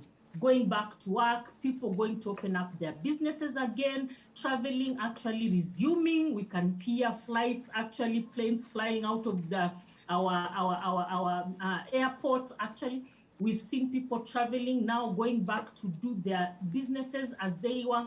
But we are still afraid. We are still afraid when we hear that actually second waves have started hitting countries that had opened up. And for us, we are really also anxious, not knowing exactly what will happen, because after opening up is when the second wave comes in. So for us, we are just trying to be very optimistic, cautious, and trying to really, really work through all the guidelines that have been provided to us by the Ministry of Health, by the security teams in the country, and any containment measures that have been put there, public health guidelines, to really help us not to sink into the second wave, because it will be so hard for us. Already we have a very strained healthcare system, and we cannot afford to really go there. Already there are so many other things that are really happening currently in the country that cannot afford to be locked again or be contained again, because the economy is already doing very badly, and we really want things to really continue working out for each and every body in the country. So that is the situation in Nairobi, but it's a warm situation, I will say, because everything is opening up, and we believe it should continue like that. Okay, well, that's good to know. Well, hopefully yours will get better. Ours is trying to get better, but we're stuck at the moment, I think it feels. And tell us about, we have the same problem in the UK, gender-based violence in Kenya during lockdown, which would also has been happening in the UK, domestic violence. Tell us about the situation there. Yes, gender-based violence, I will say it was a shadow pandemic. It was like a second pandemic that was being faced here in Kenya, because we had the COVID-19 pandemic itself. Yeah. But now the gender-based violence pandemic was that silent shadow pandemic that came with a very strong wave. And we experienced a very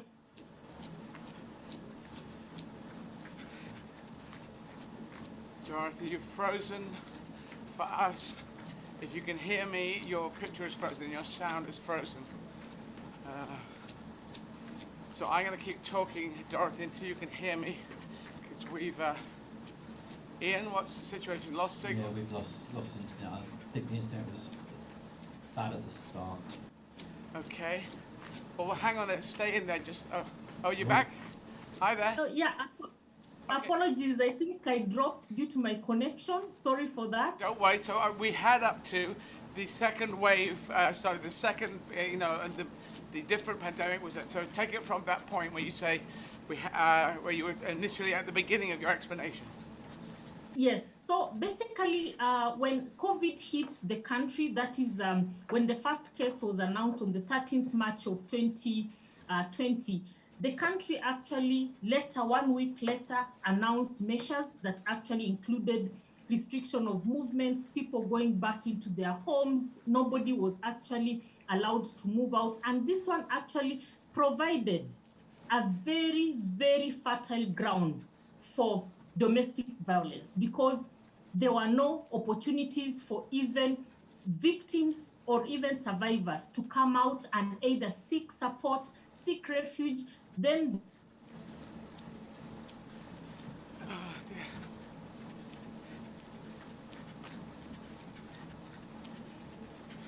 Dorothy, I'm afraid we lost you again. Out of any economic livelihood opportunities. And this one brought a very big strain on the livelihoods of a lot of households. Therefore, this meant that a lot of women and girls actually were in the hands of either their violators or were in situations that were really compromising on how they can be able to either get out of abusive relationships or even get out of a situation that will expose them to abuse.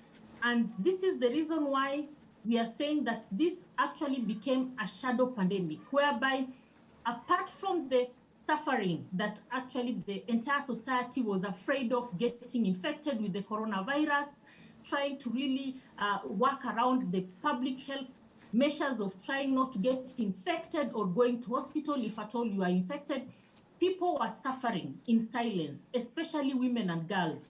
And now it became a wake-up call for everybody to come out and start calling out the violence that were going on. And the violence were cutting across different forms of violence. Intimate partner violence became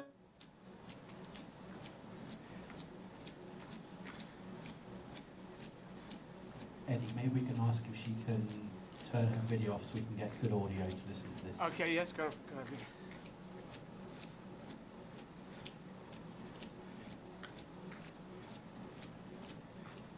Dorothy, you can hear me. We've lost you again. And the best thing to do is to switch your video off, but keep your audio on. Dorothy, I'm going to keep talking until you can hear me. We've lost the link. So I'm just going to talk here, talk to Dorothy. Dorothy, can you hear us now? Can you hear me? Maybe. Oh, hello. So, hello. Hi. I'm still here. We lost you for a bit. Are you still there? Dorothy, sorry for that. That's okay. The idea, Dorothy, is to keep the video off, but keep the audio on, and then we can just talk on audio. Ian, is the video off? Talk to me, Ian. We're just sorting it out now. Okay. I think we've lost her again, unfortunately. So, Dorothy, if you can hear me, keep your audio on, but just switch the camera off, switch the video off, and then it'll use less bandwidth. So that's what we're asking, Dorothy, just to keep the audio going, but switch off your video, and then we'll have more Wi-Fi to be able to use if you can hear us. As I'm talking here, calling Dorothy in Kenya. Yes. Yes. Oh, hello, Dorothy. Yes, yes. So, sorry, that's okay. I have switched off my video. Maybe the strength of my connection will be better that way. Yes, I think so. Yeah, video off and keep the audio on. So just pick it up from what you were saying, where you were saying people are being victimized. So just roll back about a paragraph from where you were talking about. Yes, so basically I was just taking you through the different forms of gender-based violence that were being experienced by women, girls, and even gender non-conforming individuals in our society here in Kenya. Yeah. So there was a lot of intimate partner violence, issues to do with physical assault and abuse. We've experienced even, unfortunately, deaths of people actually who are dying in the hands of either their intimate partners and even others who actually sustained either injuries or even medical issues through gender-based violence. Another form of violence that actually was really rampant was issues to do with the economic gender-based violence, whereby a lot of households were not able to continue providing for themselves. And we found quite a lot of households even deciding somehow to relocate again from the cities. We found a massive relocation once the country reopened briefly after the containment measures were opened up. There was a mass exodus of families from the city, especially in formal settlements in the country, cities, to their rural homes.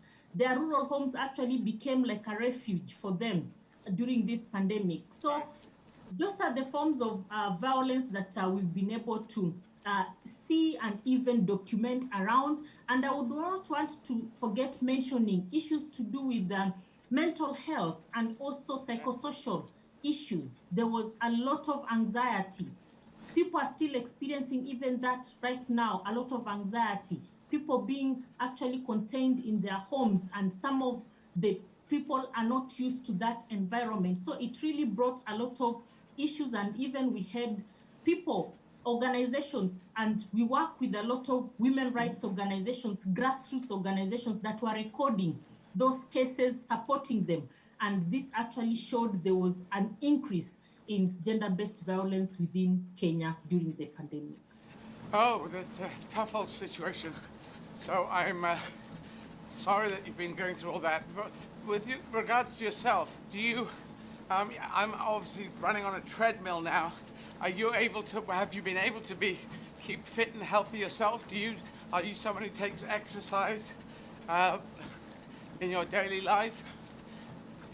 Yes, I do. I do actually. I'm not a very strong enthusiast of exercises, but during the pandemic, I had to really change my lifestyle.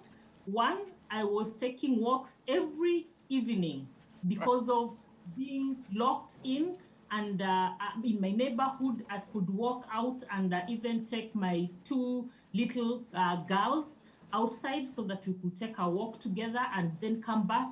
Then also I decided to start exercising in the morning, but in the house. And basically that one really helped me to cope even during and after. I have found myself more healthier. My mind actually is more open and energetic, and even very ready to cope up with some of the challenges that were coming in. So exercise has been a very instrumental part of my coping mechanism, and I'm happy to see you also doing this for this noble cause. Trust me, I'm really excited, and I really appreciate you for that, Eddie, and looking forward to even seeing you on the treadmill even further and cheering you on. And myself, I'll also go on the treadmill and try and really be in the spirit with you for the same. Well, thank you very much, Dorothy. You have the same name as my mother. My mother was Dorothy Izzard, so it's a very good name that you have.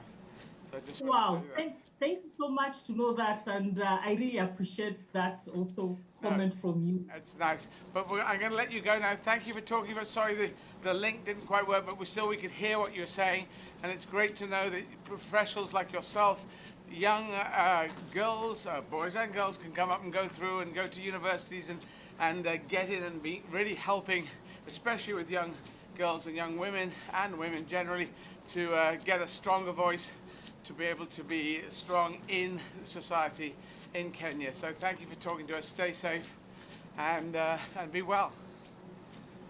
Thank you very much, and all the very best, and stay safe too, and we continue being the voice and not the echo, definitely. Yes. Excellent. The voice and not the echo. Good line. I like that. All right. Thank you, Dorothy. Take care.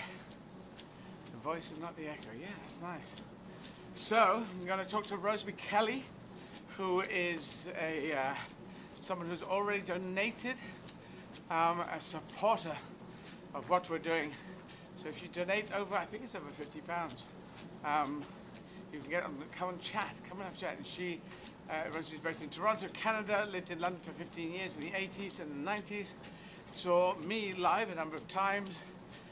She was in the restaurant business when she was in the UK and back in Canada, and then transitioned to lymphedema care, laughter yoga, and laughing lymphocyte. Wow, we're going to have to talk about that.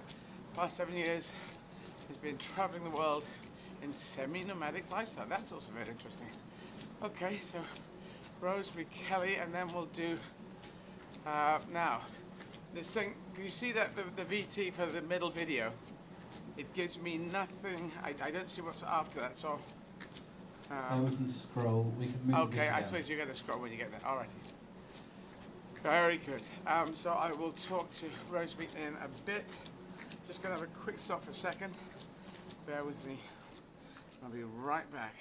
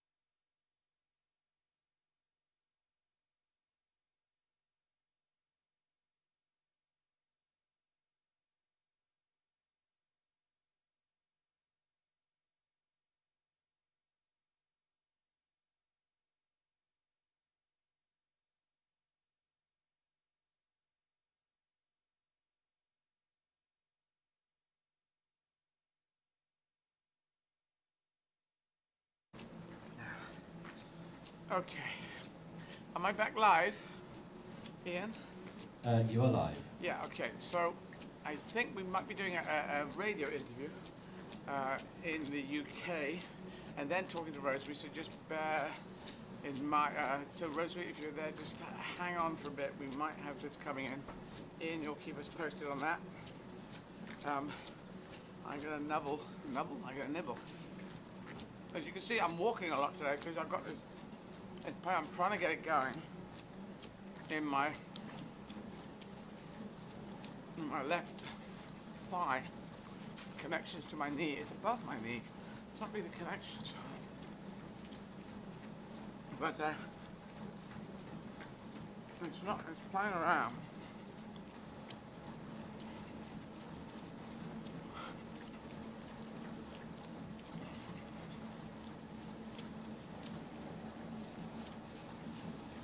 See what I can do.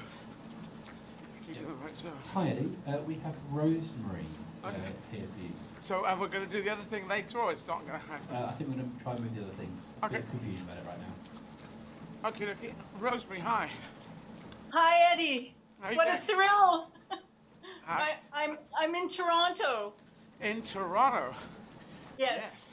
As I've got 3 of those packed out. So how are you doing it there? What's it like with the weather? Is it freezing, Toronto, at the moment? We're supposed to. There's a threat of a polar vortex. Wow. But at the moment, there's no snow in Toronto, even though around Toronto there's snow. Up in Ottawa, they've been hit with a lot of snow, but Toronto, the sidewalks are clear. It's chilly, but still, people consider that it's been quite a mild winter. But I grew up in Montreal, where it's usually much colder because we're right on the St. Lawrence. Yeah. And when I was in high school, the CBC had Monty Python on as one of its shows. Yeah. And they threatened to take it off. So in January of, I think, 1972, a bunch of us from high school went down and protested in the snow to keep Monty Python on the air. Oh, wow. Yes. Wow, well, good for you, because they're wonderful people. Now, I'm going to say something to you, Rosemary. Do you have a window that's open in your room, just where you're looking at? Because it's a very strong light. It's bleaching you out, which is... Okay. Is there a window open, or is like a... Yeah, I'm in a window. I can back up. My thing to you would be is that's getting better. Yeah, it's still quite a strong light. I don't know whether it's the light from the window or whether, if you pull a curtain, whether it goes down. But yes, that's... Is that better? Yes, that's all. I'm sorry to put you in a manhandling the things on it, but it was such a strong light we could hardly see you. So, yes. Now Toronto, I was just there. I was filming before we went into immense COVID lockdowns. So, and it was not too cold, but Toronto can get very cold, can't it? Yes, it can get very cold. Is that really between now and end of February, I suppose, is your... Yes. I mean, Canada can be, especially this part of Canada, can be really weird in terms of weather. You can go to work in spring clothes in the morning, and then there can be a blizzard, even as late as April. Oh wow! And then you have to be rescued by somebody to bring you your winter coat and your boots. So. God. Well, tell us more about this the Monty Python thing. So what year? Hi, Ian. Chris Wilson's asked me to give you a call. It's Carol here. Hello. Sorry, hang on a sec, Rosemary. Ian, was that a weird thing? Mute microphone, please. Okay, ignore that. We seem to have a cross line going on. Yes. So, yeah, tell me about the Python, because obviously I'm a huge fan of Python. And what year was that you were doing that, the protesting? I'm pretty sure it was the winter of 1971 or 1972. Wow. Yeah. And I was in high school, and my friends organized it, and they received a signed autographed book from all of the Pythons. Wow. Who thought that they were completely mad that a bunch of kids would be standing out in below freezing weather with placards to say that we wanted to keep Monty Python on the air. And why were they trying to take it off the air?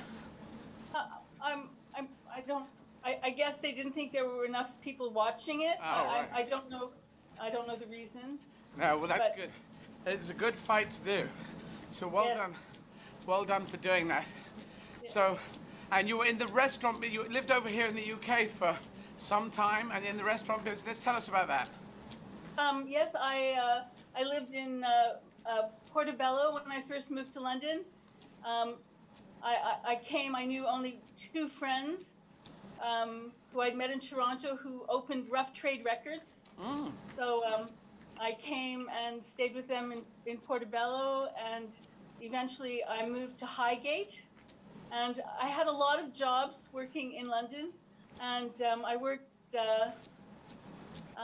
in Covent Garden.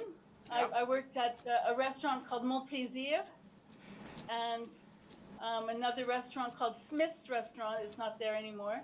Wow. So I was in Neal Street and Monmouth Street. Yeah, I know Neal Street. I know you know it, because I used to, whenever you were in the West End, I would go to your shows with my friends. Oh, right. Well, like you probably know, I was a street performer on the West Piazza at Covent Garden for 4 years, so I know. Yeah, and I saw you then because I worked also in Covent Garden. I was at the Rock Garden. Oh, I worked at the Rock Garden. I worked for 5 weeks at the Rock Garden, which is now an Apple store. Yes. I was there, and I was, I think, 2 weeks a barman and then 3 weeks a waiter. Okay. I thought I could learn to make interesting cocktails. I thought that'd be a nice thing to do, but that wasn't very interesting. And I realized that in tips, the waiters were getting a lot more, so I transferred to waiter within 2 weeks. And yeah, and then I talked to someone. I remember talking to someone, and I said, I'm going to be an actor, performer. And they said, oh, yeah, you'll never do that. I just thought, I can't talk to people. I can't be around people who don't believe. So I had to go off and sort of hang out with other performers and who are at least struggling to get careers going. And so I did that. And eventually I came back to Covent Garden. So that was, when was I working there? That must have been earlier on. Anyway, yes, I can't actually remember the exact date, but Rock Garden. What did you do at the? You were working at the Rock Garden, yeah? Yes, I was working at the Rock Garden for a while, and then they opened this little cafe. So there was the Rock Garden, then there was this teeny little card shop, and then they had another location just all along that same side. Yeah. And they called it the Gardening Club. Yeah, that was downstairs, wasn't it? Yes, yeah. But the upstairs part was a cafe, and I ran that. Oh, right, you ran it. Well, what year was that you were running it? By then it was the mid-90s by then. Mid-90s, wow. So, yeah, I was working there in the early 80s, and then I was performing Covent Garden 85 to about 89. So, yeah, just before you got there. Yes. So, I don't know if you remember, many years ago, the actor Terence Stamp started a health food brand of snacks called the Stamp Collection. I didn't know he did a brand called the Stamp Collection, but I know of him very well. Well, he's absolutely so sweet. And I was in the restaurant really early one morning, and I had a whole display of his products in the window, and he came by and was looking in the window. So I let him in. I said, come in. And he wanted to check it out. I took him downstairs. We went through the basement and into the actual Rock Garden venue. And he said, I think my brother played here. So I gave him a cup of coffee. We had a chat. And he was just really, he was so sweet because he didn't expect that he didn't want to disturb me. And I just hated the fact that I hadn't had a shower. My hair wasn't washed. I didn't have any makeup on. But it was still a great experience. I was thrilled to bits. It was fun. And so you were there in the restaurant business, and then you went back to Canada, also in the restaurant business initially? No, by the time I returned to Canada, I was getting kind of burnt out on the restaurant business. Okay. And I really didn't know what I was going to do, but as soon as I moved back to Canada, my best girlfriend in England was diagnosed with breast cancer. Right. She's fine now. She's great. So I did a lot of research. There seemed to be a lot more resources available to me where I was in Toronto at the time, that I was able to fax her then, because it was 97. Yeah. And so from then I took a real interest in, in breast cancer and movement and sort of post-surgical help, because a lot of times if you've had breast cancer, your lymph system gets damaged, and you can be you can end up with a condition called lymphedema, which is a swelling of the affected side. So I developed a program for women who'd had breast cancer to help them deal with lymphedema and hopefully keep it at bay. Right. So I kind of evolved when I got back home. Right. So, so lymphedema. I'm looking at some information about yourself in front of me. Lymphedema care, laughter yoga, and laughing lymphocytes. Tell us about those things. Okay. One of the best ways to move the lymph in your body is through deep breathing. Okay. And the best way to do deep diaphragmatic breathing, besides obviously doing pranayama, you know, concentrating on it, is to just laugh. Laugh is a natural way of getting to stimulate your lymphatic system and to breathe diaphragmatically. So I created a program that integrated gentle exercises from laughter yoga along with movement so that you could help to circulate your lymph by laughing and also moving very gently, because once you've had breast cancer surgery, you really want to take it slowly. You don't want to damage the you know, the tissue. You need to be very gentle with yourself, at least in the beginning. But what is laughing yoga or laughter yoga? Oh, well, laughter yoga itself is a system that was invented in India by Dr. Madan Kataria, and it's just what he calls laughing for no reason. So you concentrate on your breath, and one of the most basic exercises is just this. Ha, ha, ho, ho, ho, ha, ha, ho, ho, ho, ha, ha, ho, ho, ho. That's a basic exercise. You're just creating laughter physically, and if you're in a room with a bunch of people, it's so silly that it becomes contagious and everyone starts laughing. And then there's, you know, movement exercises that are integrated along with the laughter. Okay, okay. Well, that's good. It's good. It's very interesting to know the laughter. Hopefully, because I try and make myself laugh in comedy. That's I am the first person in my audience is always me because I'm always there. So that's my technique. It's not to deliver stuff that makes other people laugh, but to make myself laugh and hopefully bring other people along with me. So hopefully I'll be exercising my lymph system by laughing. You will. Yeah, which is good to know. Now, I also read for the past 7 years you've been traveling the world in a semi-nomadic lifestyle. Is that correct? That is correct. Yes. I was. My circumstances changed, and I was getting a little bit. You know, I was almost 58 years old, and I was getting a little bit burnt out. You know, things were changing, and I decided to put my stuff in storage and go away for a year. And I've been traveling ever since. One good thing was it brought me, in my travels, I ended up being in London in 2014 at the same time as you. We were both at the farewell Monty Python shows at the O2. Oh, wow. And yeah. You know that because I've told everyone I was there, or did you see me there? No, unfortunately, I didn't see you there because if I had, you would have met me already. No, I know you were there because you told everybody you were there. I was there for the last 7. I wasn't there for the first 3 because I was in Texas touring. But if you were there in the last 7, I was there. No, I was there for what was supposed to have been the first and only show. Oh, well, I'm very sorry to say, Rose, but you were there and I wasn't. Yeah, I was there in spirit, but I was in Texas touring on the first one. So. Well, I'm sorry we weren't there at the same time. No, but it's okay. It's because it's good to be there. Was it fun on the first day? It must have been quite an electric moment when they walked out. Electric is exactly the right word. It was, I mean, just even arriving, I arrived by ferry as opposed to... You came on the Thames Clipper. You came on the Thames Clipper? Yes. Very good thing to catch the Thames Clipper. If you're in London, out of COVID times, catch the Thames Clipper. It's got a bar, hasn't it? A bar, and you can have a coffee, you can have a drink.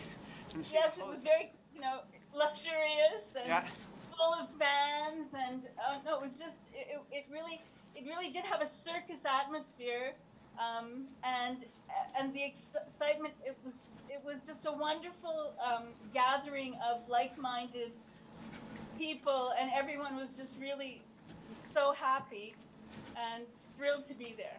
Yeah, no, it was beautiful. I was there, and you might have heard me say this, but I was there so many times.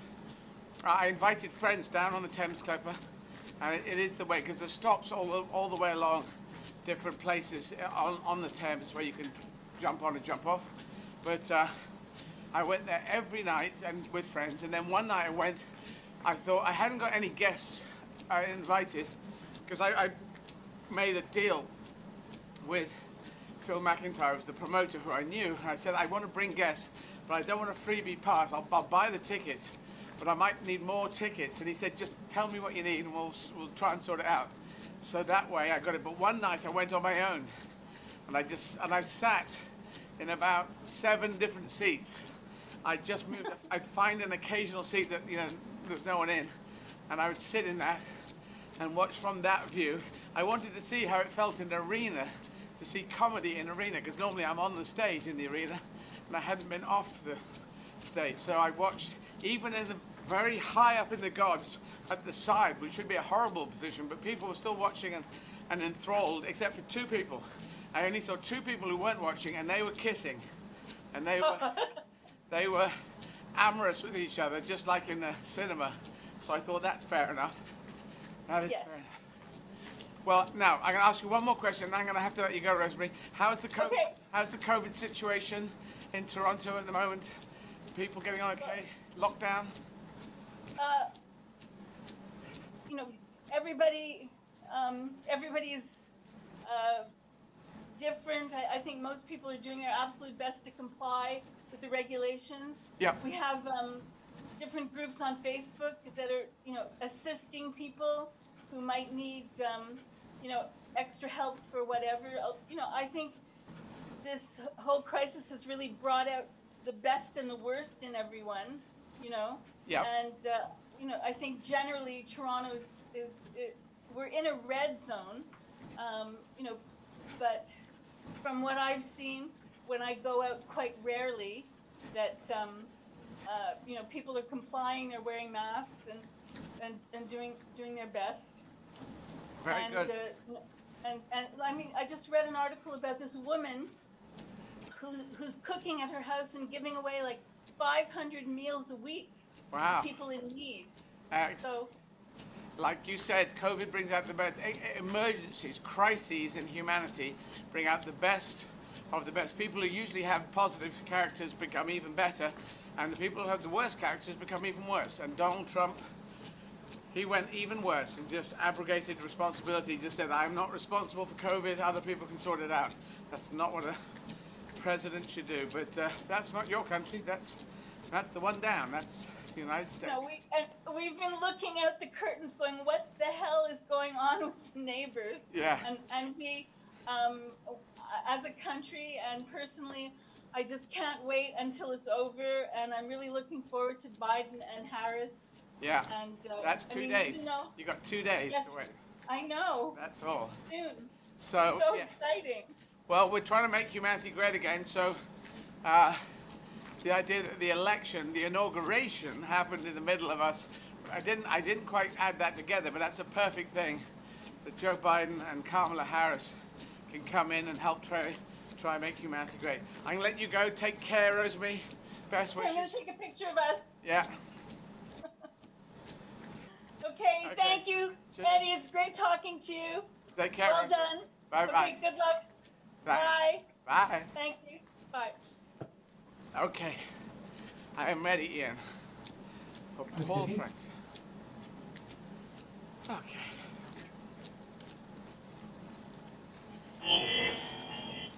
Oh, still running. Trying to run. Left leg playing up like crazy.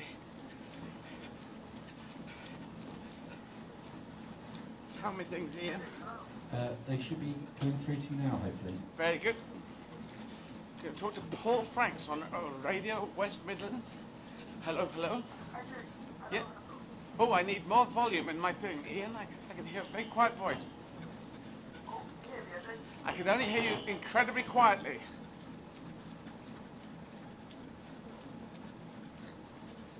Can you hear me?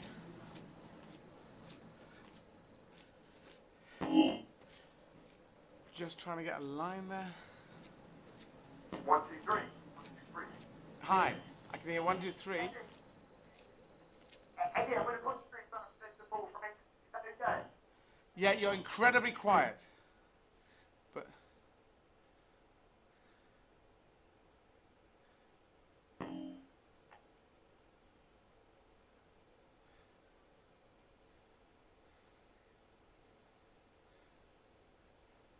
hello, hello. Hello. Eddie, you say crystal clear. Say again. Eddie, I'm going to put you through that ball. Is that okay? Yeah, but you're coming through incredibly quietly. So that's all I'm saying. Okay, lovely. Once you enter the studio, Eddie, it'll be much louder. Okay, great.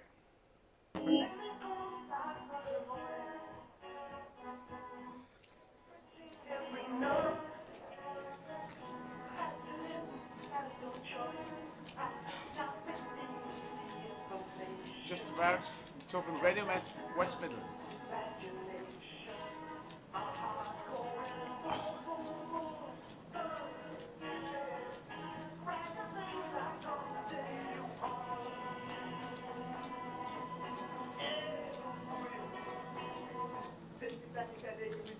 Okay.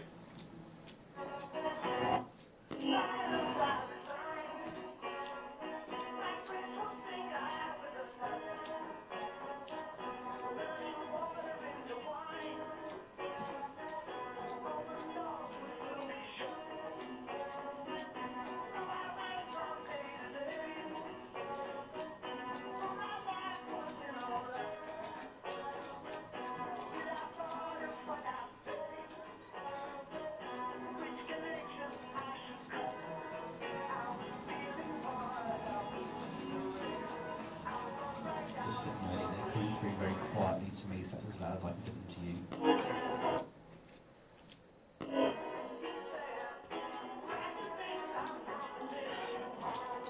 Peter Gabriel of Salisbury Hill.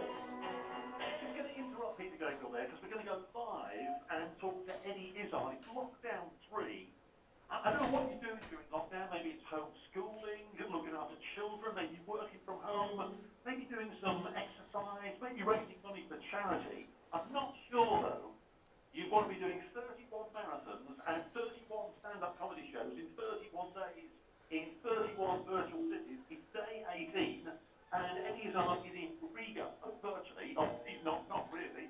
The organisation is Make Humanity Great, and it is the one. I hope Eddie should be waiting. Eddie Izzard, how are you? I'm fine. How are you? Doing holding up. Oh, crikey. Eddie, is the body holding up okay? It comes and goes. It feels like I'm on the moon talking to you. I'm watching pictures of you. I think it's on a delay of some sort, but you are on the treadmill. It says day 18 Riga, and sometimes running. There was a break a few minutes ago, because obviously you can't keep running without needing to do something that's natural. Yes, I go to the loo. Humans go to the loo, so I go to the loo. But at the moment, I've stopped the treadmill because our link is not brilliant, and I couldn't quite hear you. So I'm standing still, which is not brilliant. But anyway, I'm running Make Humanity Great Again. I'm just trying to encourage people to give to great charities, but I'm doing it in a COVID-safe condition on a treadmill, which is tough. But it's great to talk to people in the West Midlands. I hope everyone in the West Midlands is okay in this COVID tough conditions, but good luck to you. Stay safe. And if you can go to eddyizzard.com and donate, that is a wonderful thing. Yes, well, 2016 you did 27 marathons in 27 days across South Africa. So this is nothing unusual. You know, last year I think you ran 28 marathons in 28 days. Yes, it's not unusual, but the extra 1 hour comedy gig at 7 p.m. London time every day, that is different. And that goes out around the world, and people can buy tickets for that, which is also for charity. But that does, you do the physical energy of the running and then the mental energy of the gig. So I'm just running on fumes at the moment. And how much have you raised so far, do you know? We are at something like £75,000. No, we're 80. We just beat £80,000. Just broke that. We're going for £150,000. So we're climbing up. And just before I let you crack on, because obviously you can't run and talk to me at the same time, just explain Make Humanity Yeah, that's something I've set up. It's a time of great separation around the world, with COVID happening, and I think above all, a lot of us are should make even stronger connections before, because together we will get through this, and together we will get to a place where everyone has a fair chance in life. I want everyone in the world, 7.8 billion people, not only people in our country and our continent, but the world, to have a fair chance in life. So that's what I'm fighting for, at a time when some other people are saying, no, maybe we should all separate. I'm saying, no, the rest of us, let's make it even stronger connection. So that's why I'm trying to run virtual marathons in different cities around the world. How do you have the material? 231 1-hour comedy shows? Well, I do. It's not that I change the show every day. I'm doing the same show, but I'm taking the best of material from my career, which is quite long now, my career. So that's how I'm doing it. But I'm trying to. It's the same show, not because no one's going to watch 31 shows. They just need to watch one show. Eddie, keep on running. Raise as much money as you can. If you want to help Eddie Izzard, if you Google Eddie Run for Hope, Make Humanity Great, you'll see him on there on the treadmill. He'll be talking to you. And if you want to donate, you can text £10 to 70810 or £20 to 70810. Eddie, we wish you well. Thanks very much. Thanks. Good to talk to you. You too. Okie dokie. Sorry, that was a tricky signal there. I'm going to try running again. Now I've got to catch up like crazy. So, what am I? I'm at least half an hour behind. I need to catch up. I'm sorry everyone on Swift. Having tricky things tonight. The toes talking to me, the thighs talking to me, right foot. We're going to do questions from social media at past. Jump on your Facebook, Twitter or YouTube and you can ask me questions. Let's bring Sarah up on the screen. Yeah. Sure. Oh. Yeah, so we'll do questions in a minute, yes? Yep. So just to tell everybody, now is the time to put your questions in. We will see them if you put them up now. So that's on Facebook, YouTube and Twitter. And this is all on the live stream on those platforms. So if you go to the live stream and then either in the comment section or the chat section if you're on YouTube, if you put your questions there, then we shall try and get through them. Yeah, I'm trying to get the body to work, and it won't work today. Maybe to speed up, slow down, speed up, slow down. Sorry, all the Swifters running with me. It's just been a real tricky day. Do we have? We could run the video from the middle. Yeah, we're after halfway. Yes, that'll give everyone a chance to put questions in now. Yeah, Ian, have you got the second video? Coming up. Now, I was suffering from various aches and pains last time I did a marathon in Riga, February last year. But as ever, you just have to fight through it. I'm reading words written to myself there. But yes, it was various aches and pains 11 months ago in Riga, and now virtually running a marathon in Riga, and I've got aches and pain. And I'm finding it very difficult to get any speed up. So let's see the video from 11 months ago. So, in Latvia, Riga about 10k to go. I feel the Achilles on the left, the tendon feels a little better today. It's just a very weird idea if you think about it. You're running on it and trying to heal it at the same time. And kind of crazy, but apparently the body has the facility for doing this. If you really push it, but you have to push it. So I found this in South Africa. The stronger your body gets, the more you use it, the stronger your body gets. Similar to if you use a car well, and then it gets very strong if you're using it well. If it's not used, then it just sort of falls apart.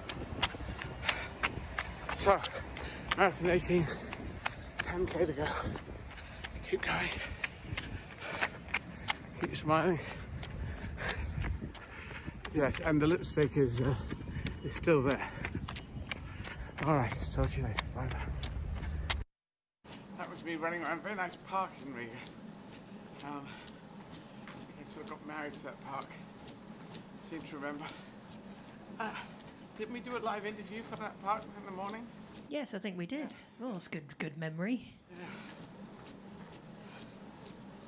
So thank you, Clive Finnemore on Zwift. Yeah, it's a very weird one today. Because I have to stop by 6:30, which is 6.5 hours in. At the moment, I'm not even gonna be finished by then. So we'll see. I'm trying to speed up, but the leg is not taking it. I don't know why. I don't know what I've done that's making it do that. So Yeah, let's do social media questions. Kicked in yesterday, didn't it? Yeah, started yesterday, and the foot. I don't know what's going on. Tim and Gary are on the case. Okay. Okie dokie, we shall do some questions. Thank you. So, first question, actually slightly, here we go, slightly relating to a Riga fact. When we talked about them hosting the Eurovision Song Contest. Tommy on YouTube says, Eddie, do you like the Eurovision Song Contest?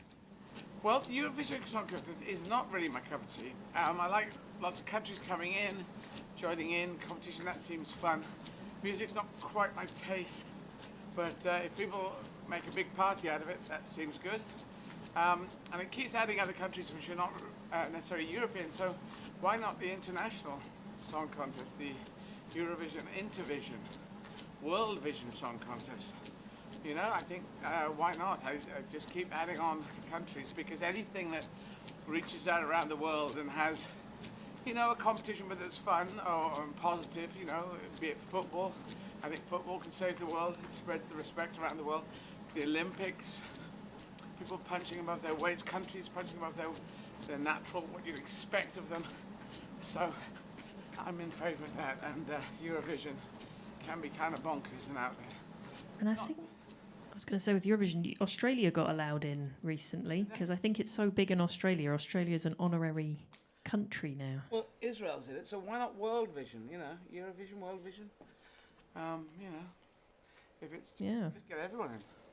I don't see if you, I can't quite work out the logic is of who's allowed in and who isn't allowed in. So, oh, bloody hell. Give me a break. Sorry, I'm just...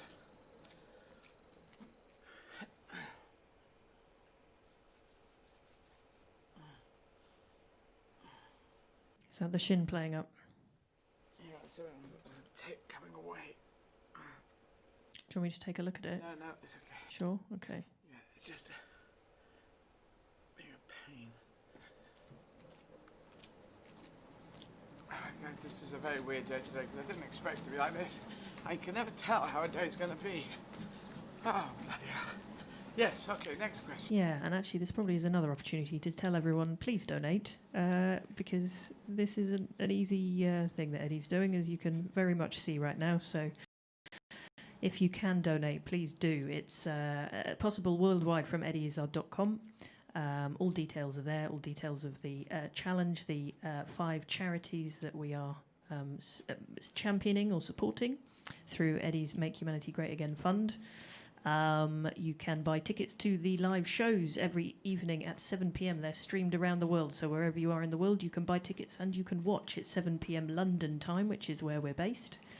You can also donate directly there as well, and you can donate in US dollars, British pounds, euros, but any other currencies you can as well. It just will do a conversion when you do that. And if you're in the UK, you can donate by text. If you text 10 or 20 to 70810, that's 70810. Yes, I should say the word. So either TEN or TWENTY to 70810. that will be a direct donation. It will cost the amount of your donation plus your standard network text message charge, and you should be 16 or over to do that. Full terms and conditions, eddieizzard.com. So please do if you can. But a standard text we worked out at the most is 35p. We think 35p, unless you've got a terrible network. It's £1 million, but it's probably less than 35p is what we think. Okay, let's do some more questions.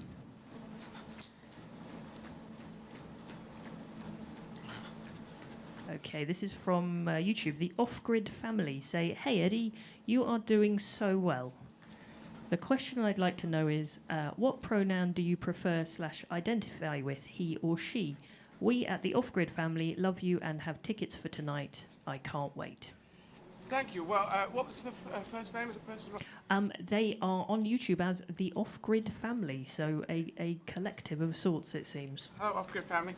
Well, I prefer she now. I thought I'm gender fluid, so I was based in boy mode for the first 50 years of my life. So the second 50 years of my life, I thought I should be based in girl mode. Now, boy mode, girl mode, these are my terms. They're not perfect terms, but man mode, woman mode doesn't sound very good. And so I'm constantly trying to refine my language of it, but that's how I'm describing it. And this is very 21st century attitude I'm trying to have about it. But yes, if I'm in girl mode, I prefer she, and I'm going to be mostly in girl mode. I will act dramatic roles in boy mode, though. But then it seems what we've decided, organizations have decided, just she and her will be my pronouns. And I never insist. I only request and ask. So that's how that works. But if you're difficult, just call me Eddie, call me mate, mush.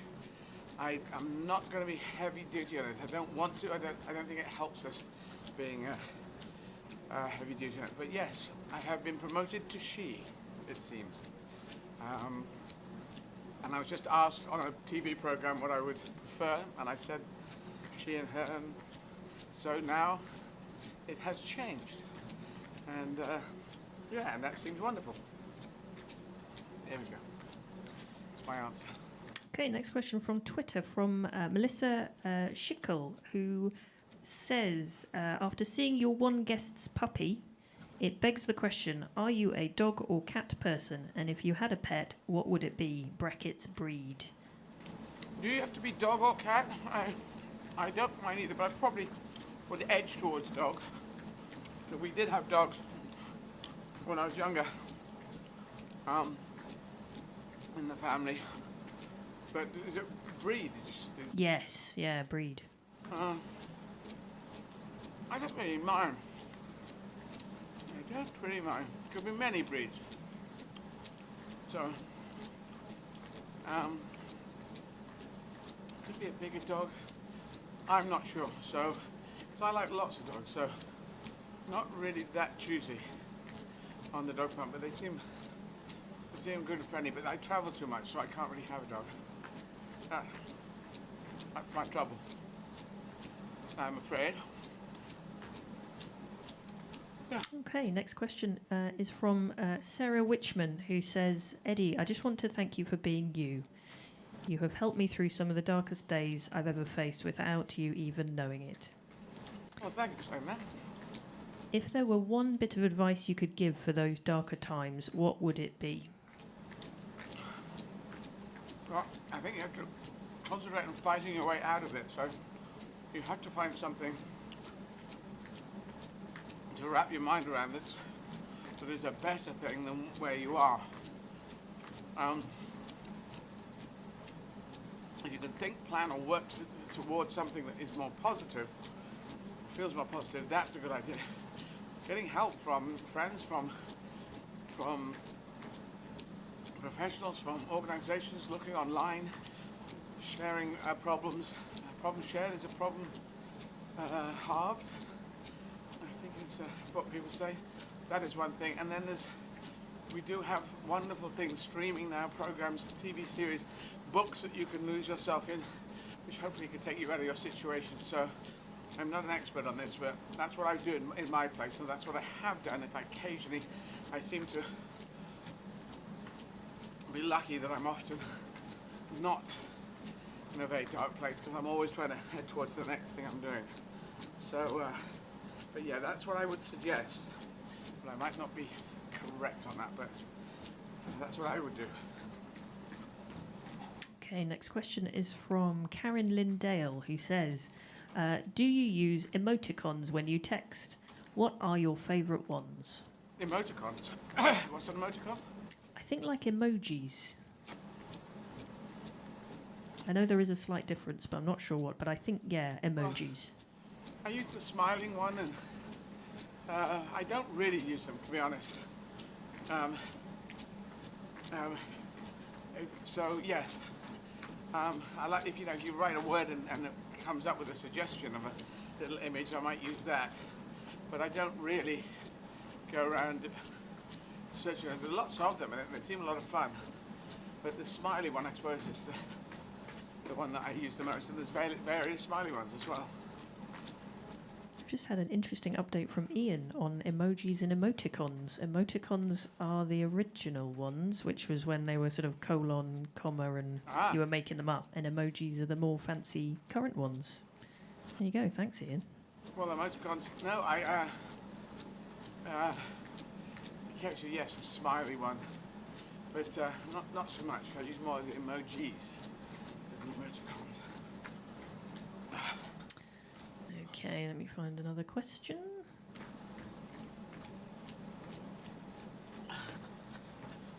So this is from Mark Samuels, who says, "Hey Eddie from On Zwift. They say, if you have a top surgeon there, I could donate my legs for tomorrow." It's very nice. Not sure they will last the whole day, though. Question is, do you have music to get you through running? No, I don't use music. I thought I would, but I don't. I find that audiobooks or maybe podcasts are better spoken word, getting your ideas out of your body. It's not really working well for me today, because I usually talk about things and I'm up here, but this leg it just does not want to become a running leg today, this left one. And it doesn't even seem too bad an injury, it just won't get going. So I keep, it's a bit like on a motorbike when they go one, so that's what my left leg is doing.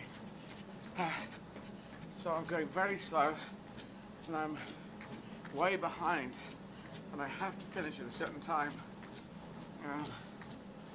by 6:30 for the show at 7 o'clock, and I'm not sure if I'm going to make it, so we'll see. I'll try. I'm over halfway now. It's good psychologically, but yeah, no music. If you're running on roads, you shouldn't listen to anything, because safety in traffic. So that's what I found. Okay, next question. Slightly bonkers one from Chris Holton on Twitter, who says, would Eddie rather run a marathon on her hands or have to write a novel with her feet? Neither. Neither is coming in there as the answer. So that's to cover that. Okay, we'll go, neither. Next question. Where's that one gone? Hang on. This is from David Alexander, who says, hi, after following your career for a lot of years, what would you say has been your best moment? And they also say, you are always thinking of others, love how down to earth you are. Thank you for that. I don't think I'm always thinking about this. I try to include others, because, people saying very nice things, but I am just another twit who, I have an ego. There's things I want to do for myself, but it's like one of the greatest things. Well, one of the greatest things I did was selling out the Olympia in Paris, which is a very famous venue in Paris, kind of like the Palladium of Paris, London Palladium of Paris, and selling that out, doing a French gig, pretty damn cool, and that made me feel good. But it also sent out a nice message of, let's make stronger connections. And French kids would have watched that and thought, damn it, I'm doing it in English, and I know they are now, and other countries. A lot of people coming and doing it in English now, that we've completely changed the zeitgeist on that last 10 years. Never happened before. People had done gigs in different languages, people that lived there, but not like this. People could be based in their own country and then tour the world using English as a bridging language. So improvising in French and German in my shows, developing shows where I'm mucking about, that is kind of beautiful. It's just not on the list. There is a list of every job you get into of what you should be doing, and doing gigs in French, German and Spanish were not on the list, and I've pushed to do them, and I'm very happy that I have. And so yeah, I'll keep fighting on. But that I did love that. I do love particularly the languages and the double marathon to the statue of Nelson Mandela in South Africa. That was a great moment. And playing Hollywood Bowl, beautiful moment, and Madison Square Garden. So yes, there's a number of them out there, but the languages one is right up there. Okay, next question is from Richard Watts, who says, Eddie, what is or was your favourite joke you have heard or told that you got a big laugh from? Favourite joke that I told got a big laugh from? Well, I'll tell you that one. I'm very fond of this. I don't know if I got a favourite, but this was the first one. This is the first joke, which I'm now going to deliver from a treadmill. And it's what I used to do at the beginning. I'm doing it every night in the show. So if you buy a ticket tonight, eddieIzzard.com, tickets available. And we will never sell out, interestingly, because the whole world can come. 7.8 billion tickets. That's what we're aiming for. We probably won't get there. But yeah, so it was an opening. There was a night. There is an idea in stand-up that you should get the audience in your first joke, first 30 seconds to a minute, or first 30 seconds, really, just get them. And off you go. And it took me, I think, over a year to come up with this idea, this silly story. And so every night I'd come on stage, and I was doing pretty good stand-up at this point, so I had a certain confidence. So I'd come on stage, hello everyone, microphone here, and I'd say, last night was a rough night. Rough old night, yeah. And so I'm a bit knackered today, because it was a friend's birthday, so we went down a pub, we had a few jars, and then we went on, going on to another pub, we had a few jars, then we came back to my place and we had a few jars, and after that I thought, oh, that's enough jam for me. So that's my joke. Obviously, if you're not from the UK, or even if you're from the UK, having a few jars, that's kind of old British English slang for a few drinks. So that's why I've got to do the mime that if you're from the rest of the world, you might not have heard that, but just the swapping jars and actually making them jam. Because I did work out that you probably had about 9 jars of jam by that point, and that probably would be enough. But it worked out nearly every time. I don't think it ever, unless I misspoke it should get a good laugh. Actually, I should try it in an American gig and see if I could sell it on the mime. So I think I probably could. And everyone think, oh, that's a British slang word. They might be confused at the end. Anyway, yeah. So that's a nice favourite little line I had. Okay, next question is on YouTube from Just Another Trans Girl, who asks, what happened to Mrs. Badcrumble? Mrs. Badcrumble exploded. Yes. Mrs. Badcrumble, well, I said that when you get taught music lessons, you're quite often getting taught by someone like Mrs. Badcrumble, which is just a name that came into my head. It was just the idea of an older lady who might go, all right, now we're going to do Snug as a Bug in a Rug. Here we go, here's the music, it's wonderful music. Dang, dang, ding, ding, ding, ding, ding, ding, ding, ding. You know, those terrible songs that you'd learn in your early first learning, whatever instrument it was. They seem to have these bits of music that's just not going to get you going. And so I just thought Mrs. Badcrumble was a good name. Everyone liked the idea of Mrs. Badcrumble. I got to get into a TV show. Yeah, that's in my head. She's going to appear. Yeah. So that's Mrs. Beckel, but she's okay. She's living in a tax haven now. She put all her money into drugs and into munitions. So she's a very bad person, and she's living high on the hog. She actually lives on top of a hog, who's happy to let her live there. He lives below, she lives upstairs, and he's a good hog. That doesn't make any sense. I'm tired. I can't run. It's really weird. Well, that answered that. There you go. Yeah. Got 2 hours to go, and I've got 3 hours on the thing. Damn it. Okay, next question is from Emily Glaziner, who says, "Hey Eddie, what is one of the best holidays you went on as a child?" Well, I'll tell you about one that I remember well. 1965, I was 3 years old. We went to Gothenburg, Göteborg, in Sweden, and then we went down to somewhere near Malmö on the southern tip of Sweden, and God, this hurts. And I was 3, my mum was still alive, and it was the last holiday. Was it? No, there was another holiday in Ireland as well, I think. We went with mum as well, but I remember that quite well. There's photographs of it. There must be photographs of the island holiday. But anyway, yeah, that was good. It was fun. We stayed with the Ritson family we knew from before. And yeah, so that was good. That was fun. That was nice. Summertime in Sweden. Had a little Swedish flag, and I was 3 years old, and I remember chunks of it, you know. Because normally you don't remember early, but when Mum died, they locked in a lot of the memories from before. Yeah, we got a picture we got later. Later on in life, found a picture. Dad smoking a cigarette, which I'd forgotten that he did. And Mum with me and my brother. Yep, long time ago. Okay, next question is from Elise, who says, or who asks, by moving to politics, what are you hoping to change in Great Britain that people outside your country may not be aware of? And thoughts on Brexit? Well, everyone knows my thoughts on Brexit, you know.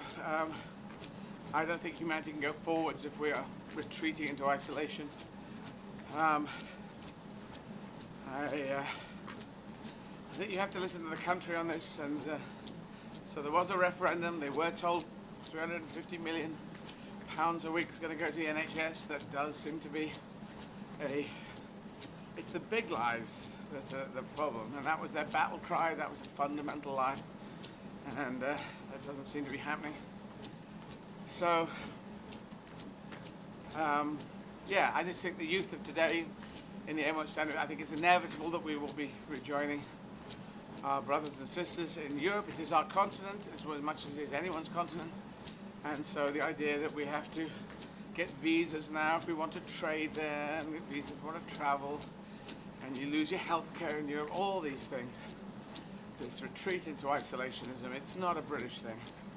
And Churchill was fighting against the extreme right back in his day. So I will fight the extreme right in this generation. So we have that fight on. We've got Churchill's fight all over again. So I'm just going to keep fighting away. Make humanity great again, not nationalism. Nationalism is no good. We've tried it in the 30s. This country is better than another country, and it does not work. Be patriotic, proud of your country, absolutely. But if we go into nationalism again, we're lost. We're back to the 1930s. I'm encouraging people to go forward to the 2030s. So when I get into, if I can get elected and get in, when, I'm pushing more on the when because I'm determined, into Parliament, then I will not promise anything. I know that I can definitely do more than 0. I will push as hard as I can, but I can't promise what I can do. I'm not going to get into that sort of situation saying I'm going to do X, Y, and Z. I'm just going to go in, and you know my feelings. Anyone who's listened to me, It's make humanity great again. A fair chance in life should be the right of every person in the world. So I want that for our people in our country, in our continent, and in our world. So that's what I'm going to fight for. And I think maybe one more question? Yep. Okay, so this is from Tracy McCaskill, who says, or who asks, is there a place you have seen on tour that you went back to for a holiday? No, but there are many places that I have been that I could go back on a holiday, but I don't really do holidays. It's a bit weird, but I think my dad said at one point, rather casually, oh yeah, your whole life is a holiday. You know, if you're working holidays, I'm happy with. So, you know, like Paris, go and work there for 2 months, do a gig 6 nights a week, 1 day off a week. That's like a good holiday for me. It's a working holiday, and that's what I tend to do. But a lot of places I'd like to go back to. Very keen to get back to Moscow and do gigs in Russian. But I've got to get Arabic up first. I've got to get the Spanish tour, Central America, South America, Mexico City as well, which is part of North America, the Caribbean, tour the Caribbean in French, English, and Spanish. There you go. So these are all things I'm planning in my head, not actively like we've got the dates there, but things I want to do. And I want to get a seat. I'd love to get a seat in Parliament. So I'm going to push for that as hard as I can. Yeah. Okay.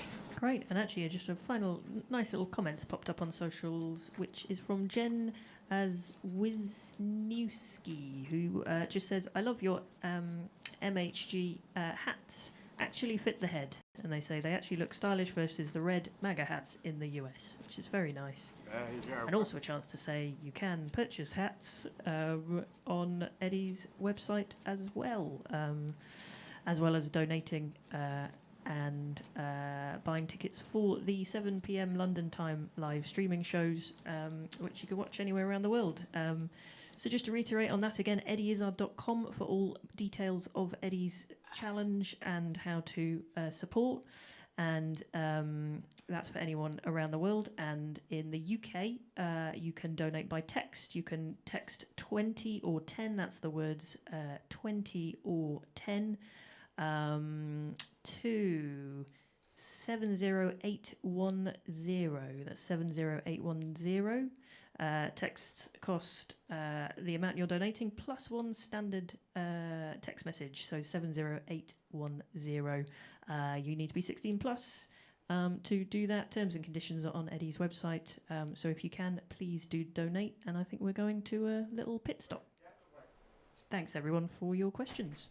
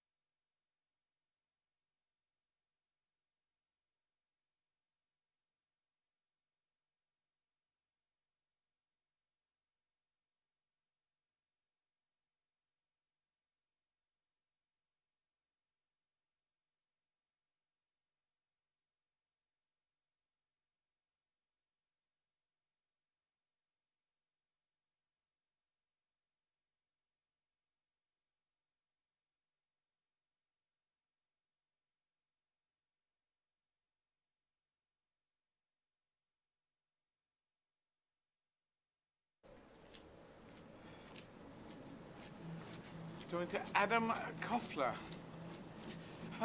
We have Adam ready for you now. Okie dokie. Hi, Adam. Hey, Eddie. How you doing? Good afternoon. Good afternoon. Nice hat you've got. I think you have one. Thank you very much. I thought you might like it. Yeah, very good.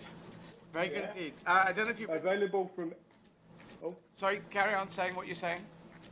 Oh, I was saying it's available from eddyizzard.com.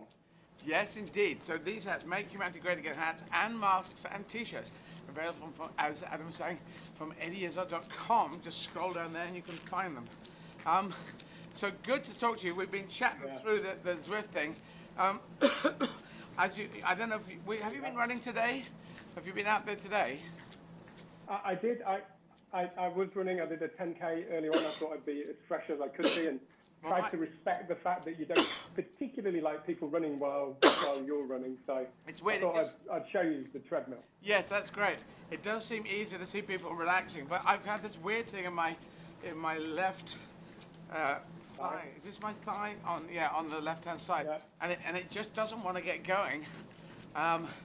So I'm slow. I'm doing a lot of walking today, so I'm just trying to walk it out, but I'm trying to keep stretching. But I'm doing what you can do. Sometimes the body doesn't behave. Yeah, you know what? It's interesting. I've run with you every day. So actually, firstly, let me just say congratulations. You're on the down. You finished half of them. You're halfway, and it's really inspiring. Not just to watch you achieve the physical and mental feat of what you're doing, but talking to people while you're running. I must admit, I did worry about if we were doing this, but if I was running and we were talking, you'd just get panting out of me. So congratulations on that. Thank you. But on your side, I've been running every day with you. I haven't been doing anywhere near the distance that you've been doing. And bits of me have started to fall to pieces. As you like to put it, bits of me are talking to me. Yeah. My right foot, I seem to be having similar cycles. Right foot, my left thigh earlier on this week, but I've got strapping on my thigh. So that may be the next thing that Sarah, who seems to have all of these talents, bursting blisters and doing whatever she does, maybe she can get some of that KT take on your leg. Well, it is. We need Physio Tim to tell Sarah, because Sarah's it's robotic arms, as she's saying. So she's doing this thing. Yeah, ask Tim if there's a strappage that we can do on this thing, because a water on this would be great. There's Sarah waving. Hello, Sarah. Hey. Yeah, no, it's Sarah. We particularly like the video of you bursting the blister. It's like, and there was a big discussion, Eddie, about, would we have burst that blister earlier or should we have done it later? But we enjoy chatting on Zwift. I just want to say, there's a few things. You may not be aware that we created a Make Humanity Great Zwift runners support team. We've got about 122 members from around the world, people from the US, Canada, Denmark, Germany, the UK, England, Scotland, Wales, Ireland, and we've even got people from New Zealand and Australia. And it immediately created a community around you, and it's been fantastic. And other kind of, the kind of things that we've tried to coordinate is the blue shirts, the black shorts, so you can see who's running with you. The MHG identifier, there was a big discussion, MHG, MHGA, but you gave us clear direction on that. And people are coming on saying, I'm going to run a kilometre today. I'm going to run 5K. And then you've got people like Clive and Jason who've run 5 already. I think Clive is on his 6th. I don't know if he's still on there with you now.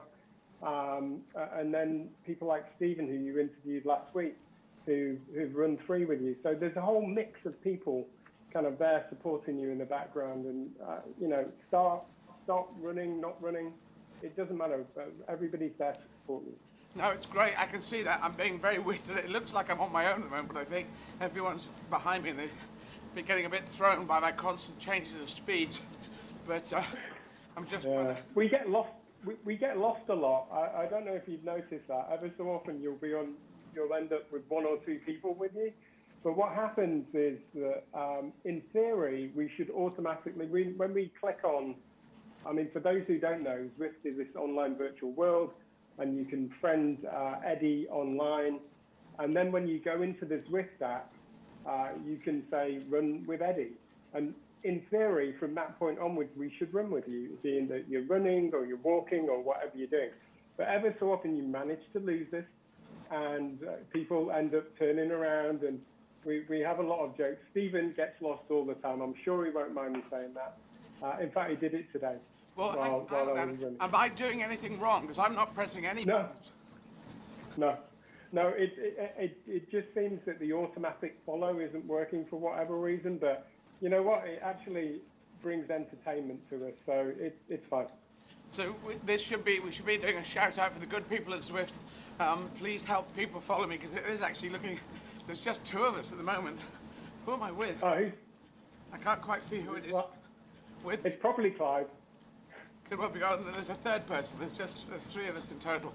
Right. But they all got blue tops on, so yeah, Clive is there, and someone else. But yeah, whatever it is, I only got so much energy, as you know. Yeah, you can see the picture there. There's 3 of us essentially, and my speed is slower, and I'm just trying to bring this knee up, this thigh into action. But I have to stop at 6:30, whatever, and so it might be. Well, we'll see what happens. I might have. Yeah, one foot in front of the other, Eddie. Just keep repeating that, and you'll get there. But just some data, and this is some data that Zwift gave me. You know, and this is data for your first 17 marathons. But you've had 558 different runners run with you from all around the world. That's beautiful. They've contributed 10,723 kilometers. And they've given you 15,329 ride-ons. So not just those 558, but the Zwift community. People come by on bikes and they go, "Oh, it's Eddie," and they click ride on. It's actually run on, but it's run on. I call it a thumbs up. I call it a thumbs up, so that sort of gets around the fact that we're not on bikes, and a thumbs up. We know what that means, which is a good positive thing. But so let's talk about yourself. I have in front of me some details about yourself. 35 plus years living, working in large international corporations. Now, you could have been me. I did accounting and financial management at uni. I could have gone off and done this. So, FedEx, Amazon. Who are you with at the moment? I'm with nobody at the moment. All right. So I was with FedEx for 26 years. Started when I was 21 in Stansted. I think, did you say you lived in Bishop Stortford? No, I had the friends. The Atherton family lived in Bishop Stortford. Their father, Jeff Atherton, worked for BP. Harlow was a big hub for BP, and Dad worked for BP. So Dad knew Jeff, and we would go and stay with them after Mum died. And they had there was a different atmosphere at, maybe understandably, because their mum unfortunately passed away a bit later, but they had, I think the TV was on earlier, which I loved, TV on at noon. That was which I think it was frowned upon. I don't think Dad was too strict on this, but they also had a ton of Lego, so staying with the Athertons was beautiful.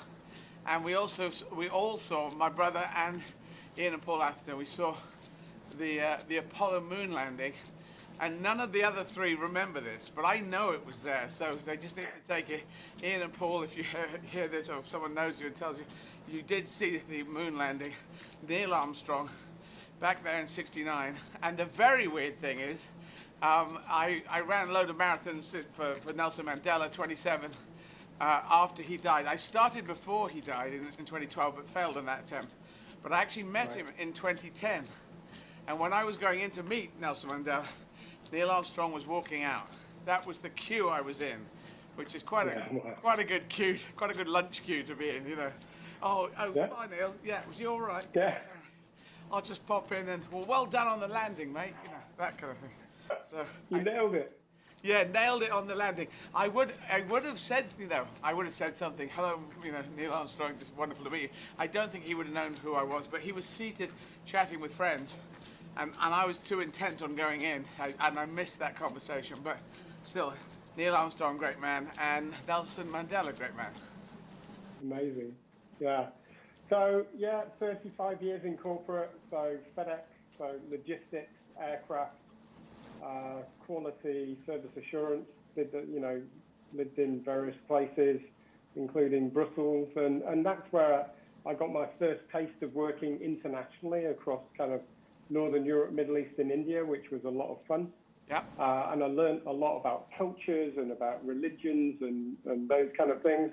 And then about 6 years ago, I joined Amazon, moved and lived in Luxembourg.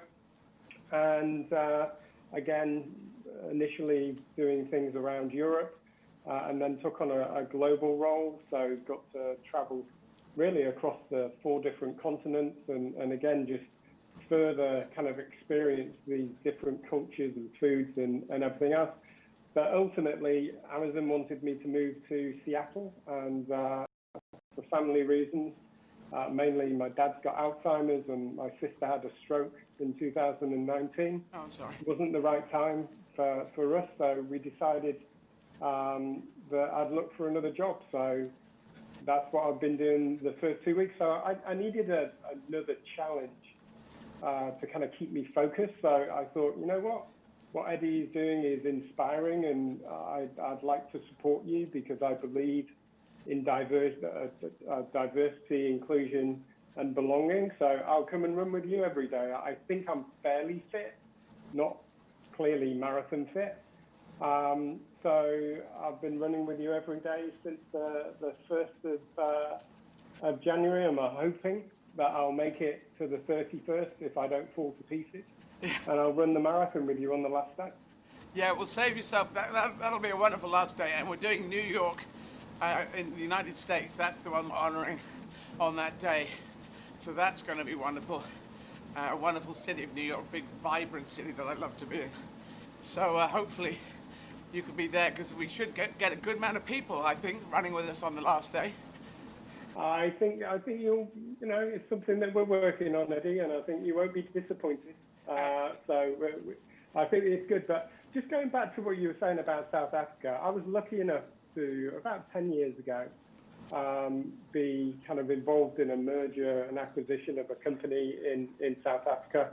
Spent a lot of time in Johannesburg, and I so enjoyed the culture of South Africa that when my daughter was 12, so this was about 6 years ago, my wife was looking after our dog, who was pregnant with about to have puppies, so she couldn't come. She was frustrated about that. But my 12-year-old daughter came with me to Johannesburg. We went up to Sun City, went to do some nature reserves and some safaris, which were amazing. But one of the key things that I wanted to do with her was to get some education and understanding about what happened in South Africa. Yeah. So we went to Soweto, we went to the Apartheid Museum. I remember going to the kind of monuments, the Constitution monuments in the center. And one of the things that really struck me was, it was just so powerful. And my daughter and I were stood in the middle of that square, and we were the only white people in that square. And I remember having a discussion with her about how we felt. As we were the people. Normally, it would be the other way around in different places where we socialize or where we've gone to school and all of those kind of things. And it was different, and it felt uncomfortable, and it was a really interesting feeling for us. And after we'd kind of finished in Johannesburg, we were lucky enough to go down to Cape Town, get on the boat to Robben Island, yep. see the cell the Nelson Mandela was in, and it was just you could feel it in the bricks. And it was just an amazing experience. But we also went to a museum in Johannesburg, the Hector Peterson Museum. That's what sparked the whole 1976 riots. Right. And that was just interesting for both of us to learn about. And we both kind of took a lot away from that experience. Yes, it is. It is good to learn about things, and when you're growing up in life, you tend to concentrate on certain things and getting yourself to a good place. I ran the 27 marathons to commemorate Nelson Mandela and all the apartheid guys, but particularly Nelson Mandela was in prisons for 27 years, and then to celebrate the way he came out without bitterness. But I never thought I did enough. Back in the day, in the early 80s, I was at uni, and I didn't buy the fruit, South African fruit, but that didn't seem enough. So I thought, I saw the Invictus film, I heard about the poem, my dad mentioned that to me, and I thought, I'm gonna go and run in South Africa. I just suddenly thought, it just suddenly struck me, and so that's what I did. And I love that. I love being able to have an idea and push for it, and then go for it and make it happen. It sometimes takes a long bloody time, but yeah. But it's good to have goals like this and push and. Yeah, I would agree with that. I think that having a goal, education for me, that's one of the big things or reflections. I look back on that 35 years of corporate, and I was lucky enough to work internationally. So in my early 20s, I started to kind of like go, oh, you know, everything isn't kind of white privileged male kind of orientated. There is kind of discrimination, be it kind of gender, be it kind of based on your color or your disability. And I had a number of things that happened along the way that really kind of helped me understand that actually, as I kind of built in my career, I can be an ally and I can help people. And I've been lucky enough in those kind of roles at FedEx or in Amazon to be in some form of leadership position. And I always would openly discuss those things with my teams. And it was something that I feel very proud about. And it's something that I believe that learning is the key. If we can educate people to be more tolerant or at least understanding of what it is, the differences in the world. I think you were saying this morning about the kind of Russia-USA kind of conflicts and how Reagan and Gorbachev were able to kind of make an improvement, whereas other presidents haven't been able to do it. So I think that if you can get an understanding for another person's perspective, it helps you kind of make that journey. Yeah. Yes, absolutely. So it's yeah. Well, I'm very pleased that you're doing these things, and I've got you allies yourselves with charities that promote diversity, inclusion, and belonging. I have in front of me, and there's a child bereavement trust. You're a Palestinian charity. Tell us a bit about that. Yeah. So Hope and Play is a Palestinian in the Gaza Strip for children. My brother was working for EMC at the time, and I remember him ringing me up going, do you want to come on a cycle ride for charity? And I was like, yeah, why not? And then afterwards he told me it was from London to Paris.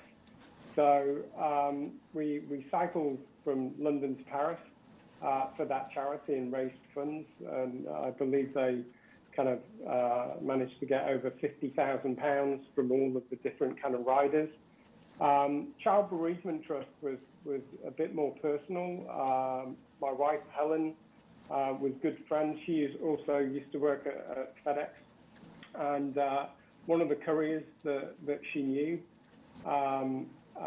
unfortunately lost his daughter in a terrible accident where her daughter, I think she was 2 years old or a little bit younger than that. She fell underneath into a pool underneath the pool covering, and she drowned. And both Helen and I felt very passionately about what can we do to help people through those kind of situations. You can never get over losing a child, but you know, maybe there's things that could be done. And Paul, who was the father, was supporting this charity. So we've absolutely gone and done what we can for the Child Bereavement Trust, and you know, I've run for various different cancer charities. I ran New York Marathon for cancer research. I've British Heart Foundation. And in some way or another, those things have touched me. And, I just want to be able to do something to give back, because they do such a great job and they work so hard for so many people. Yep. And I just believe that one day we'll find a solution for Alzheimer's. I hope they find it soon and they can help my dad, for example. Yeah. But in any kind of way, cancer, I mean, unfortunately, my sister, when she was 4, had cancer and subsequently had cancer through her life. So, those things are very personal to me. And I'm very lucky that I've got my health. And if I can do my bit towards making the world a better place, then that's what I'd like to do. And that's why I've got such an affinity, Eddie, for what you're doing, because it's something that I believe in. My motivation comes from my experiences. And you never know. I believe in random acts of kindness. You never know when you're going to end up falling off the wagon and you need help. So, I just think if you are in a situation where you can do something for other people, then do it. And it makes me happy to be able to do that. Well, very good. So just to be clear on that, so is the Child Bereavement Trust, is that a Palestinian charity, or is it other Palestinian charities that you were talking about? No, they were two separate. So the London to Paris and London to Amsterdam bike rides I did for the Gaza Palestinian children, and it was to really look after the children there, schooling, books, those kind of things. And then Paul, who was the courier at FedEx, who lost his daughter. It's a UK charity. It's fairly close by to where I live. And we wanted to, so they're two separate ones. Yeah, okay, very good, very good. Yes, I was born in an Arabic country, and with Palestine, we do want a two-state solution there, which the Netanyahu administration does not seem to be interested in. So that is what I feel, two-state solution. Apparently, occupied territories, they must become unoccupied. Exactly. But okay, well, I'm going to let you go. I'm no doubt going to talk to you more on Swift. Thanks very much for setting, because I believe you set up the Facebook MHG site. So thank you for doing that. Co-founder. No, not a problem, Eddie. And thank you. You educated us on voice to text, by the way. That was super helpful. We use it with hilarity because it pretty much goes wrong every time. Hey, can I ask you one question? Yeah. Just before the end. Okay, so you mentioned that you worked with Robin Williams. I nearly said Robbie Williams then, but with Robin Williams, who I've always seen as a comedy genius. Yeah. What was that like to work with him? Well, the work that I did was I met him about a number of times. First of all, I did a film called God, the name of the film has gone in my head. Anyway, it was from a book by Joseph Conrad, and it's starring a number of people, but he was in it and I was in it, and we didn't have scenes together, but I gave him a tape when I walked up to him and said, Mr. Robin Williams, and he said, Mr. Eddie Izzard. I thought, whoa, he knows my name, and that's crazy. And I said, could you look at this at some point? And he kind of looked at it immediately. He went up to his trailer and watched it, because within a few hours he was doing another scene and I was watching, and he was referencing to a bit of my stand-up. So that was beautiful. And then he got involved when I was in America and became producer, name over the title for when I was playing the West Coast in San Francisco and in LA. So he was very helpful in raising my profile there. And I knew him and I'd been to his house, and so that was the kind of things. I remember going to a party with him, and he was improvising. Actually, I remember sitting in front of a great French actor, and Robin was ad-libbing. This is during the film, and he was ad-libbing, and I was kind of sparring with him to ad-lib, And it was just fun, it was just crazy. I always tried to keep up with him because he loved to muck about in it and improvise. So I had some really good exchanges with him, times with him. And there is if you Google online, put in Robin Williams and my name and Billy Crystal's name and Gary Shandling name, or any of those, or three of them or two of them, and you'll get this one photo of all four of us, Gary Shandling, Billy Crystal, Robin Williams, myself, at the opening of one of Robin's films. And that was just beautiful to be there with these three great, funny people and me, the idiot on the end of the line. So, yeah, wonderful to have known him. Sorry to have lost him. Yeah. Yeah, very much so. Very, very sad loss. Well, look, I'll let you go and carry on.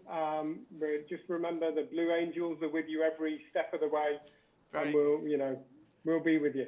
Thanks very much. Take care, Eddie. Cheers, Adam. Take care. Cheers. I'll talk to you tomorrow. Bye. Bye-bye. Okay. So we're getting my... Oh, my thing's playing up. Can you wind up the screen, please? Thank you very much.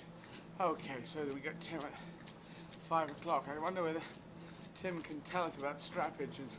Yes, yeah, I think we'll definitely have a big chat with Tim when Tim's on.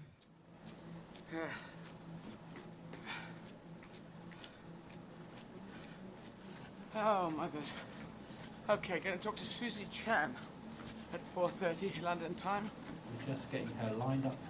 Okay, she's an endurance runner, Mizuno ambassador, and didn't start running until she's almost 40 years old. I hear this about a number of endurance runners. She has run the marathon des Sables, which is a very difficult one to do. It's 6 days, 251-kilometer ultramarathon, approximately the distance of 6 regular marathons. She has run it more times than any other UK female. Fantastic. She's also broken 12-hour treadmill world record in 2016. Now, I wouldn't want to do that because I'm doing 6.5 hours and that's bloody enough for me. And I overcame cancer in 2017, so I talked to Susie about that as I struggled through this. Oh, that's 10. At the moment, I'm not going to make it. So, we shall... I'll do what I can do, but I might have to run, stop, do the gig, and come back to running. So bear that in mind, ladies and gentlemen of the world. I might not be stopping at 6:30. I might just be pausing and then back at probably about 8:15, 8:10. To get it finished. I'll try. Don't know what the best thing to do is. Oh. Yep. Anyway, soldiering on. Trying to get this leg working. Hi Eddie, I can see Susie on camera. She's just adjusting her camera. As soon as we've got a good picture, we'll put you through. Okay, very good. Keep you updated. Thank you for the update. Oh.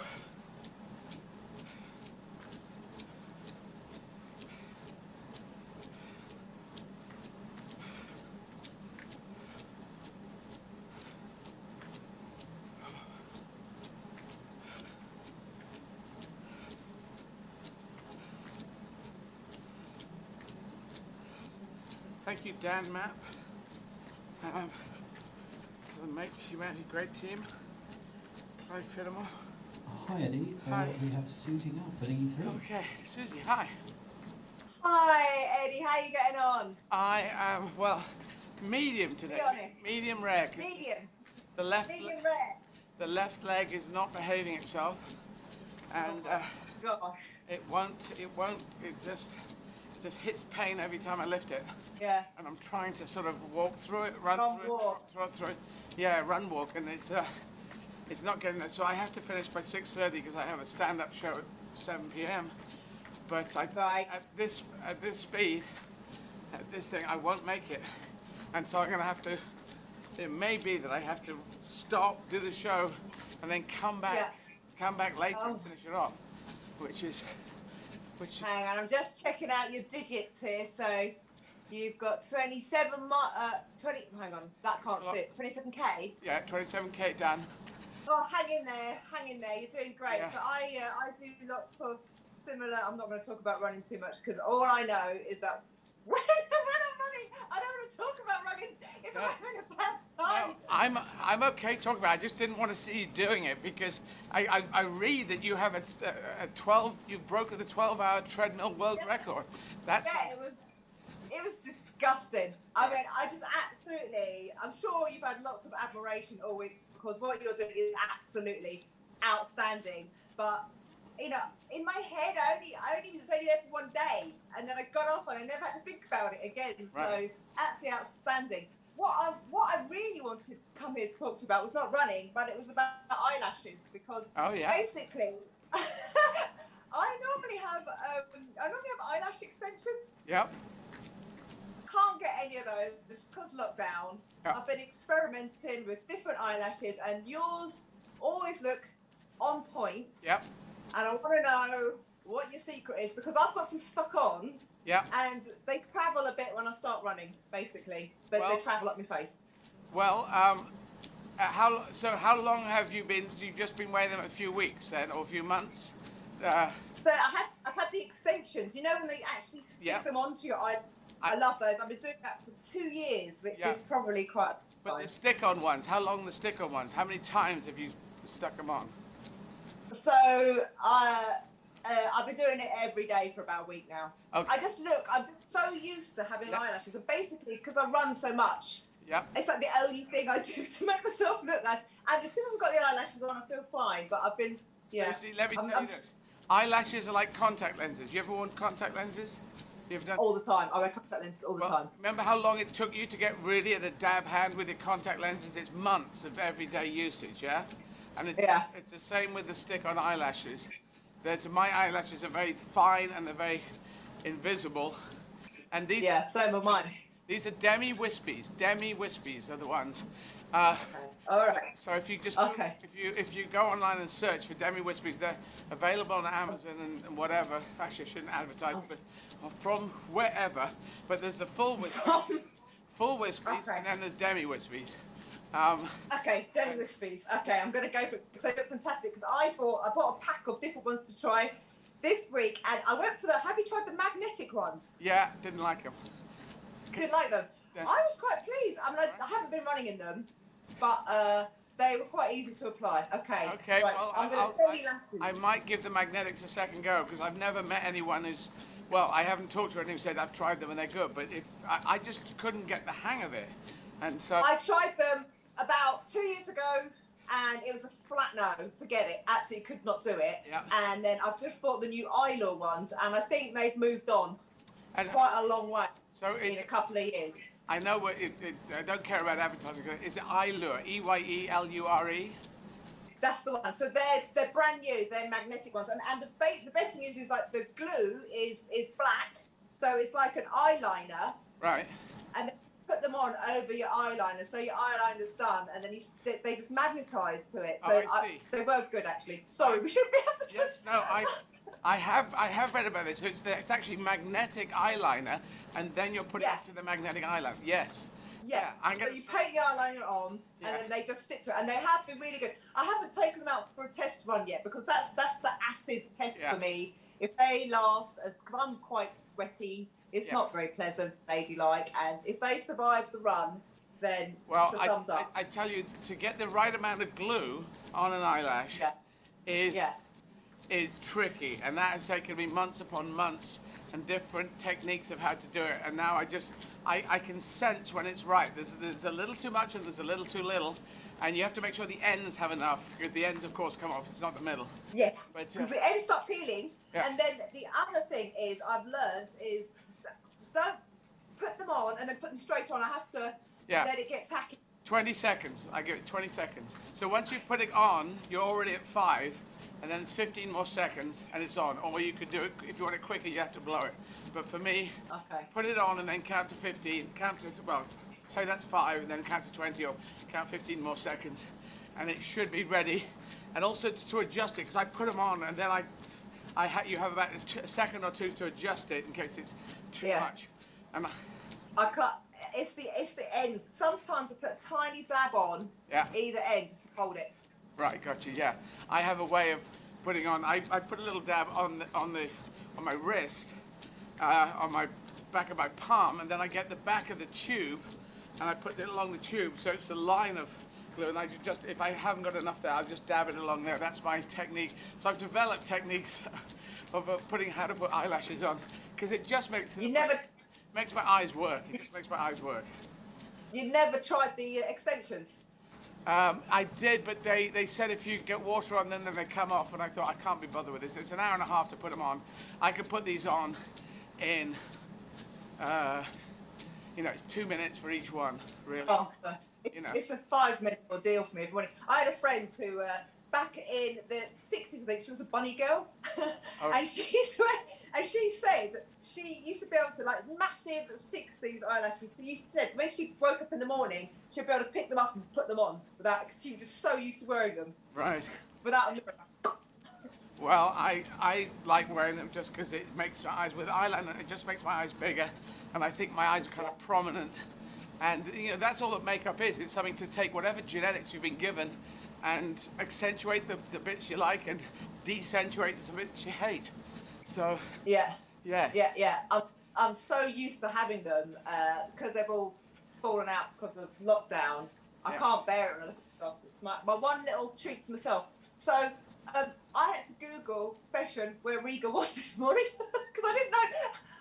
It rung a bell, but I didn't know where it was. So Latvia. Yes.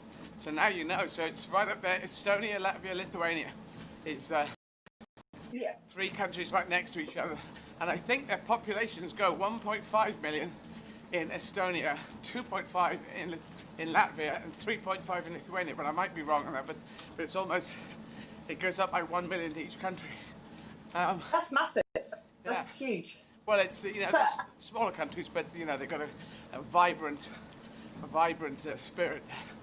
So I ran there 11 months ago in actual Riga on the 18th of February last year. I was running. Really? Yeah. So I ran. Wait, is it flat? Well, I chose flat pieces. I don't make it too hard for myself because, God, I'm doing one after another, and it's too much. But tell us about yourself. So you didn't start till you were 40. Yeah, I was about 36. 36. I was about 36. I was just sitting at home, single mum, in a bit of a rut, watching, crap on TV, drinking wine every evening. Just nothing really going on there. And then my brother was running a marathon as like a life bucket list thing. And he said, come and run a half marathon with me. And I was like, well, why not? I've got nothing else to do. And basically, I just ran. I don't even know, before, I didn't know anything about running. I didn't know about minute miles, didn't know about trainers, I didn't know about pace. And I just used to run up and down the road. I think I got up to about 8 or 9 miles, something like that. And then on the race day, the half marathon race day, I turned up to the start, like, terrified, because it's really intimidating if you've not done something like that before. Right. And you're looking around at everybody, and then I didn't have proper trainers on. I had like gym shoes, I had an underwire bra on. Wow. And I'm told it was something called a trail race, which I didn't even know what the trails were. Didn't have too much time to think, and then went. And it was up and down, through the mud, through the trees. I got really muddy. It was really hilly. I genuinely thought I was going to die at some point. And then towards the end, and maybe you'll understand this, there just gets to there's a point where you just know it's going to get done. You just know you're going to do it. And, you're hurting, but you know you're going to do it.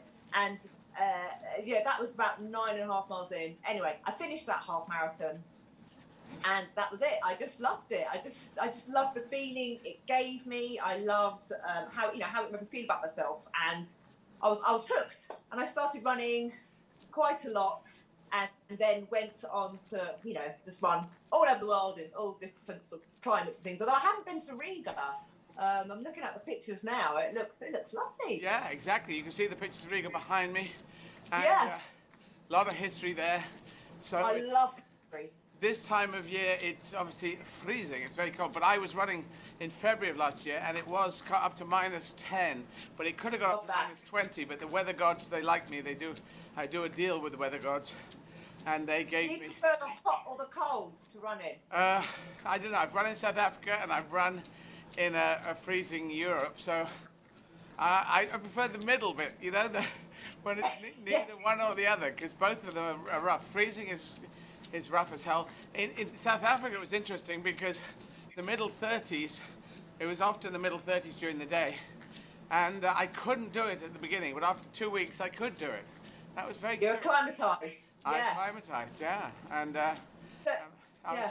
on the last day, I did a double marathon, so that was 84K plus, and then I ended up doing 90 because they've got this the Comrades Marathon in South Africa. Yes. Yes.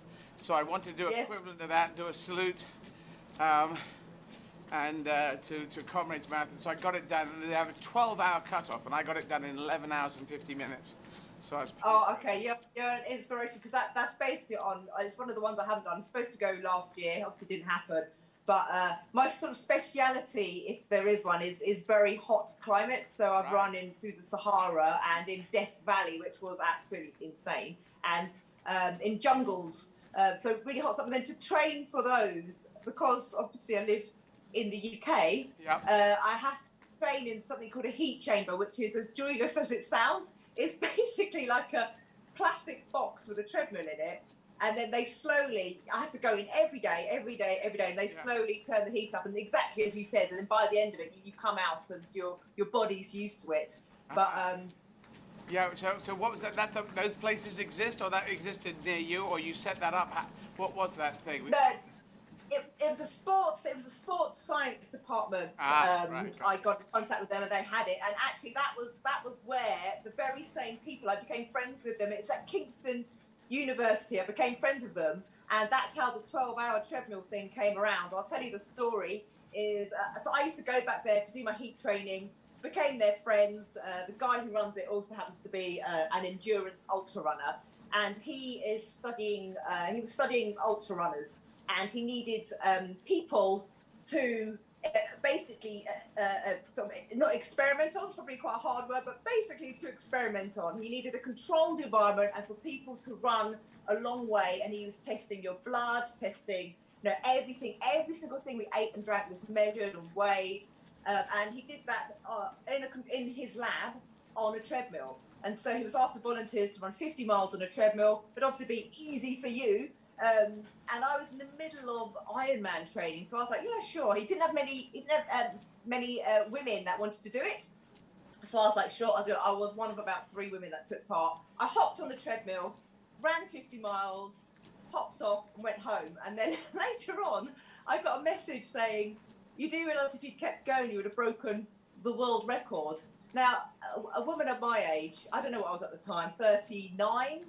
40 maybe. Right. It's not often you get the opportunity to break a running world record, and I'll be honest, between you and me and all the people watching this, it was a relatively easy one to beat in terms of performance, because obviously not that many people want to be on a treadmill for 12 hours. But we set it up. It was a huge amount of admin to set it up, because Guinness World Records wanted loads of different things to satisfy the criteria. It was all live streamed, and I wouldn't say it was fun. It was. I had one of those days where I just got on the treadmill. It was just one of those days where you start running and you're like, nah, I'm just not feeling it today. And I toughed it out for 12 hours. But you toughed it out, Jane. You got it done. Yeah. Well, I'm not feeling it today. So I'm. You'll tough it out though. You'll get it done. Well, it looks like I'm gonna have to do the gig and then come back to running. That is what it's looking like at the moment. And let's have a time check. You've got how long does it take you to get to the gig? Well, the gig is here, but I've got to just get myself ready. So I've got to finish by 6:30. So I've got an hour and a quarter, and at this speed, I've got 2 hours and 14 minutes to go. So I'm going to be late. So, but it doesn't matter. I'll have to just split it, do the gig, and then come back to it. Yeah. That's Are you getting lots of sleep? no, sporadic sleep, waking up every sort of hour, 2 hours, but not too bad last night. But this is just weird. I want to ask you about the Marathon des Sables because I was born in a desert country, so it'd be nice to be able to run desert. What was it? I was born in Yemen, in Aden, in Yemen, the city. Were you? I'm right at the south, yeah. And I know how you ended up being born in Yemen. well, we British used to do this colonial thing where we go around the world saying, I'll have that country, I'll have that country, and that country. Oh, God. And in Yemen, we needed a deep water port for ships from India, with another entire subcontinent. We said, well, thank you, we'll have that. Or we'll tell you, the Indian people what to do. And so we'd taken over the port of Aden, which is actually Aden, but for some reason we couldn't say Aden. And it's like taking over Southampton, or maybe the Americans taking over Guantanamo Bay. It's one of those things. So my dad was working at a BP refinery as an accountant. My mother was a nurse there, and they met there at the refinery. So it's nothing to do with anything except they just happened to be in the same place. And an Arabic and a desert country. So tell me about Marathon des Sables because it intrigues me. It's in the back of my mind. You'll find it. I don't think you'll find it too hard because I think what you're doing now and what you have done in the past is definitely tougher in terms of the actual physical act of running. What is tough is it's 6 days and you can heat train, but we've already been through how you get your body ready for the heat. Yeah. But what is difficult is the lifestyle because you're living. It's self-sufficient, it's called. So everything you eat, everything you sleep on, if you want to change your clothes, anything, any sort of vague luxury, for example, like a spare pair of socks, some clean underpants, that you have to carry it all on your back. So people are obsessed in the lead up to this race about what they can carry in their bag. And I've done it 4 times now. And the first time I did it, my bag was probably about 1.5 kilograms heavier than the last time I did it. And so what is difficult is the lifestyle, I would say, because I'm not so big and I can't carry like a huge 10-kilogram rucksack. So I will eat what are the minimum race requirement for calories in a day, which is about 2,000, and I'm burning about 4,000. So basically, it's the lifestyle. It's simple things like you don't see a chair, you don't have electricity, there's no contact with the outside world. And if you want hot food, you have to heat up the water yourself. So that means you have to bring some fuel tablets and a little thing to heat it on. But having said all that, the lifestyle is hard. But having said all of that, there's something magical about it because the desert is outstandingly beautiful. I love deserts. So I think people see them as quite sort of boring, obviously dry landscapes, but as you move through the desert, it changes so much. It's just astonishing. It's just absolutely beautiful. There's nothing quite like living in that sort of bubble where you're just running. You're in it now, running, eating, sleeping, and doing it again. But you're in very close proximity to people who become your true friends because you're not in a hotel. You're sleeping under the stars, and it's a real sort of humbling experience. It's just you have nothing. Everything's incredibly simplified. And Susie, I'm going to interrupt you because I really want to know. It's the equivalent of 6. So is it just one long continuous race that you sleep when you want, and then you get up and you carry on? Is that how it works? No, so it's a set course. So each day is a set day. It has a start and a finish line, and they provide water. And it's a set course. And normally it's something like, this is going to sound easy to you because of what you've literally just said to me. The first day is normally about 20 miles. The second day is normally about 18 miles, but it's quite technical. So they'll have some big climbs. There aren't that many climbs in the race. The third day, again, about 20 miles. And then day 4 is the ultramarathon day. It's normally anything from about 40 miles to 60 miles, depending on the year. And then if you run that in one go, without stopping, you can then have what's called the rest day. You don't have to do anything the next day. So they give people 48 hours to do that really long stage. Yeah. And then it's a marathon, 26.2 to finish.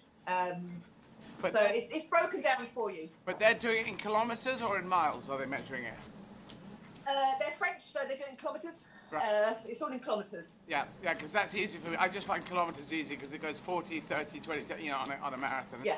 I do. Find... It's all run by French people, so everything's in kilometres and dual language. So you'll be right at home. Oui, pas de problème en français. Pas de problème pour moi. But and so you're talking about the sleeping. Do you sleep every night? You say you do the first day, 20 miles, and then you sleep in your own tent that you've carried on your back, waiting for the next day. So they provide cover, a shelter. I mean, it's not a tent. It's basically a blanket on some sticks. They're set up by the local people. So it's pretty much as they have been sleeping for hundreds of years. So it's pretty rudimentary, I would say. So the sand's going to come in on you. So I've got in my backpack, I've got a sleeping mat, which I sometimes take, sometimes I haven't. Really small, literally enough to cover my shoulders and my hips. Yep. And then my sleeping bag, which is super lightweight, and then I'll just get in that. And you normally wake up covered in sand because it's open on two sides. It's just like a blanket on sticks.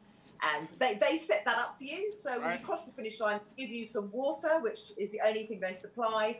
And then you walk to your little tent, and then your tent mates will slowly come in, and then you just watch the sun go down. And normally you're asleep by about 7:30 because nobody's got a clock. You don't care what the time is. Yeah. You're up early the next day and move to the start line and then go. Honestly, you'll not only will you love it, you'll be fine at it. It's just an extraordinary experience. And I've managed to take a couple of.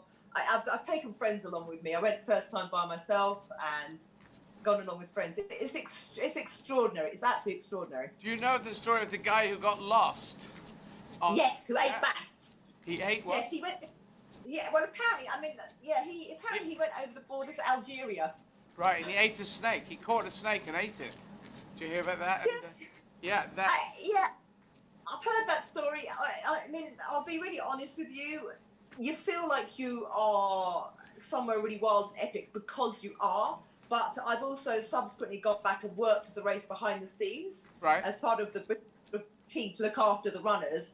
And actually, you're really secure. I mean, obviously it's a dangerous environment, but all of the staff who man, look after runs and man the checkpoints are all doctors and nurses. So and they've got helicopters going up and down the course. They've got an aeroplane. You've got a distress flare and a beacon, so you can't really get lost now. I mean, it is wild. Don't get me wrong, but there are safety measures in place. I'm not worried about it, but that's a true story, isn't it? The guy who got lost. That did happen. Well, the guy got lost, yeah, and then his story got elaborate. It got very elaborate. More times he told it. Oh right. Okay.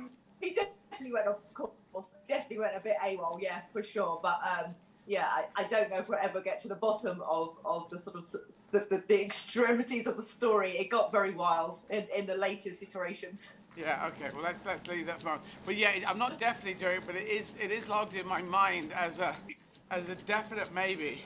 Oh yeah. If you ever want to do it, let me know. I would come to you. I would seriously come to you and talk about it. I want to talk about two more things before I let you go. One is. I'm very positive on, I believe we're all immigrants, we're either immigrants or historical immigrants, and obviously you have a heritage. Would you tell us about your heritage? Are you first generation, second generation for this country? Tell us about your... So my father is Hong Kong Chinese, and my mother is English, and my father came over when there was that big push back in, the 60s, I'm going to say the 60s, for NHS workers. So he couldn't speak rudimental English. And in Chinese heritage, he's the oldest son. So he's the one that has to provide and bring home the bacon to the family. So his family were incredibly poor. His father died when he was very young. So it was just his mum, and they had literally pretty hand-to-mouth existence. She saved up all of her money and put him on a plane to the UK, where he trained to become a nurse. And when he was in nurse training, he met my mother, who's just English, and there was four of us. And as I got a bit older, I found a book on my dad's bookshelf, and he'd underlined all these words. Yeah. And the book was Pickwick Papers by Dickens. Yeah. And he'd chosen this book, and every word he'd underlined was a word he didn't understand in the English language, and he'd looked it up, and in the sort of margins were explanations, and they were quite simple words, which, you know, so he knew the word shoes, but he didn't understand the word boots. So, and so I look at this book, and, you know, he became, he's still got a very heavy Chinese accent. Right. But gone on to be a doctor, and you know, he did quite well in the NHS and ended up looking after South Surrey. All the hospitals. That's a beautiful story. Someone who was a nurse who went on to be a doctor. That's not very usual. It's quite rare. It's quite rare. Yeah, it's a beautiful thing. Super proud of my dad. And your dad? Well, I was going to say your dad spoke Cantonese, yeah? So my dad spoke Cantonese, and I tried to learn it when I was younger. He didn't speak it at home. I tried when I was young, which was a shame, a massive shame. Yeah. And then what happened was I got to about 21, and I thought, look, I'm terrible at languages. I envy you. And I took myself to night school to learn Mandarin, and I did that for about 2 years. Got to Mandarin's tough.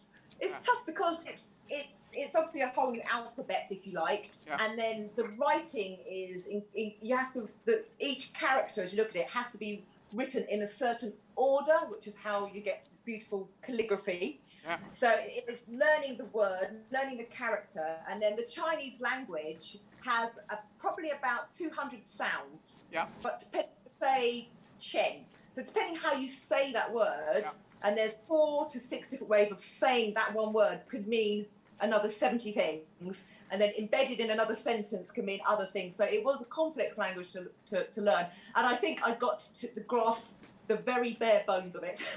And I can't. And then I had a baby, and then my brain turns to gravy, and I can't barely remember any of it. But I can still, when I'm looking at looking at the script, I can recognise some words.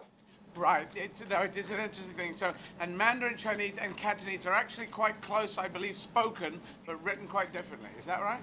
No, it's the other way around. They're written quite similar, but they're spoken differently. Mandarin, they simplified it in the 70s so peasants could learn to read and write, and basically they simplified the language because it's such a huge country, and they've made it down to a smaller number of tones. And Cantonese actually has more. It's a bit broader. So Cantonese was, out of the 2 to learn, I decided to go for Mandarin because it's more widely spoken, and also it was slightly easier. It is on my list as well, after politics, the Mandarin Chinese. So I will come to China, and I have played China. I have played Beijing. Have you? No, Shanghai. I'm so sorry. I played Shanghai. Yeah, unfortunately it was in English, but they did have people sitting in the back of the I think we got the first license, didn't we, Sarah? I think we were the first. Yes, we did. Of that height, of that level venue capacity, you had to get a license from the government, and I think we were the first Western stand-up show to actually be granted a license. Yeah. Yeah, there you go. So that's incredible. That's absolutely incredible. I mean, it made the language, the sentence structure, and you'll realise this when you come to learn it, makes sense to me. As opposed, it's completely like, forget everything you ever know about Western sentence structures, just forget it, it doesn't mean anything. They start off with the biggest thing, going down to the smallest thing. So if the person enters the house, in Chinese, it's the house is the thing the person enters. So logically, whatever the largest thing is, I mean, I could, if I'd had half an hour again, I could basically taught you how to use a Chinese dictionary in 20 minutes, and then you'd be good to go. Very good. All right, well, I'm going to let you go. Thank you very much for talking to us. Take care and keep doing the crazy. Good luck, yeah? Yeah, and you're Mizuno ambassador, and they've got Make Humanity Great Again hats as well, and tops and shirts. So they should be able to give you one of those as well. I will do. I'll put a little swipe up to donate to Emma's stories. Thank you so much. I hope you're feeling better. You're looking great anyway. Cheers, thank you. I'm trying. Cheers. Thanks for the eyelash tips. No problem. Okay, going to the loo quickly. Back in a sec with Tim. Or if you want, you, Tim.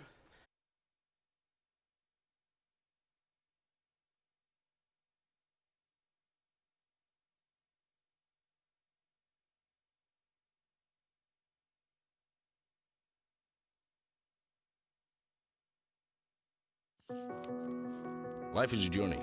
We set out not knowing exactly where we will end up. It can be tough. It can be hard. Sometimes it takes a "I will." Other times a simple "I do." We take each step with our focus ahead. We have plans and strategies, but they do not always work out. There are times when we get knocked down and doors close behind us. Our hopes can often be replaced by fears. We can lose our direction and struggle with change, become passengers in a life that is spinning too fast. At times like this, we need someone beside us. Someone to listen, to advise and support us, see what is really possible. Someone to give hope and to get us over that line. And someone to say bye when the job is done. Walking with the Wounded supports ex-servicemen and women with physical, mental or social injuries to gain the skills and qualifications to develop new careers outside the military, reintegrate into society and provide long-term security for themselves and their families. Our programs give vital support to the most vulnerable and hard-to-reach veterans, those who are wounded, homeless or within the criminal justice system. Support more of our wounded to regain their independence.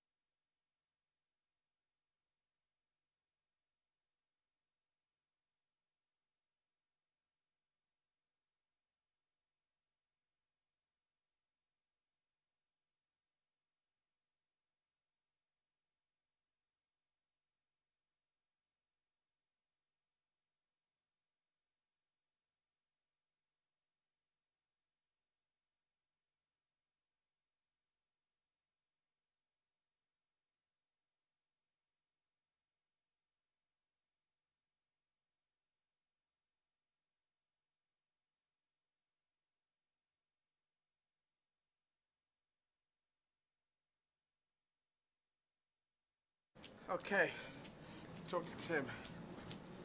Bloody hell.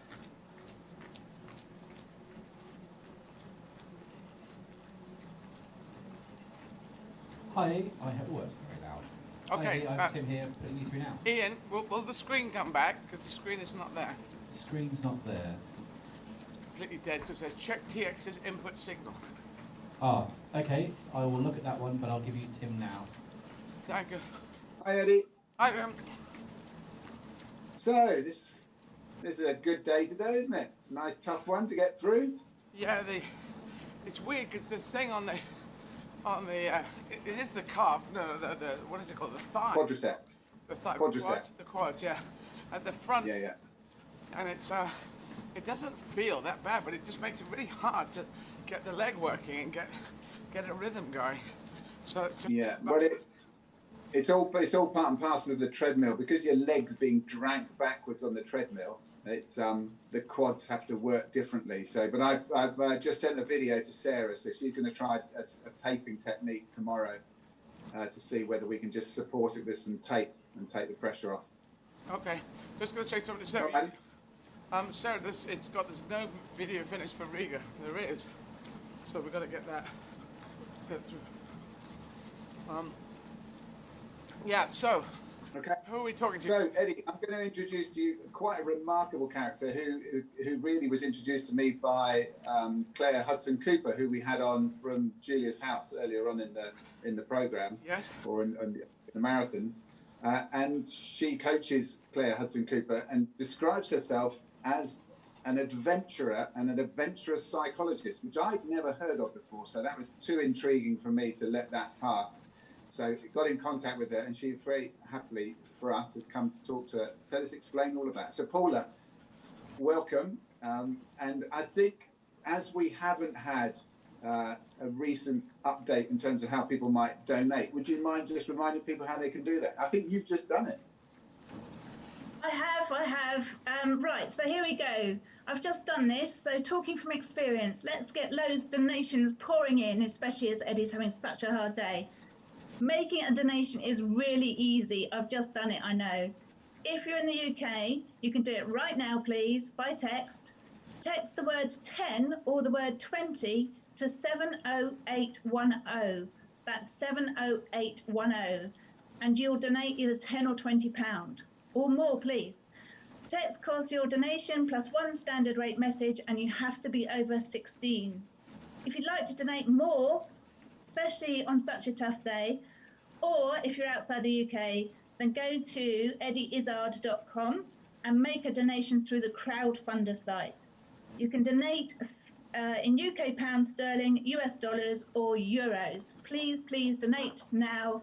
Eddie's having a tough day. Yes, indeed. Yes, indeed. Thank you.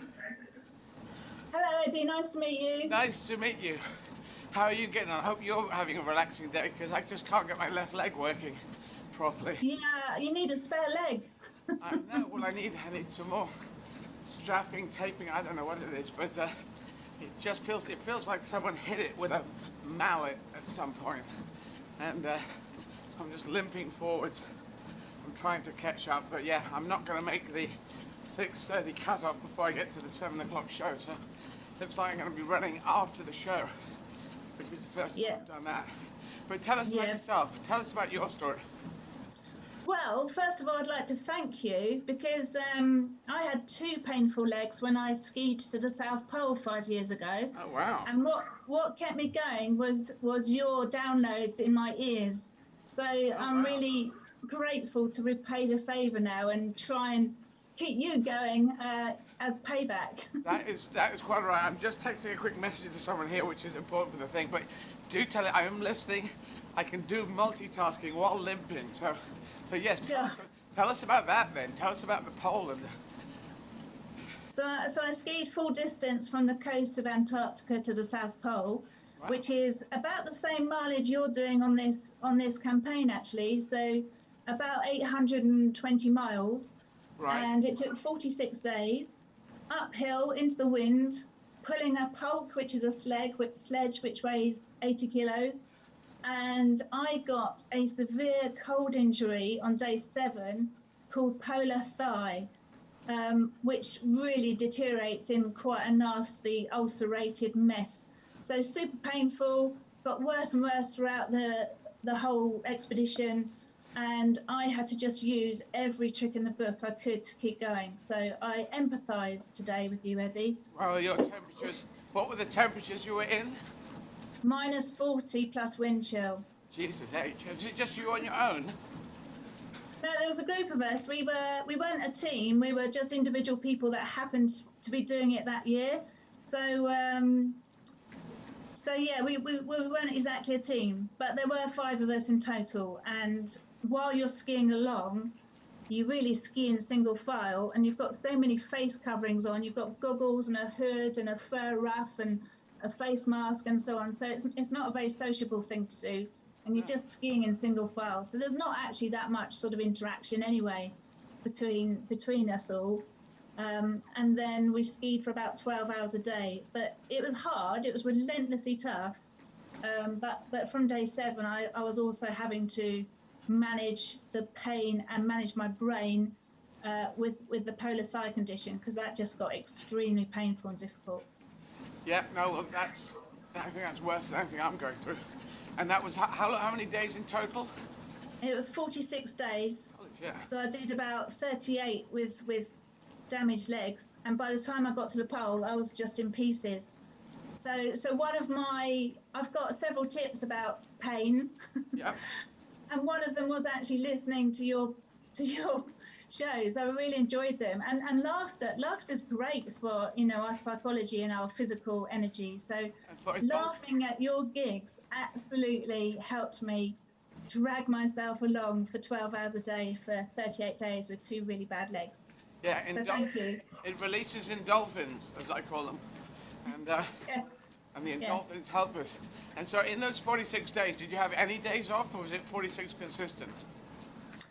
There was a couple of days off. Day 8, after we found out that I had polar thigh, there was a few satellite phone calls going on and talk about medevacing me out.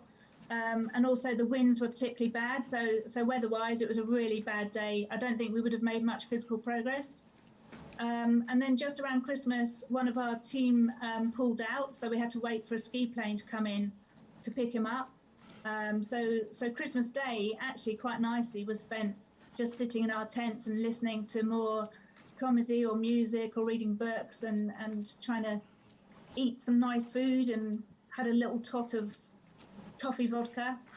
Bloody hell. So that's cross-country skiing off the charts, I take it? Yeah? Yeah, that's freehill skiing, yeah, and sort of uphill. There's also ridges of snow called sastrugi, which is like hard ridges of snow that have been formed by the wind. So you've got uphill, obviously slippery conditions, sometimes a whiteout, and sastrugi all make it particularly tough. And if you're going up a hill, do you have to go up sideways, the side steps, or do you do that V formation for going up? How do you get up hills?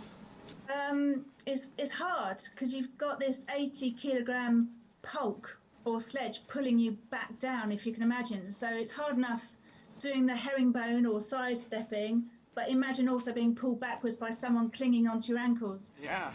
So we had what's called half skin stuck under each ski, which, if you go forward, they slide, and if you start to slip back, they gripped on the snow.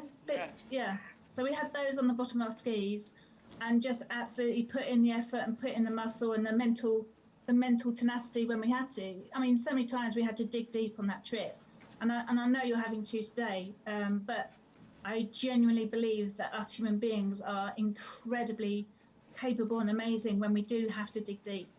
I think we can all do more than we think we can do. I feel compared to what you did, I'm digging medium deep, but it's just the endlessness that's going on. And the gig afterwards, the psychological thing of that, so you use up your body energy, then use up your mental energy, and it looks like tonight I'll have to come back and continue with my body energy, so it'll be a late one tonight. We shall see. But I've got a ticket for tonight, by the way, which I'm really looking forward to. But one thing I do is practice reframing, where you turn an unhelpful thought into a helpful thought. Right. So the thought about having to run again tonight after your gig, I would just turn around to say, well, that's different. I haven't done that before. That, you know, I'll put some extra sweets or chocolates to one side for that and do something a bit different. You know, just try and see it as another adventure after your gig, even reframing it.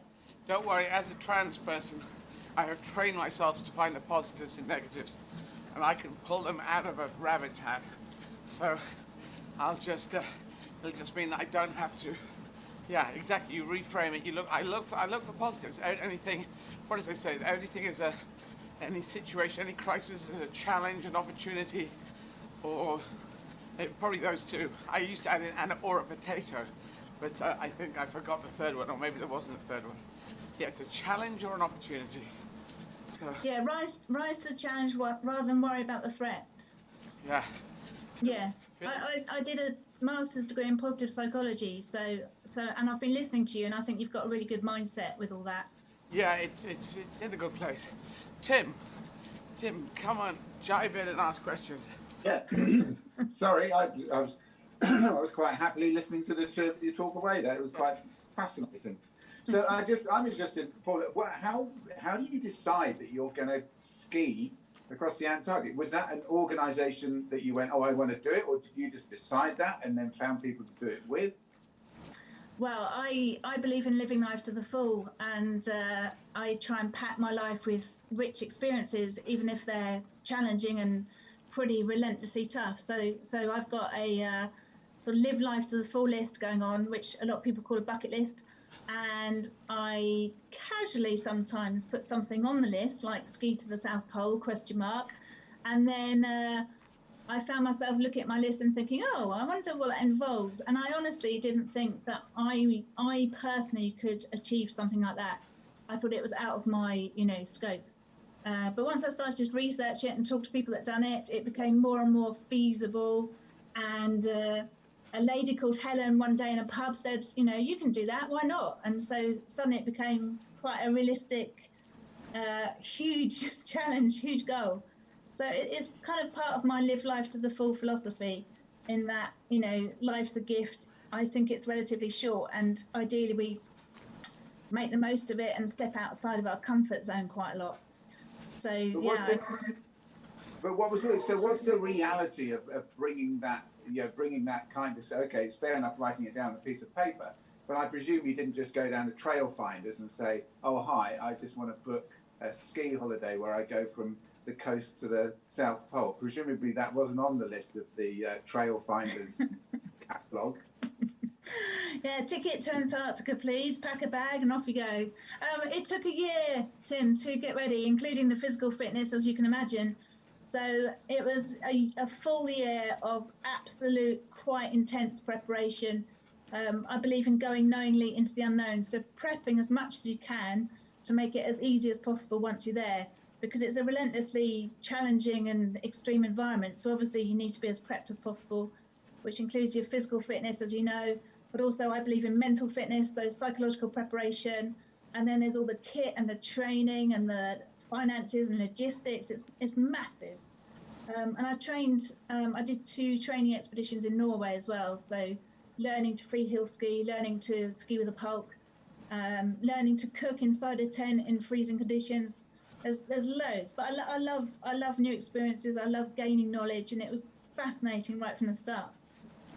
And who were your compatriots? Who were the people that you were with? They were random people. So one of my teammates was a guy called Julian Thomas, who was the headmaster of Wellington College, and we had lots of fun together and lots of banter as we skied along. And we both had a sort of mantra, which was to choose your attitude. So on my skis, I had written choose your attitude, as in no matter what happens to you, you still have the choice of attitude. And also, pain is temporary, pride is forever. So I think that one's obviously a good one for Eddie right now, in that we can suffer pain in all sorts of ways, but the way we conduct ourselves, the way we can carry on with some sort of dignity or kindness or compassion or strength, then that will stay with us forever. And that's quite interesting, because had you done work with the people prior to going on the trip? Because group dynamics is a huge thing in these kind of events, aren't they? Yeah, I mean, your life is literally depending on each other, because it's so extreme, and you can hardly just get on the phone and dial up some help or support or a pizza or whatever. So we didn't on this trip. It wasn't part of the schedule. But once we got to Chile, we had a couple of weeks in Chile to sort ourselves out and buy local food and pack and so on. We did as much team building as we could, because we knew that the dynamics and the communications and the assumptions and the values would all kick in. So we did what we could in Chile over just cups of tea or even drinking games, just so we can get to know each other as best we could. But yeah, I've also sailed around the world. I did the Global Challenge round the world yacht race. I want to hear about that. Tell us about that. Which? The yacht race? Yeah, the yacht race. So yeah, the Global Challenge is a round the world yacht race. It takes 10 months, and there were 12 boats, 18 people on each boat. So just talking about teamwork and team building, imagine 18 people living on a 72-foot boat together. That requires quite a bit of decent team dynamics and communication skills and all that. So that was a dynamically challenging, unforgettable, impactful, incredible experience. Wow. Is there anything in particular, Eddie, you want to know about? Well, no, I'll tell. It's just, I mean, any of these challenges, doing amazing things, I just find them fascinating. I got one. This isn't something I did, but I was in the film, the TV. Mini-series Treasure Island that was on Sky, and it was 2.5 hours, and we had a boat. There exists some very old boats, very old ships from those days that have been sort of reworked and maybe given a motor as well, just in case they need them, that kind of stuff. But they look very much like the old ships, and they can work like that. And this company owned 3 of them. We used one of them in Dublin. As a ship, and we shot on the ship for one particular scene, and then the young crew sailed it across the Atlantic in the old style, to use in Puerto Rico when we got there for the 5 weeks of Treasure Island, the location being there. So I just thought it's an amazing thing for you guys to go. I assume if it's around the world, then of course you go through the Atlantic. But they went across the Atlantic in an old style ship, in the old way. I just thought it's just wonderful idea, wonderful adventure. Yeah, I've got a lot of respect for the old pioneers of expeditions adventures, because of the kit and the equipment and the clothing was so basic. But then in comparison, I think there's a lot of pressure on modern explorers and adventurers and sports people, because the expectation's higher. You have to go faster or further or something like that. So I think there's different challenges for each era. But I also just want to mention I'm due to row the Atlantic this year, so I've signed up to do the Atlantic Challenge, which is 3,000 miles rowing. Wow. And I'm in a team of 4 girls. Excellent. And we've all committed, Eddie, to support you by rowing alongside you for a marathon in one of the days remaining. So we're all going to be doing a rowing machine marathon each alongside you one day in support of this campaign. Well, can I suggest the last one, the New York Marathon, 31st, the last time, there's a lot of runners coming on Zwift, so it'll be a big old party of people out there on the last day. If you can make the 31st work for you, that would be a fun one to do. Okay, we'll have a look at that. It will break me though, because I've only rowed about 4 times so far on my trainer. Okay. Yeah, well, you're gonna have to. Well, I'll be taking loo breaks, so you'll be able to take loo breaks as well. But I might be stronger by then. Can you?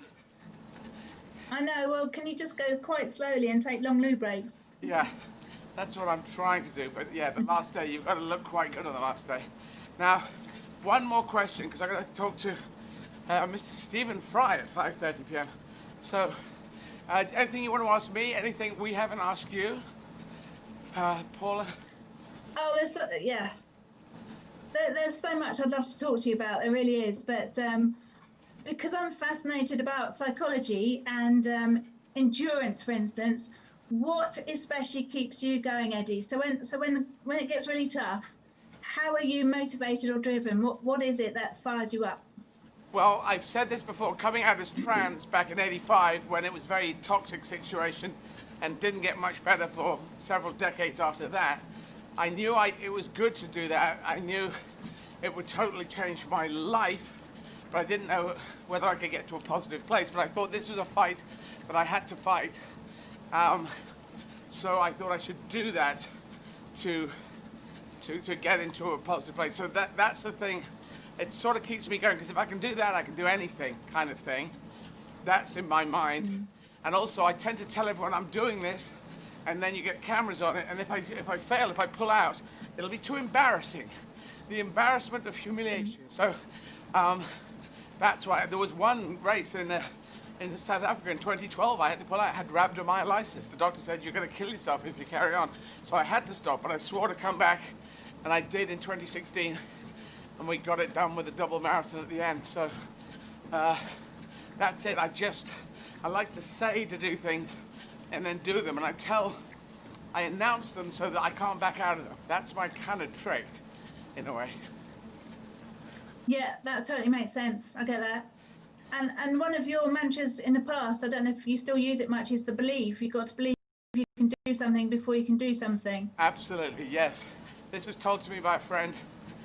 Colleague when I was a street performer, and I've realized it is the thing that everyone uses. You've got to imagine yourself into that place, and also so there's the belief thing, but also there's a special forces thing of always be ready for something. At the end of a thing, be ready for the next thing. That is a test that they do in selection in special forces, that when you finish the final test of selection, they will usually say, okay, we've finished. But actually we got another 30-mile 50k hike we're going to do, which we've just had to add on, so get ready for that, and we're going to set off in 10 minutes. And a lot of people pull out at that point, and it's the people who keep going at the end, they're the people who get through to special forces. Yeah, I'd say that was so much about what's going on up here rather than physical resources. Yeah, I say about aiming for beyond the finishing line. Yeah. When we skied to the South Pole, the day before we finished, we could see the Antarctic Research Station on the horizon. Wow. And the impression was that we'd arrived, we got there and we'd done it. So Julian, who I mentioned before, he kind of thought, yay, I've made it, I've done it, I'm okay, we did it. And all of his energy left him because he'd kind of stopped too early. Yeah. No, you've got to go through the thing. No, I didn't realize that could happen. I don't think I'd do that. I'd see it and I'd say, right, I'm getting to that bloody place. So, and people do speed up at the end.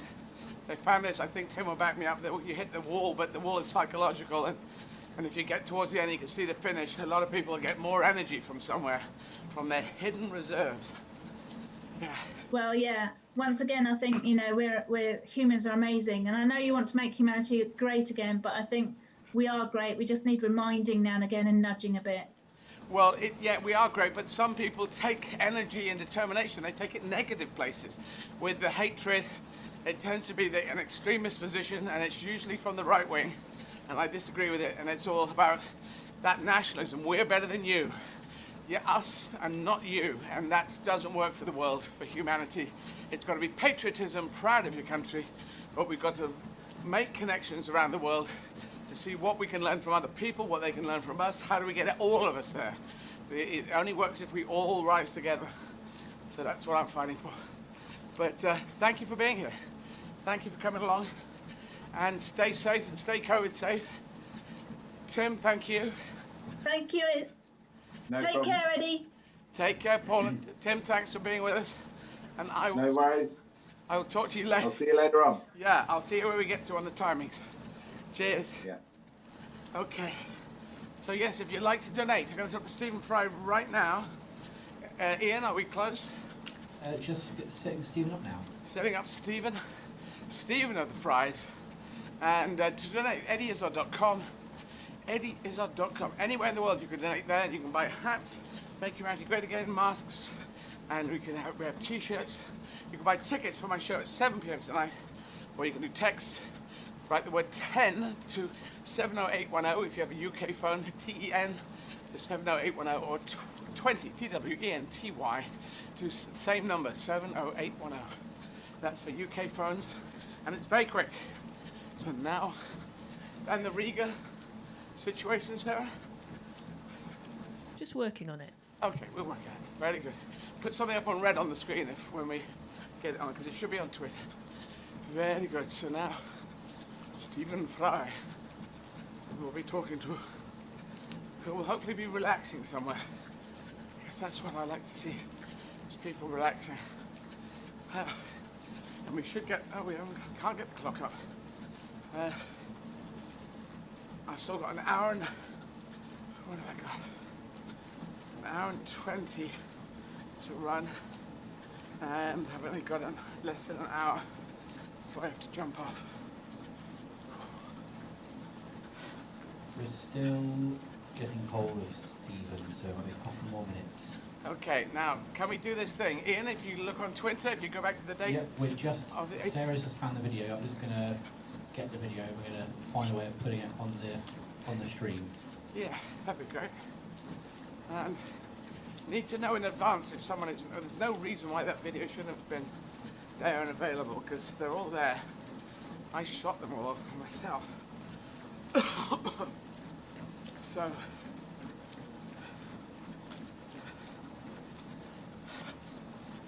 Oh. Trying to get this leg working. Hi, Eddie. We have Stephen for you. Stephen Fry. Eddie, my dear you. How are you? I'm very good, thank you as well. I'm pretty good. My left leg has been complaining all day, so I've been limping. I gather, yeah. Oh my, you really are extraordinary. I don't want to bore you with all the superlatives that have already been heaped on your head, but I tried to get sleep last night, and I was thinking about what I would be like if I was doing this, and I just can't even take my mind there. It's as if you're from another planet. You are extraordinary. But I know you don't like hearing this, no, but you really are. Let me say this, Stephen, because you know that you do extraordinary things, and you would say it beyond with your mind, and you were probably never into sports. Were you into any sports when you were younger? No, when I was young, I loathed sport. Of course, the revenge of time means I now love almost all sport. Actually, I tell you what I love is games. Right. So I love snooker and darts and cricket and football and things where there's a fantastic structure. I'm not quite so keen on athletic things like cycling and running, because there's no real, drama or narrative. Of course there is, if you understand these things. There's always a narrative, but I just love the excitement of who's going to win and how are they going to do it. But But you're talking about the watching of them as opposed to the doing of them, yeah, on these sports? Oh, absolutely. As far as participation is concerned, I mean, I like pushing a snooker cue and throwing a dart, things that don't involve strength and pain, Eddie. Pain. Call me strange. I find pain a pain. I don't like it. It upsets me. I can prove to you that you could do a marathon if you want. Now, you're not going to do one and you don't want to do one, but there's a logic. I have logic proofs. You might like this idea of logic proofs. You might even do it yourself. I have two. This is my logic proof. If you had a loved one, a dear loved one of yours, and you were in a lockdown situation, maybe a terrorist situation on top of it, so there was no taxis, cars, or anything. You could only have your body, and there was medicine that would keep them alive, and it was half a marathon away. It was 13 miles, or it was 21K away. You would get there. It wouldn't look pretty. It would be fantastic, but you would have the motivation, and you'd get yourself there, you'd get it, and you'd bring it back. You would surprise yourself. If you don't believe it, I think you would, because that's the thing we humans do.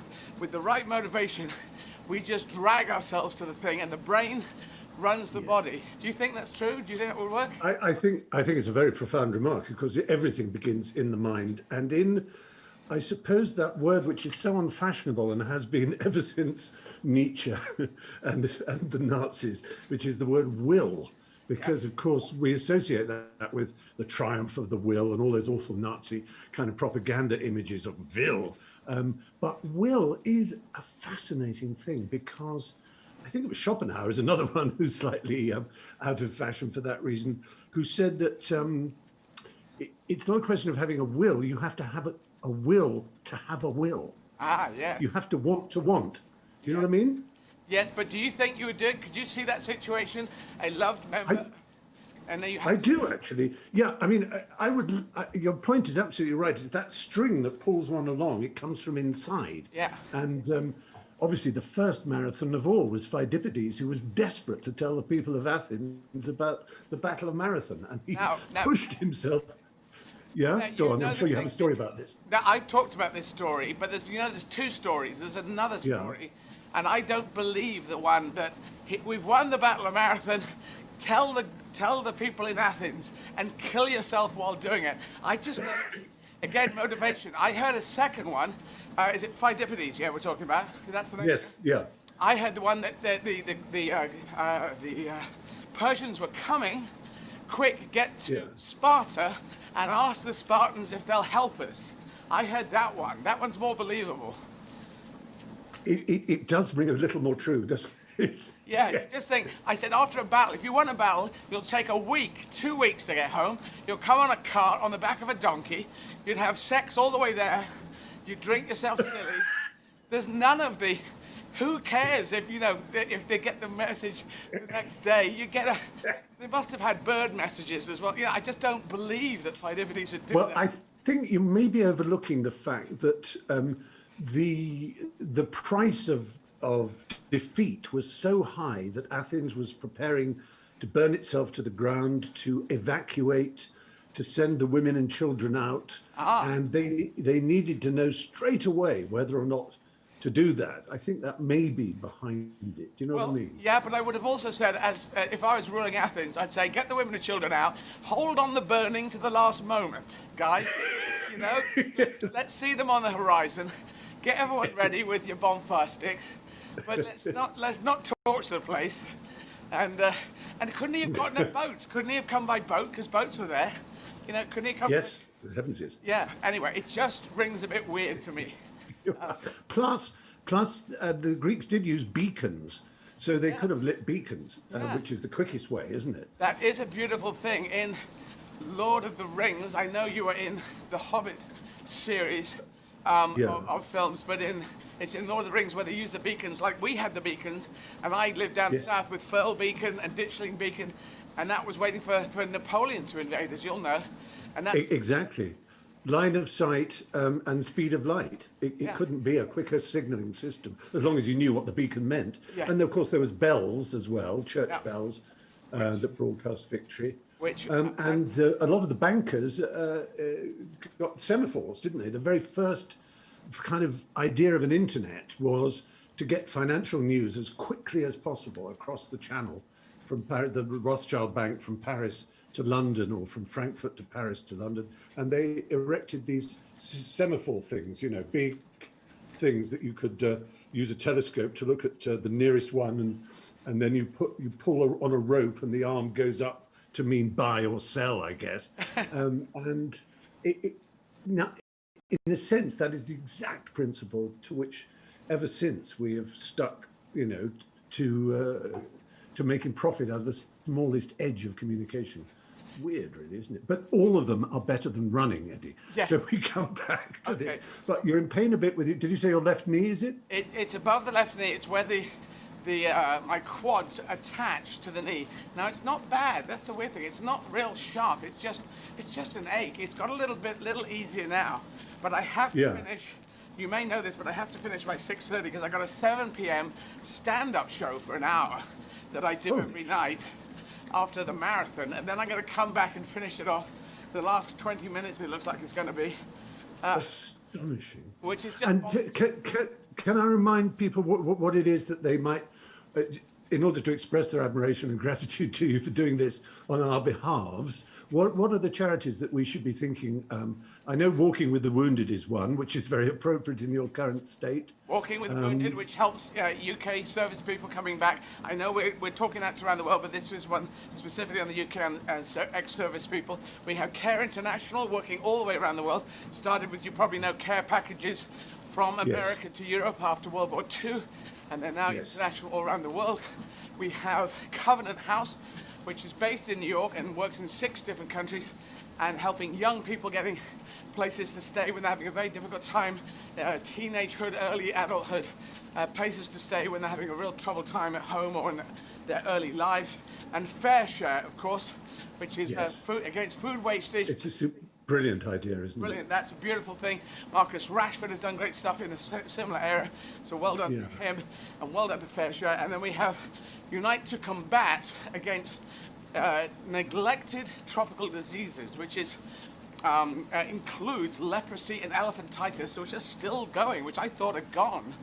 I know. I used to work with a charity called Lepro, which specialises obviously in leprosy and also in tuberculosis, which, as I'm sure you know, is rising around the world as well, particularly highly resistant strains of tuberculosis. And it is shocking to think of leprosy still existing, and because it is a kind of metaphor for our attitude towards sickness, our fear of it, we still talk about people being social lepers, and it is a terrifying thing to imagine that this disease, which is so curable, could still be rampant in the world, or in certain places in subcontinental Asia, for example. In so these are 1.7 billion people still suffering from neglected tropical diseases, the ones that you don't really think about. So these are the charities we're highlighting, but there could be others as well, depending on the money given in. Would you like to tell people how they can donate? Can you see stuff on your screen? Yes, I've got it on the screen here. I'm going to put my glasses on,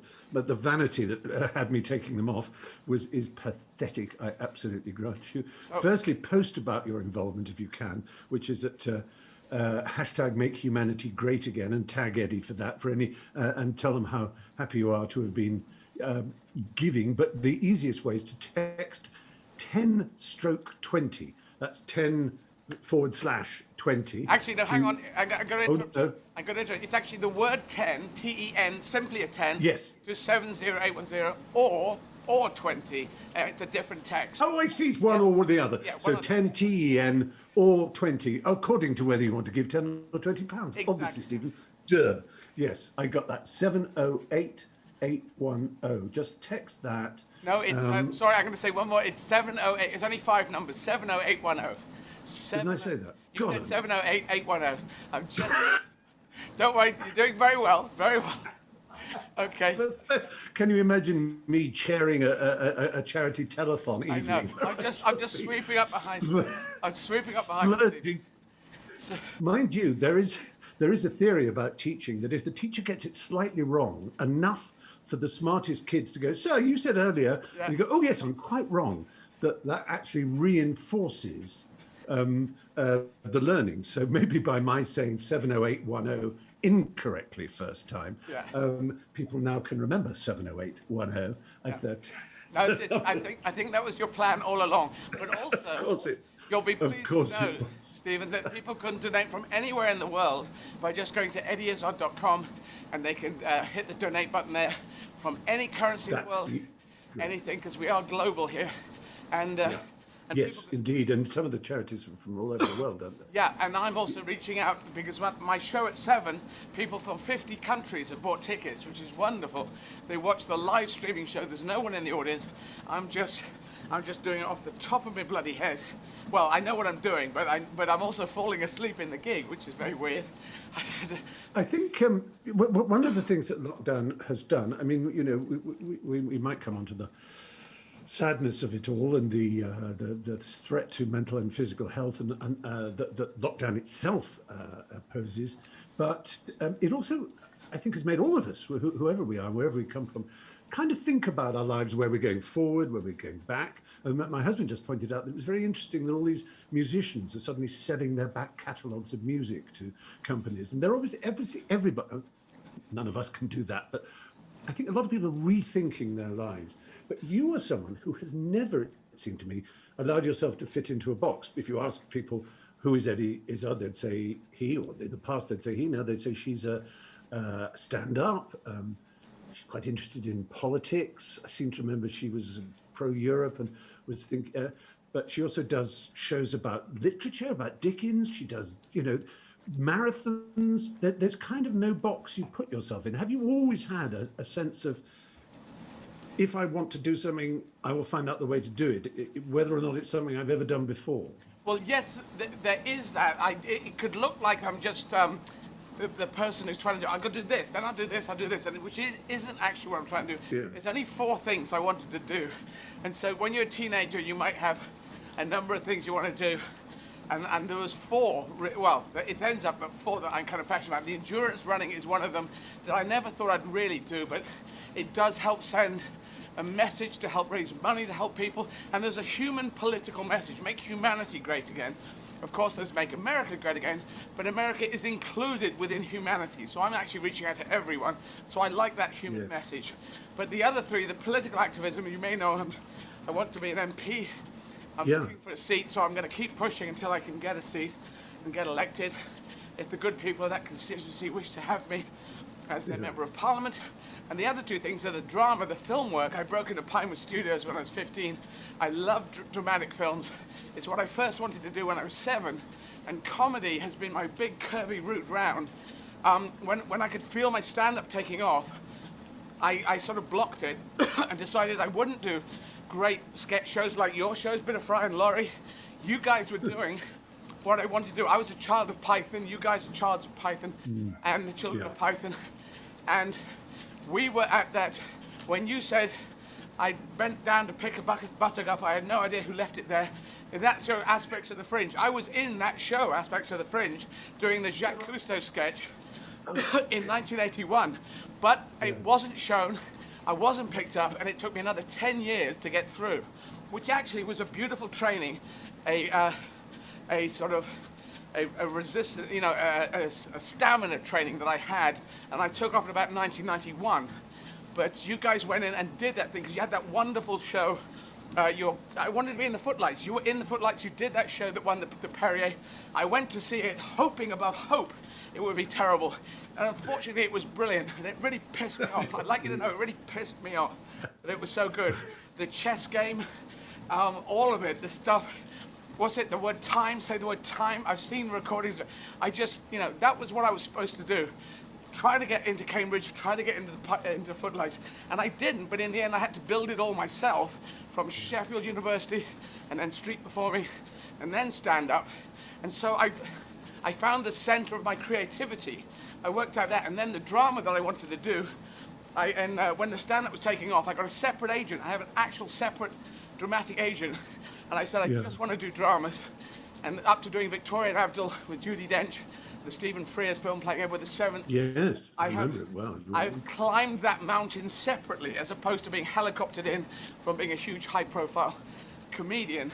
I went up the drama mountain, climbing that separately, just like I climbed the comedy mountain. So that's how I did it, and that's how I widened it into this sort of broad front, as opposed to, you know, just going up the profile thing and then jumping across.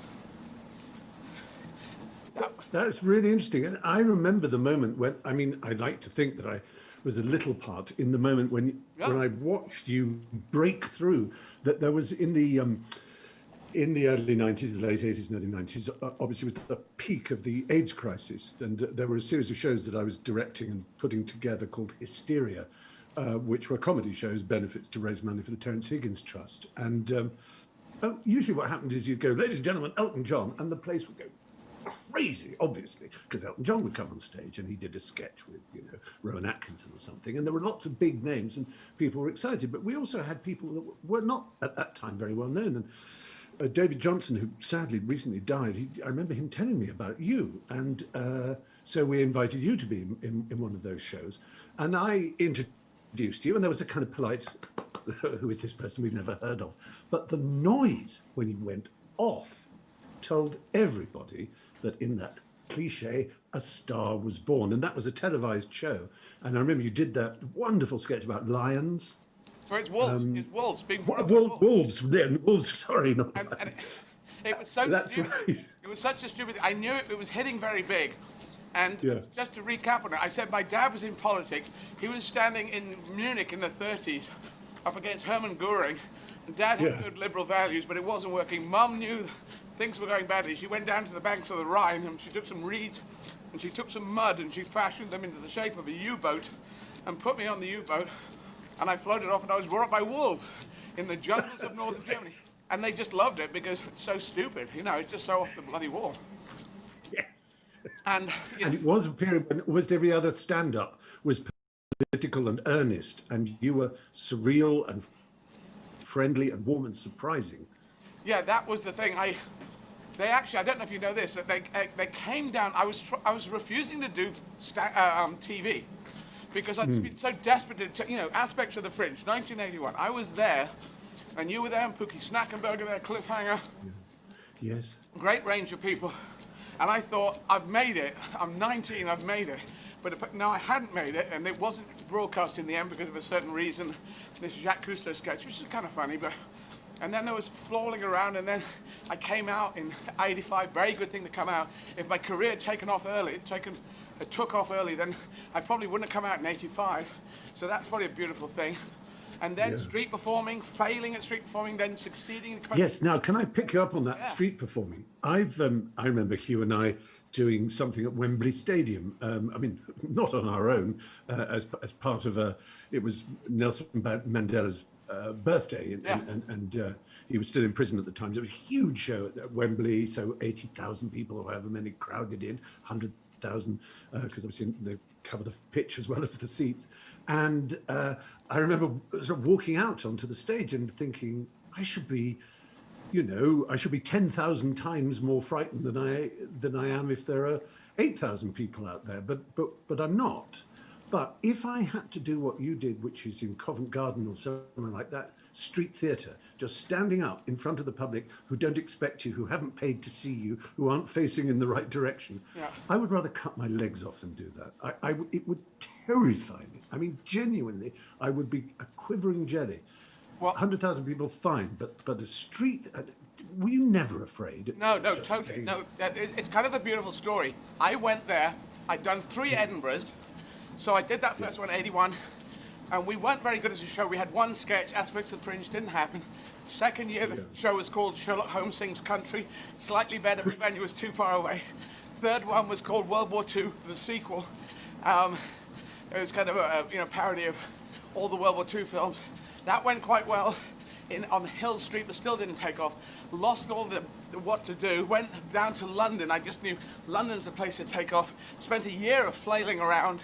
I came out as trans at the end of the year. That was a good 6 months of, of mental, the journey. Any LGBT people coming out, such a difficult time in the earlier days, easier time these days, but trans was really toxic at that time, considered. Yes, it was. So once I was out, that was cool, but then I had no career, so what am I going to end up living at? So street performing, I street performing in boy mode, as I call it, because I thought if I do it in girl mode, they're going to say it's drag. And I thought I could do this, because I'd done 3 shows up at Edinburgh. I went down, and with my partner Rob, and we were dying. We were dying. It looked so easy up at Edinburgh. If you ever saw street performing in Edinburgh, if you ever saw Pookie Snackenberg and Cliffhanger doing those big shows at the Wireworks, I don't know if you ever saw the Wireworks shows. I did. I saw Rowan Atkinson there first time. Well, you saw him in the venue, yeah? Yeah. You saw them, but there's an outdoor playground as well. Oh, there was, wasn't there? Yeah, I did see a few people there as well, outside, you're right. And if Pookie and, Pookie became Stomp, and when they played that, I just thought, this is gorgeous, it's so easy, you stand up, and they listen. But they don't normally, they only do it at the Edinburgh Festival. And well, Pookie Snackenberger were banging drums, because they became Stomp, didn't they? Exactly so. So I was very energized by them. I thought, go to London, Covent Garden, I won't have to get booked in, because you self-book. And I did these shows, knockabout comedy, making it wasn't verbal comedy. You couldn't do sketches. The attention spans disappear. As you say, very difficult. People not facing the right direction. And I lost all my confidence. I was quite a cocky, driven kid, and I lost it all. I was just a mess. And so after about a year, 6 months, I was kind of on my knees, confidence-wise. And I didn't know what to do. Then we started sword fighting. I had directed 3 Musketeers at University at Sheffield with Rob, so we did this how to sword fight against someone, and we did this kind of thing. And that was quite exciting, got me to a better place. And then I went solo and I was doing escapology, but it taught me, my confidence gradually grew. I developed this central voice, the thing I thought the Americans had. In sketches, we have the voices like this, or we have a voice like this, or we can do characters and costumes. But American stand-ups and now British stand-ups had this central, this personal voice. Hi, how are you? Which you've developed just by being you. But I wanted to get that voice, and I developed it through the solo shows. And then in '88, I started stand-up, and by that time, I'd performed these shows. They were escapology shows, but they had a lot of nutty stuff in them, and I was confident as a performer. But my confidence had gone from pretty strong, 8 out of 10, say 7, 8 out of 10, down to 0, pretty much 0, and then back up again. And that's quite a way to rebuild yourself accidentally. It was on firm foundations. I knew what I was doing. I knew the power that I had. It was the improvising. I was mucking about. I was talking about this, that, the other. People were coming to the shows, and they were just dragging people up. And I knew it was working. And then I went indoors. Bit difficult when I started stand-up. Couldn't really get my feet. You know, sketch comedy into stand-up.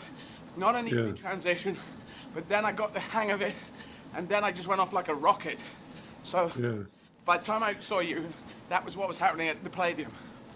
And you must get a lot of letters and inquiries, as I guess we all do if we've been lucky enough to be in the public eye, from young people who want to go into comedy, and they write. And of course, some are wise enough to know that there's no one secret, but some hope that there is a piece of advice one can give. And I'm never certain. I mean, my memory of particularly comedy is that it is essentially a shared thing.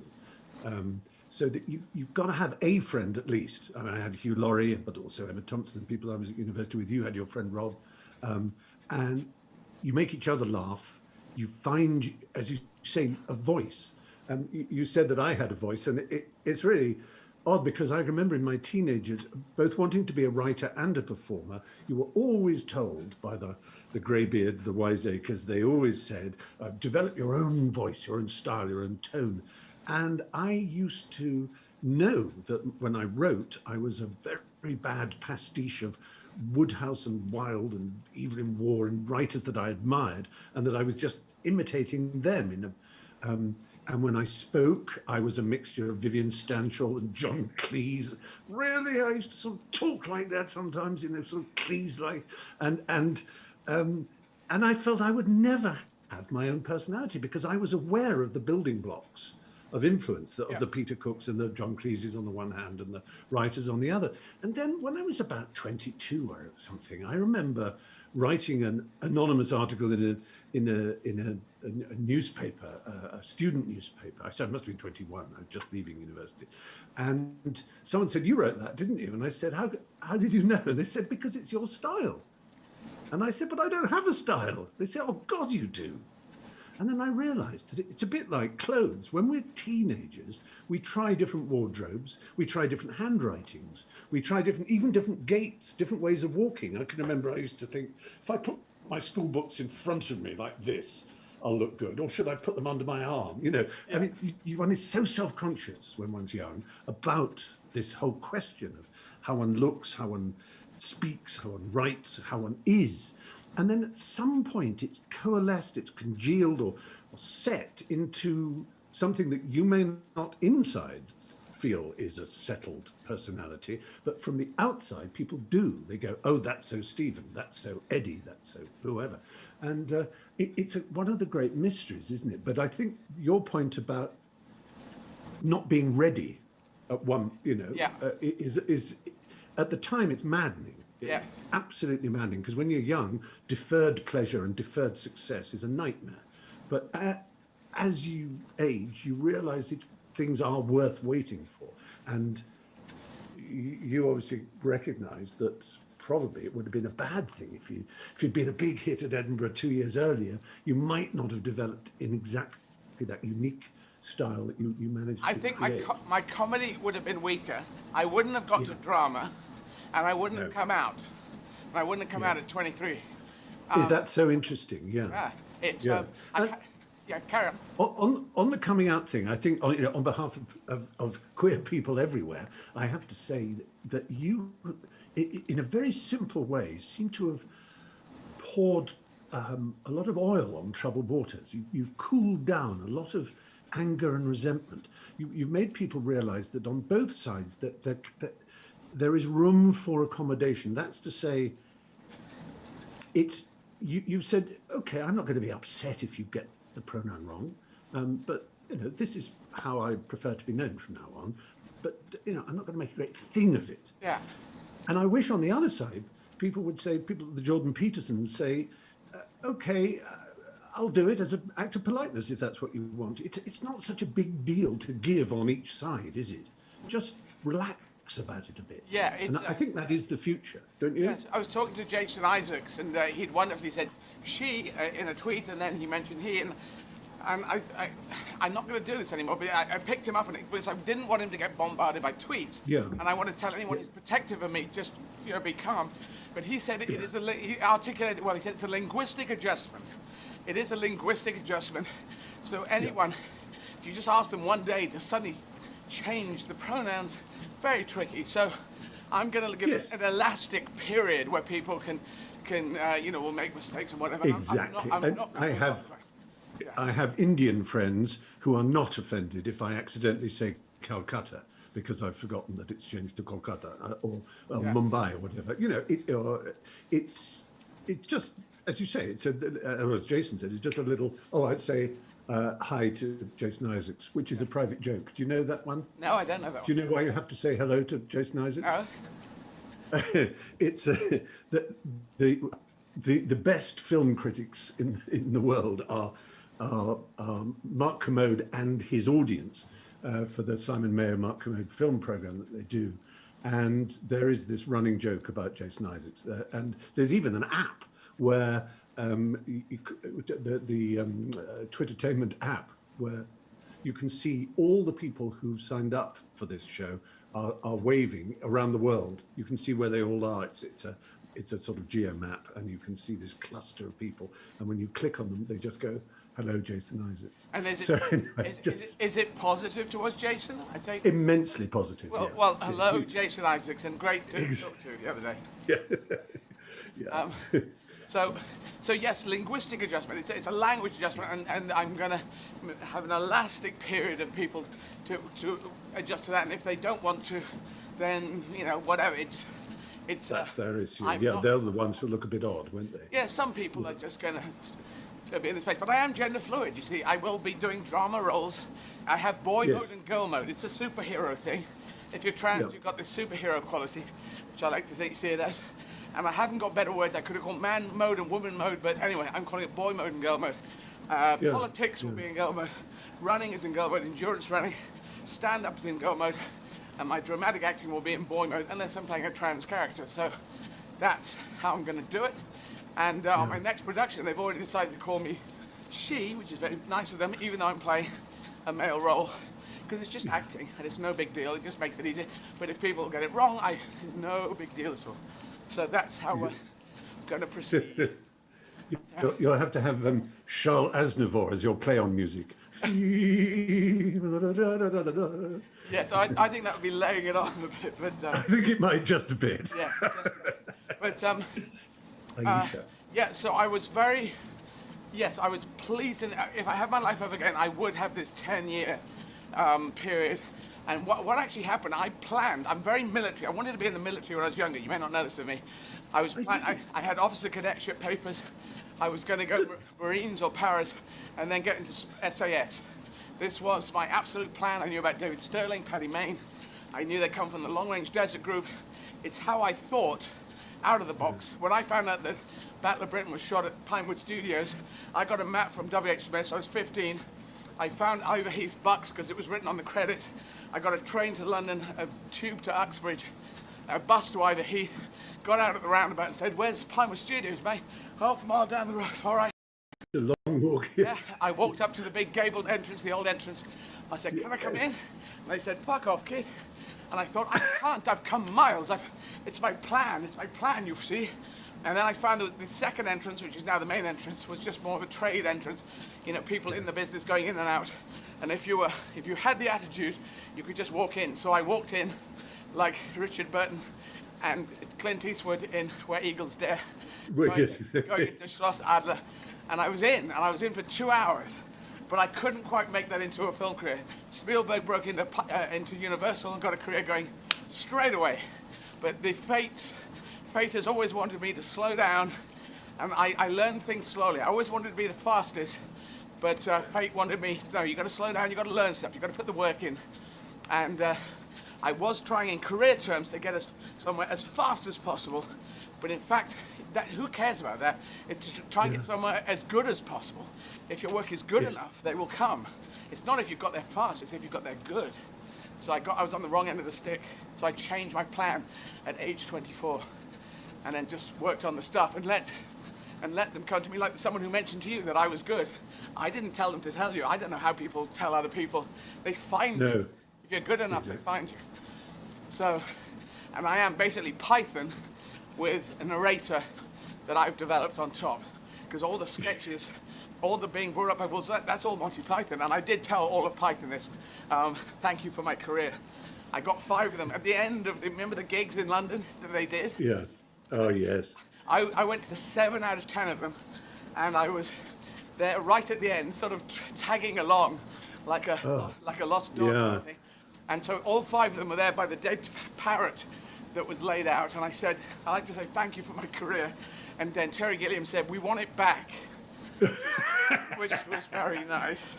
Yes, I did a little guest spot on that O2 thing they did, and it was the closest I could imagine to fulfilling a childhood dream, because we are of that generation where we used to go to our friends the day after an episode of Python and repeat the sketches to each other. We'd remember about woody words and tinny words or whatever, and we'd talk about it for the whole week until the next episode came. It was the idea, if my 15, 14-year-old self had known that I might be standing on a stage with my companion John Cleese and the Terrys, I would have shriveled up into a little ball, and I just don't know that I could have believed it. It was like a musician saying that they were appearing with the Beatles, because they were the comedy Beatles. They were the comedy Beatles, and I did go so many times they got used to me being backstage with different friends each night.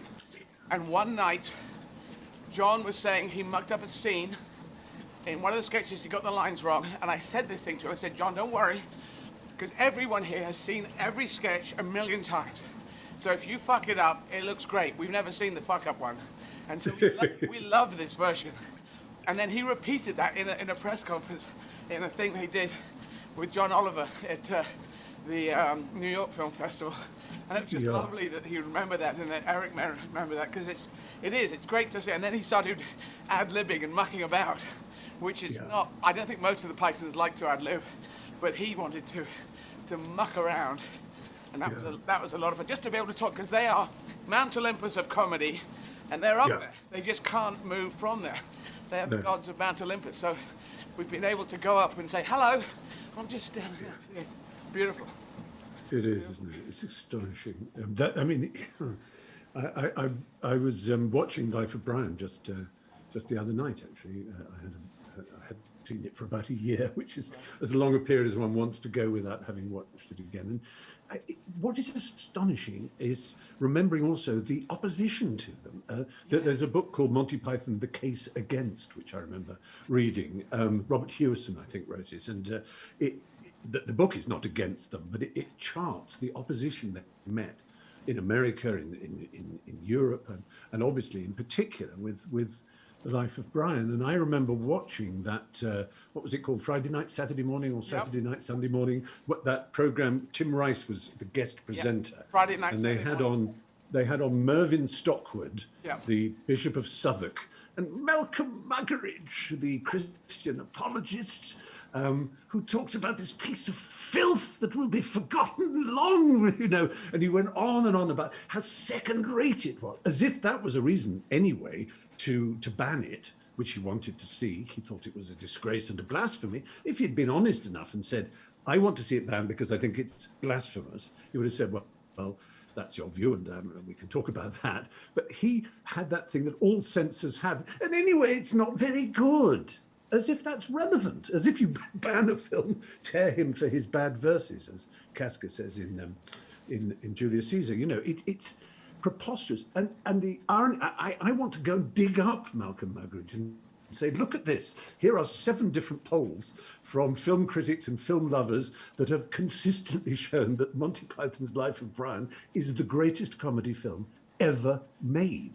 It's, you know, it's always alternating places with Some Like It Hot or whatever. And you are forgotten, I'm afraid, Malcolm Muggeridge. If I was to throw an apple in a crowded street, not that there are any crowded streets today, it would fall on the head of someone who had never heard the name Malcolm Muggeridge. He is utterly forgotten. He and his view of, his inability to see the film as an astonishing piece of satire, but which actually is rather pro-Christ. Yeah. No, it's anti-Pharisee. The only people to be offended by it should be the Pharisees, the hypocrites, the corrupt ones. And the Messiah, it was anti-Messiah complex, that everyone was going to be the next Messiah.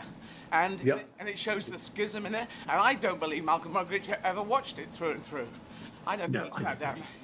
He said it was sixth form humour, didn't he? He said university humour or something like that, or maybe that was the other guy. But yes. It was, and John was very magisterial. Is it magisterial the right word? He was, when he told me that story about the trying to get the Bible through Tibet and the donkey blew up. That's right. Yes. And Michael Palin is the only time any human being has ever seen Michael cross and genuinely sort of angry, genuinely sort of not friendly. I think he was horrified. So, anyway, the victory is theirs, but it is interesting. I mean, I don't know about you, but as I get older, I get less intolerant of almost everything, really, and perhaps that's a bad thing. But I sort of, I don't, you know, I forgive. Well, that sounds very grand. I don't mean that. I just get less exercised by pretension and things like that than I used to. And I think it's one of the things that makes comedy a young person's game in some ways, isn't it? Is that you have to be a bit alert to and angry at pretension. The sort of wankeriness of the world makes you genuinely cross. Whereas when you get older, you're so used to the wankeriness of the world that you don't really think of exposing it as a kind of comedy satire idea. You just, because you're familiar. Does that make sense? Well, yes, it does. I think especially if you're talking about very current events and people in our existence. And I tend to, I mean, recently I've been talking about dung beetles, which just came into my head. And I marvel at the fact. So if there was a God, he said, I want a beetle. It just collects dung, it buries dung, it eats dung, it lives in dung, has babies in dung. And the guys working for God say, are you serious? Because we've got a lot of beetles. No, one of them, just with poo. I want poo here, you know, and I go into this thing, and it is my observation, why would a God do that if there was a God there? And so I find these things, so I can constantly, because this is the beautiful thing I found, because you'll know Hugh Laurie, wonderful comedy work that he did, which he has sort of put to bed now, the comedy work, and now he will bring a wry look into his dramatic roles, but all hail what he has done, and House and everything, and his thing in the recent Dickens movie. I love it, but I'm doing both. This is the weird thing. I've kept them both. I've got stand-up. I'm doing it in French and German and Spanish, which you would love, I think. You know, doing it in a second language, a third language is just crazy, but it's the same bloody stuff. And then I can go and do a dramatic work and try and rip myself apart and try to get to the inner workings and the truth of a character. So I keep looking at it, even as I'm getting older. Crazy things, talk about rabbit holes. You know, everyone talks about going down a rabbit hole at the moment. And I'm talking about the rabbits down there going, who are these fucking people down my rabbit hole? Who are these QAnon guys? I'm eating a carrot. I think I'm eating Donald Trump here. What's going, you know? So you got the rabbits down the rabbit hole. I love looking at those things. And they're eating the breadcrumbs that took you down to the rabbit hole, because breadcrumbs and rabbit holes seem to be the thing of the moment. Yeah, it does seem to be the thing. But yeah, it's yes, that's really interesting, because it's a very good point. You keep them both. And do you think this business of doing shows in French and Spanish, which is tonto, is a bit like what you're doing now, this pain you're undergoing, this effort, this extraordinary extra challenge you've set yourself that you don't need to. You've reached a position where you don't have to give yourself pain. You could be sitting out locked down in relative comfort and ease. You could be doing the odd kind and charitable thing, doubtless, but you continue to push yourself in a way that a lot of people stop doing. Well, the 10 years, 81 to 91, you know, I dropped out of uni. That's still in your head, isn't it? Yeah, I tell you, you know, when I tracked your career very closely, Stephen, and you have, because initially the comedy al fresco didn't really quite hit the thing. No, it didn't work. Yeah. But me and my girl put you in a great place. Obviously not you're Stephen Fry, but you wrote the book for that, for the remake, I think for the reboot. And so you were obviously in a decent place with some cash coming in. And then I think it goes in a Fry and Laurie, and then Blackadder, and off and away. And I remember watching that, and I'm just outside it all the time thinking, I love this stuff. I love everything you're doing. I just want to be in there, and I can't get in. And in the end, I didn't come in. That's the weird thing. I didn't do anything. Were you that poor little orphan boy with his nose pressed against the window while we fat burgers were settling into a huge chicken leg? No, I'll take a different analogy. You were the elite. You were the elite sports people of comedy. You were the elite comedy guys who were zinging stuff around, doing stuff right out of the box. And I'm there, and I can't get through the barbed wire that's around it, because you can't have everyone hassling you. I just couldn't get in, and I'm dyslexic. I could write sketches, but I couldn't write stand-up. And then the stand-up was taken off, and I don't write anything. I just workshop everything. So my last show, Wunderbar, I went to Paris for 2 months, 6 nights a week. I think I was doing 2 shows a day, 6 nights a week. And I would just go, bonsoir, je suis ici pour faire un spectacle tout en français, motherfuckers. Je m'appelle Izzard, je suis transgenre. And I would just go on and on and on and just waffle about Donald Trump en poulet. C'est une différence? Je pense que non. Je pense que un vote pour un poulet, c'est plus agréable. C'est peut-être plus intelligent. You know, and I just muck about. And they seem to, the cool people in Paris dig it. The mainstream Paris has still got me at arm's length going, what are you? But, and my brother, who's an expert in languages, he said a wonderful thing. He said, the Parisians like you more now. Not because they like your comedy more, they like your French more. Because my French has got very good because of improvising twice a night for 2 months. Yeah, the self-confidence it gives you is ridiculous. And then in German, as you can imagine, because I know you've got German heritage, I believe, through the Fries. Well, German Jewish, yes. German Jewish, and the heritage thing your family went through. But going back there, going to Berlin, well, I don't have that heritage, but to jump on stage and say everything I'm doing is to piss off Hitler, you know, I just like doing that. Guten Abend, Berlin, ich heiße Eddie, ich bin transgender. Ja, motherfuckers. Mein Show ist alles auf Deutsch. Arschlochen. Ausgeblasene Puffmutter is a good insult if you want one. It means a kind of blown up prostitute. I talk about mein Busen, mein arschteuer Busen, which is arse expensive Busen. It is. Yeah, it's and my German teacher, she loves that. She gave me that one. It's fun to muck about in German. I'll tell you a German joke. Do you speak much German, or you just? Yeah, a bit. Yeah, I get by. Okay, you'll dig this one. I just love it. And you got to imagine, Germany, the comedy aficionados like me, mainstream, you know, cool Germany's trying to get to grips with me. It's kind of that place. I'm not a big hit. I'm just this weirdo that comes in. And so I'm talking about Henry VIII. I just take my English show and I flip it into German because it's universal. And I said wir hatten ein König Henry VIII, Heinrich VIII, and he was very, very tall, very fat and gross.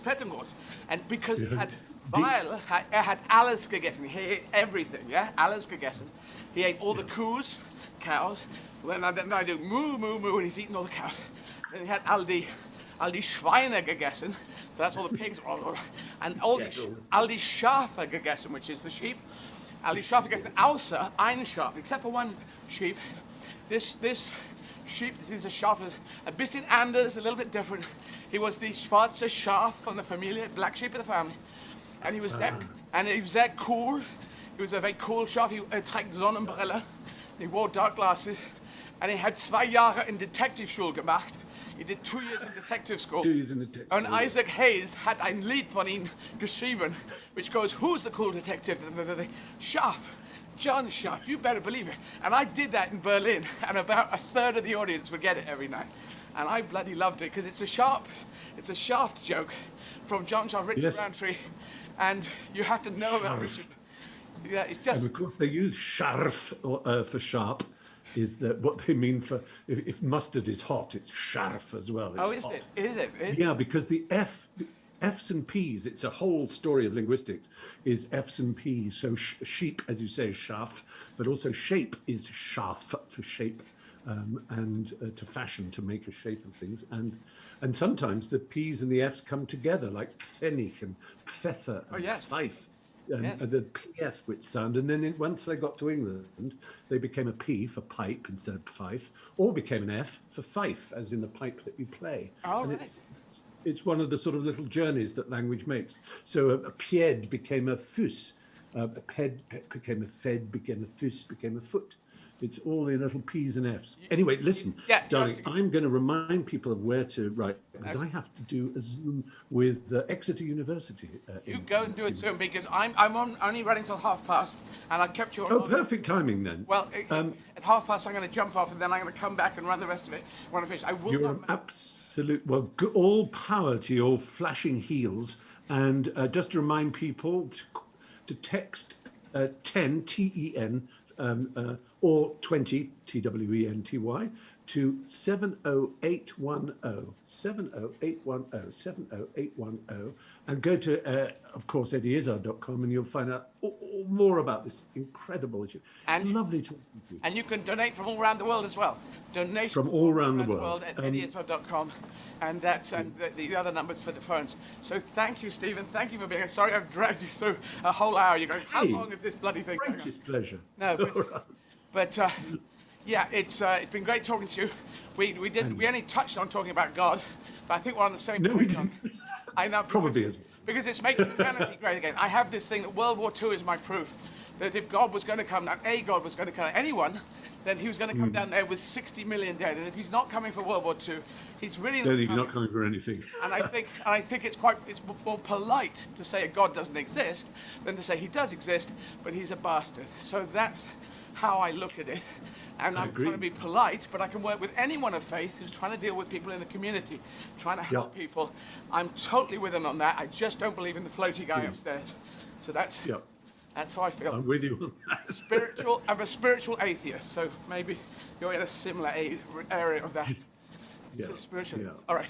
Take care. All right. Lots of love, and lots of love to the Litvaks, as we Jews call the people of Latvia, and the Litvaks and all the other countries that you're around. But it's fabulous to see you, and God bless. Thanks. And goodbye, everybody, and carry on and spread the news about Eddie's incredible achievement. Lots of Thanks love. very much, Steve. Bye. Take care. Take care. Bye. Okay. So, if you can see, can we get Tim back? And we can be. Yeah, we can have a go. Yeah. And get Tim back, and can we get you up on the screen? We'll just see if we can get Tim to call back in. Yeah. We got a curious thing. We're gonna stop in 7 minutes, and I will not have finished. I will not have finished. All Zwifters, calling all Zwifters. I'm gonna go away for an hour and a half. It might be an hour and 3/4 because I have to do the show. And so that is what I'm gonna do. I'm going to be about 23 minutes off finishing. So I'm going to come back, everyone in blue shirts, the MHG people. So Clive, Rebecca, Victoria, text me back if you're getting this message down the feed. But at 6:30, I'm out of here for a while, but coming back to finish it off, the last 23, 25, 20 minutes, whatever it is. Stopping in 7 minutes, yeah, and then coming back. About an hour and a half later after the gig. It's going to be weird. I haven't done it before, but the left leg. Okay, Chris, yeah, continue. Everyone continue. And you don't need to come back, but I'll do it. But I'll be back. It's about, so after 8, I'd say 8, 5, 10, 8:15. Somewhere between 8 and 8:15 London time, I'll be back. And we should say that to tune back into the stream, go to eddyizzard.com for the later stream when you come back on. Yes, as opposed to. That's your best place Hi, to go Eddie. to see the end of the stream. Hi, Tim. Can we get Sarah on the screen, please? Ian, as well. So, Sarah, you look like you're in. I look very good, like I'm running when I'm sitting in a chair. There I am. There we go. That's me So, in a chair. Tim, I'm going to pull out in 5 minutes, and then we're going Right, to come okay. back. I'll have 22 minutes left on the clock to do, and that will be back somewhere between 8 and 8 and 8:15. I don't know how it's going to work. I don't know, but it's hopefully. Yeah, I think we just we pause Zwift like you were doing a pit stop. It's just going to be a very big pit stop. Yeah, we leave everything on. Leave it on. Yeah. Thank you, Kat. And are those will those Swifters hang around? Well, they'll do whatever they have to do. All Zwifters. Clive understands. Yeah. I'll be back between 8:05 and 8:15 London time to do about 20 minutes, 22 minutes that will be left on the clock. The knee, unfortunately, well, it's back in. It's in a better place now, but I don't know what the hell it's going to do after. Hopefully, it'll just hang there. Tim, quick question: recovery shake now or later? I'd probably give it now. Cool. Yeah, I do now. Yeah, give it now. Cool. We don't want Eddie falling asleep in the middle of the gig. Well, Heaven forbid. That's what I do every day. I fall asleep. I'm gonna get a big stick. So I think this is what we refer to as a long day in the office. Oh, have we got the Riga finish? We do. Ian, can we show the Riga finish? If so, throw it Give on. me 2 seconds. We're going to show the finish in Riga and then we'll finish here. Or should I show it later? What do you think? I think now. You could show it twice. Show it twice. Yeah, let's show it now. I'll show you what finishing looks like. That's all. This is how we're going to... This is what the finish of a marathon looks like. Ian? Yep. And then you run it green. Well, it's funny. Here it goes. Hang on a sec. Here we go. Full screen. Full volume.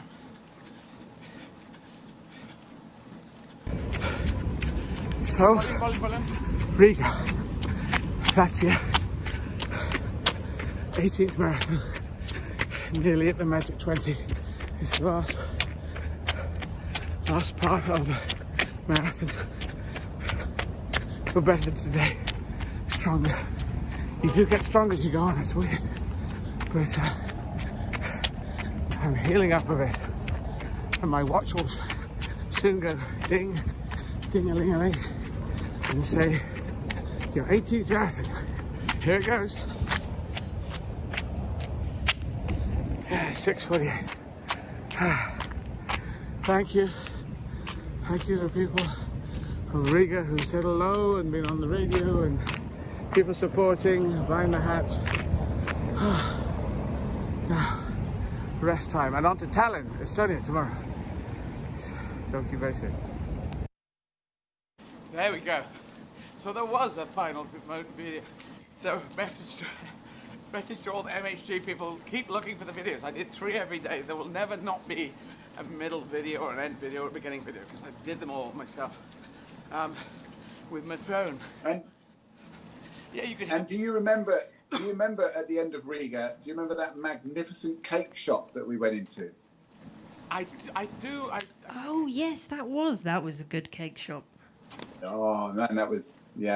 We kept running around looking at it the whole time, and it was just like this temptation for the end. Well, funnily enough, there's been about 3 honey sandwiches today, Tim, just FYI, so we almost recreated it. We should have had a cake delivered, shouldn't we? We should have had a little cupcake delivered for the end of today. Okay, so we've got about a minute to go, and then a break. Anyone like to see me do my gig in English tonight, 7 p.m. in half an hour's time? I have to rush and get ready for that, and then rush and get ready for this again. Well, or maybe I won't rush so much after the gig, but I've got to get back on. So, Tim, anything you would advise, because we're doing a stop and a restart?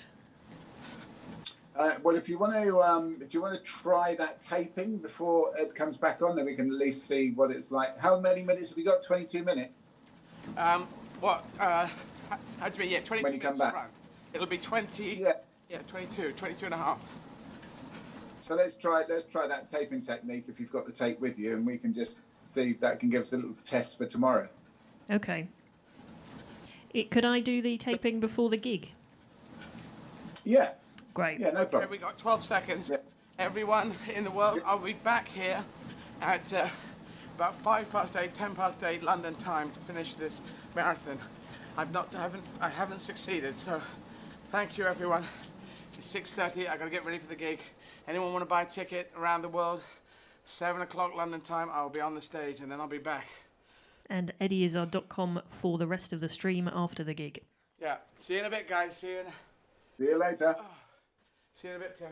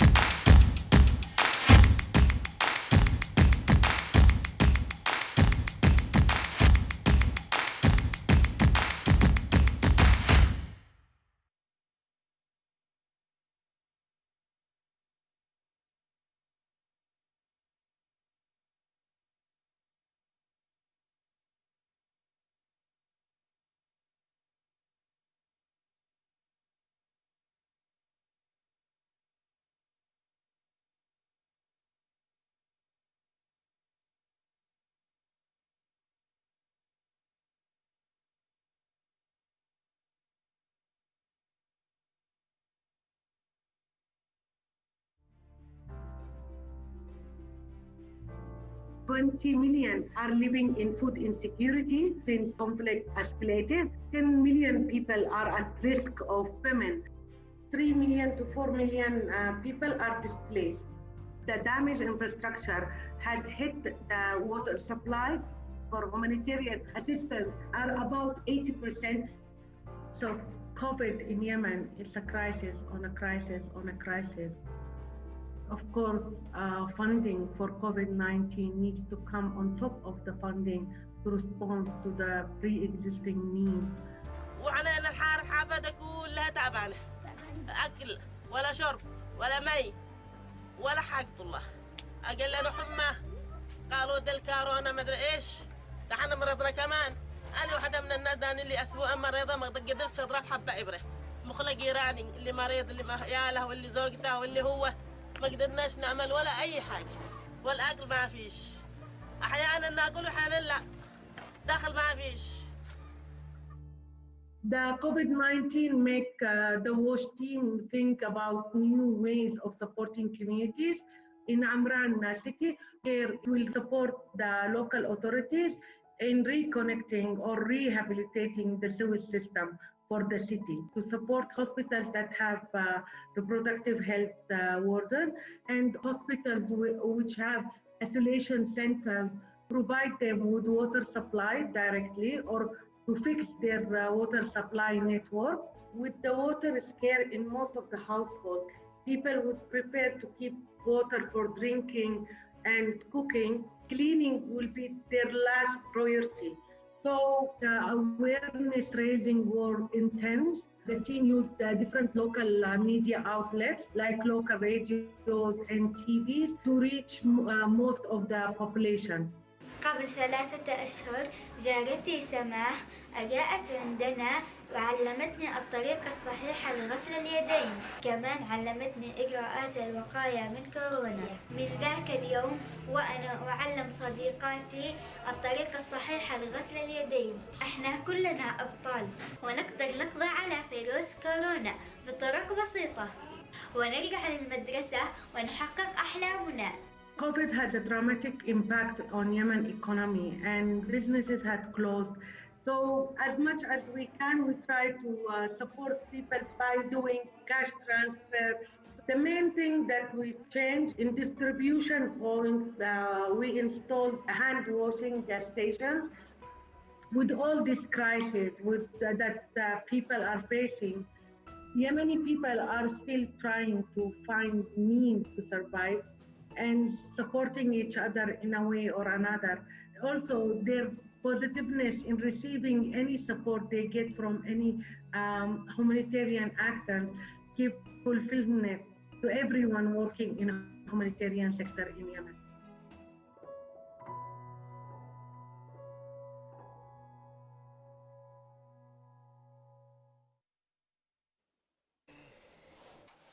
And I'm running.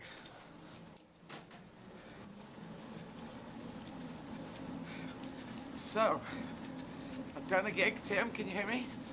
I can hear you. I just watched the tail end of the gig. To all of Zwift. Back running.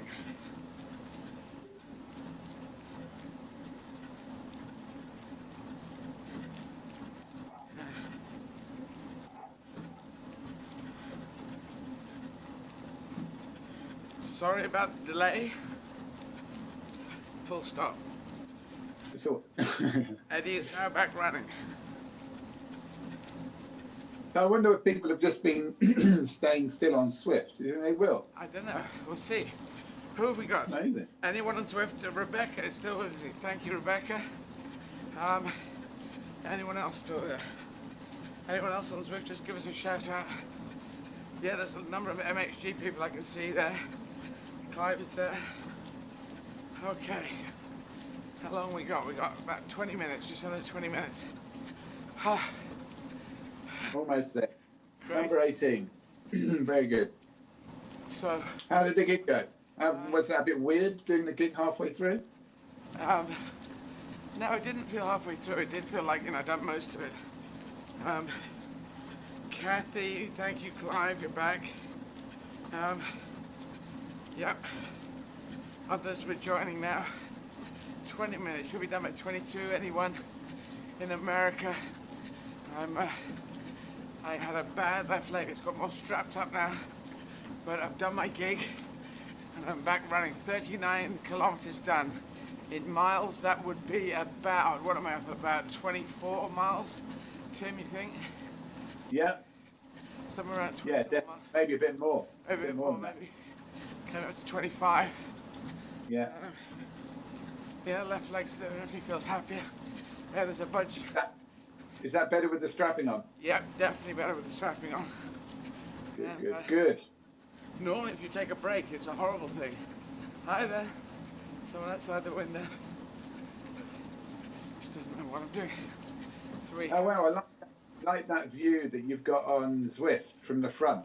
Yeah, there's lots of different ones. We always had this. We just weren't pressing the buttons because I haven't got a touch screen on my thing, so I can't change it. But now I think Ian upstairs is switching them around.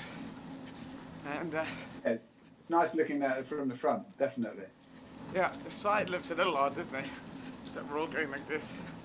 But there's the top view. So oh wow! Like a drone. It now means that I'm a 12 camera director. 12 camera director, excellent. Thanks, Ian. Has Ian actually just got a bed in that room? Did you just stay in there the whole time? He never leaves. Thank you, Ryan. I'm allowed out till weekends. Helen Coughlin there, Jason. Yeah, coming back after a gig. You're up back. I'm run so plants. Run so plants. Hello there. So a whole lot of MHG runners with, yeah, after a gig. I never thought run, then gig, then run. Sometimes you got to do it. But running through an interior of a volcano, what you can't normally do, so I suppose you'd burn up. Should have actually just got an industrial heater in there just to make you feel at home. Yeah. So tell me a little bit about what was you clearly were very engaged, and Stephen Fry did a great job of taking your mind off of things at the end. Yeah. What's your relationship with Stephen Fry? Where did you meet him? Well, did you hear the interview? I heard bits and pieces of it. I was fiddling about trying to put stuff out for tomorrow. Well, the thing is that Stephen went to Cambridge late. So I think he's about, I think he was born in 58, might be 57. So he's 4 or 5 years older than me. But his last year, he did the footlights. So once I'd realized that half of Monty Python did the footlights, I was going to do the footlights. This was my way through. And a lot of people have done the footlights from Python and onwards, and before Python. Peter Cook was footlights. So they have this rich heritage of great comedy. And so that was for me.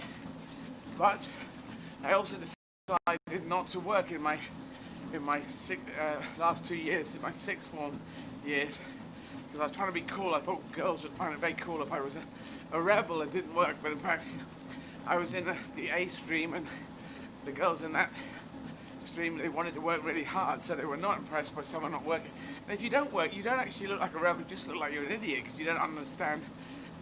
You get behind and you can't work anything out. But what happened was, I got to Sheffield in the end. I went to Sheffield, which was a wonderful thing to do. So, and I did choose, I wanted to go to a northern university now, Yorkshire. Not that anyone north of Yorkshire, they go, well, that's all north and south Yorkshire. We'll say that's not really north.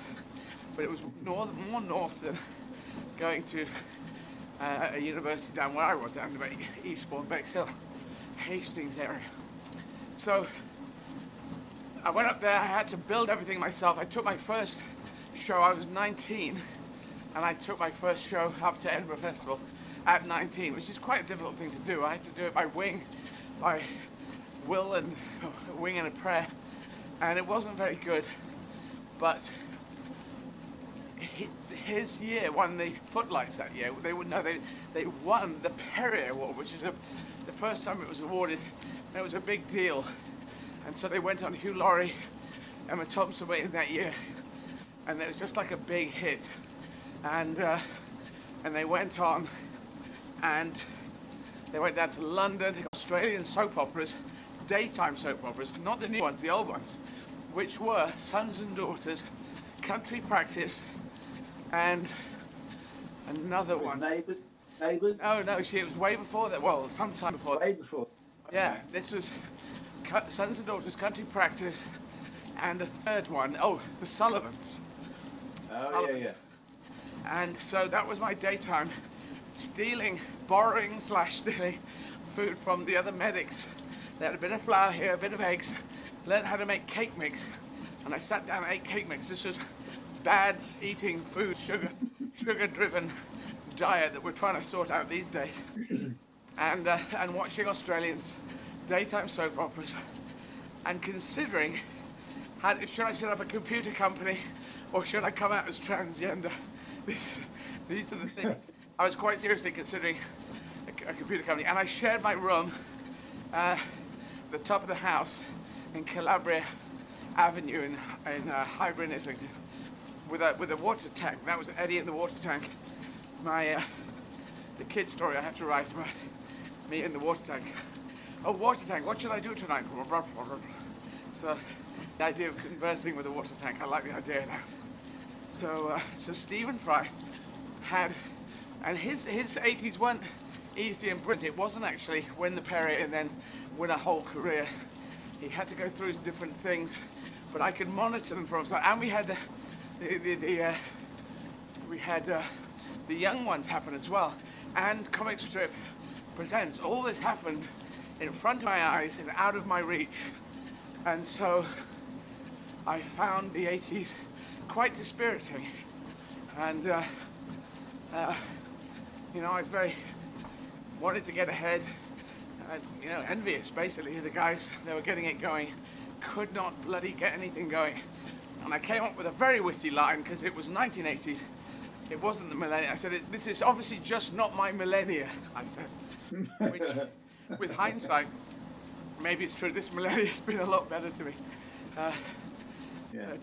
Yeah, because when we were running around, I think it was Riga when we were running around in February, you were explaining your whole theory about the Citadel, breaking into the Citadel, in terms of trying to get into it. Yeah, I'll explain more about it. The Citadel of Profile is what I call it. Citadel of Profile. And it's basically, okay, here's a weird thing. In Iceland, there were a couple of guys who did a bank robbery, and they did it with classic British cars, the kind of cars that Inspector Morse, and they became infamous and went to prison for a while. Then they got out and they were kind of famous, and they were inside the Citadel, a Citadel of Profile, and then they could do other things. And I don't know if that perfectly works out, but it's kind of like if you get known for doing a reality program or a Big Brother or something, then you could become a presenter, then you become this and that. Once you're inside this Citadel of Profile, you can use your profile to kind of move sideways. But if you can't get in, you can't get in. So you can be brilliant at something, but if no one's noticing, then you're not inside the profile area. And there's a thing called IMDb, which is a wonderful website that has all the films and television programs ever made, and who's made them, who's in them, the whole cast and crew. A great site, very useful for us in the industry. It's also got a starometer, which is kind of dangerous to watch, because it doesn't really matter what you do. If you do something that gets a bit of headlines, you will go up in the starometer. And it may not be that you've done a really good role, just because you maybe you get caught shoplifting or something. So, and anything that spikes on the profile thing, it can just put you into the eye, So it's a weird thing. It's profile, what they call profile. You could call it celebrity, whatever. And people sort of assume all celebrities know each other, and in a way that's vaguely true. Not that everyone knows everyone, but you can go to an awards thing and you meet, I met so-and-so, and Yeah, it's Would you, do you think that's kind of like back then in the 80s, we didn't have the internet, didn't have social media. Do you think it's easier to build a profile nowadays with people? Is it easier to what with profile? To build a profile now, you know, to get yourself known because of the social media outlets. I think it's easier in some ways, probably more difficult in other ways, because there's more people using social media. So it's probably in some ways because you can get, everyone can get to social media, everyone can do the YouTube thing. So probably in a way it's easier, but then there's more people trying it. It's like when I tried to get through in the comedy circuit in London, there were a lot of people trying, and it was hard. And there were a number of clubs, and now there's a whole lot of people trying. But maybe there's more clubs, more places you can get through, more TV shows that want to pick you up and put you on telly. In my day, which was really 88 and 91 on the circuit, they wouldn't put stand-up on telly. They refused to. They said it was bad telly. And now it's all changed due to a certain quirk that happened on television. And they found people were watching stand-up, and they'd always been watching stand-up in America, but they just wouldn't do it in Britain. It was like an agreement. Quite odd in a way. We should tell people how to donate, Tim. Tell them about the donations. How to donate? We've got about 6 minutes to go. So, you can text 10, should you so wish, spell the word 10, T-E-N, to 70810, or you can donate £20 by spelling the word 20, T-W-E-N-T-Y, to 70810. Or if you're outside of the UK, or you want actually, to let's go. I just go into it. Instead of saying it's outside the UK, if you're anywhere in the world, you can do that, because I don't want this to be a UK-centric thing. Our wording is wrong on this line. So we need to just tell Miranda it's got to be anywhere in the world. You can go to eddieizzard.com to donate. But if you have a UK phone, you can do the TEN, right TEN to that number, or 70810, and that's for the UK. But also in the UK and anywhere in the world, you could donate. This is a world forum we're dealing with, and I don't want to be, if you're outside the UK, more like if you're inside the UK, because the rest of the world that we're talking to, we're all inclusive of. This is not a British show. This is a world show for 7.8 billion people. And sorry, I'm just picking up on that, but I noticed that everyone's keeps... Yeah, no, absolutely. That's the right thing to do. Well, in fact, Tim Peake could actually do it, couldn't he, if he was Exactly. If you're on the International Space Station, we say Guten Morgen, Guten Abend, Bonjour, Hello, Spasiba, thank you to Russians for all the Russian cosmonauts and everything they did. The first people in, first man in space, first woman in space, first orbit around the Earth. A lot of first Sputnik, first satellite in space. A lot of firsts come from the Russians, and then a number of firsts come from the Americans. So both of them, astronauts and cosmonauts, a big salute to all you guys. And the International Space Station, which uses a mixture of Russian and American technology and other technology. Salute to all astronauts, because they tend to be people who want to make humanity great. They tend not to get nationalistic at that. They can be proud of their country, which is patriotism, but not saying we're better than you, just everyone working together. So that's what we have to fight for from now on. Well, that's what Tim Peake said, wasn't it? He, from outer space, he said, I can't see any barriers. I can't see any fence.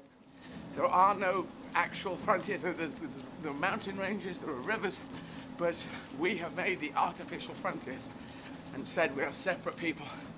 But we're, in fact, we were 20,000 people 200,000 years ago, and now we are 7.8 billion people. We have to, because COVID and the next virus that will come along. Do you think I'm right in saying that? That after COVID's got one, we must be prepared for the next one, because there most probably will be another one. Would you say this is almost, it's like a little warning shot, isn't it? Yeah. You think I'm right in saying that? I think yes. I think I think absolutely. We need to change the way that we act towards the environment, for sure. Yeah. Yeah. And like you said, how we live together. Yeah, it's learning to live together, work together in some shape or form. But if we said this is the last virus ever, and so let's not talk to all these connections we've made, let's just ignore them, that is the stupidest thing human beings could ever do. Make these connections, make them stronger. Trade, talking, entertainment, people performing stand-ups now, performing all over the world using English as a bridging language, which is our gift to the world. We may not have planned it that way, the English peoples, but we were from Angles and Saxons and Jutes and Jeets and Frisians and Roman influence and Celtic influence, all that mixed together. And it's our gift to the world that we've accidentally given out. It's quite a simple language, English, to get to the first level, so that's why it's become this lingua franca. So, yeah. And how long we got to go? Can you see the big clock? Where's the big clock? Ian, we have no big clock. We haven't got a big clock. We need the big clock on the screen. Unfortunately, the big clock covers Tim's face. Oh, that's not so good. We So can't. I can remove Zwift and give you a big clock. Yeah. You're on 41.85. Yeah, let's do that. So you got 0.4k. There we go. 2 minutes 18. Can you see that, Tim? Oh yeah, very good. There we go. We've only got just over 2 minutes to go. Thank you, everyone who's been running, all the Swifters who stayed, and Kathy and Adam and KM Runson Plants. Crazy name. Helen, Rebecca, Clive, everyone out there. We're almost there. And we should say a big thank you to everyone who's donated. I think it's gone up quite a lot today. Yes, the donations. Thank you, everyone.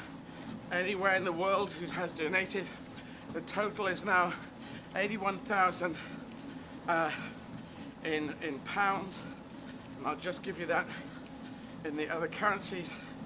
So it is 81,000 is 110,000 US dollars and 91,000 in the 91,000 euros. So thank you, everyone. And you can donate in any currency. You just use a credit card. But if you happen to be in America or using the euros, you can actually choose that and you can see exactly how much, which is always nice to see. Everyone else from other countries, I'm sorry, just choose one. US dollars is always quite easy to measure how much you're paying by. So just dive in there. And we like dollars as well because we've gone into 6 figures in dollars, which is great. Yes, yes indeed. We broke the 100,000 in US dollars. 46 seconds, 45 seconds to go. Thank you, everyone. Thank you. We're going to have a Thai meal today, which is nice. Thank you, Ian, upstairs, and Zach, helping us get the show. Thank you, everyone in Riga, in Latvia. Thanks so much. We're nearly there, 27 seconds. Came back and got it done.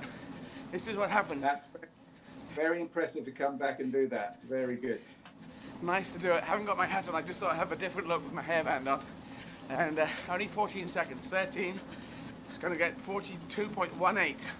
That's what we got to get to. I think I'm going to make it now. I think I'm going to make it. You're going to do it. You're going to do it. Have to do it. 1 second's naught. And then I have to run on, always run on a little bit. 42.17 on the screen. And then 42.18. That is the one. We've done it. Yay, that's a confetti. Oh. Hello, Ed. Thank you, Tim. Thanks, everyone out there. Thanks, everyone on Zwift. Thanks, Mizuno. Thanks, iProhydrate for keeping me going. And Riga, Latvia. Why don't you keep on running, Ed? Take a bit of time off from tomorrow. No, stuff that. I'm gonna have something to eat. Cheers, everyone. Night, See ya. See you in the morning. Thank you. Everyone in America just getting up. Thank you for coming with us.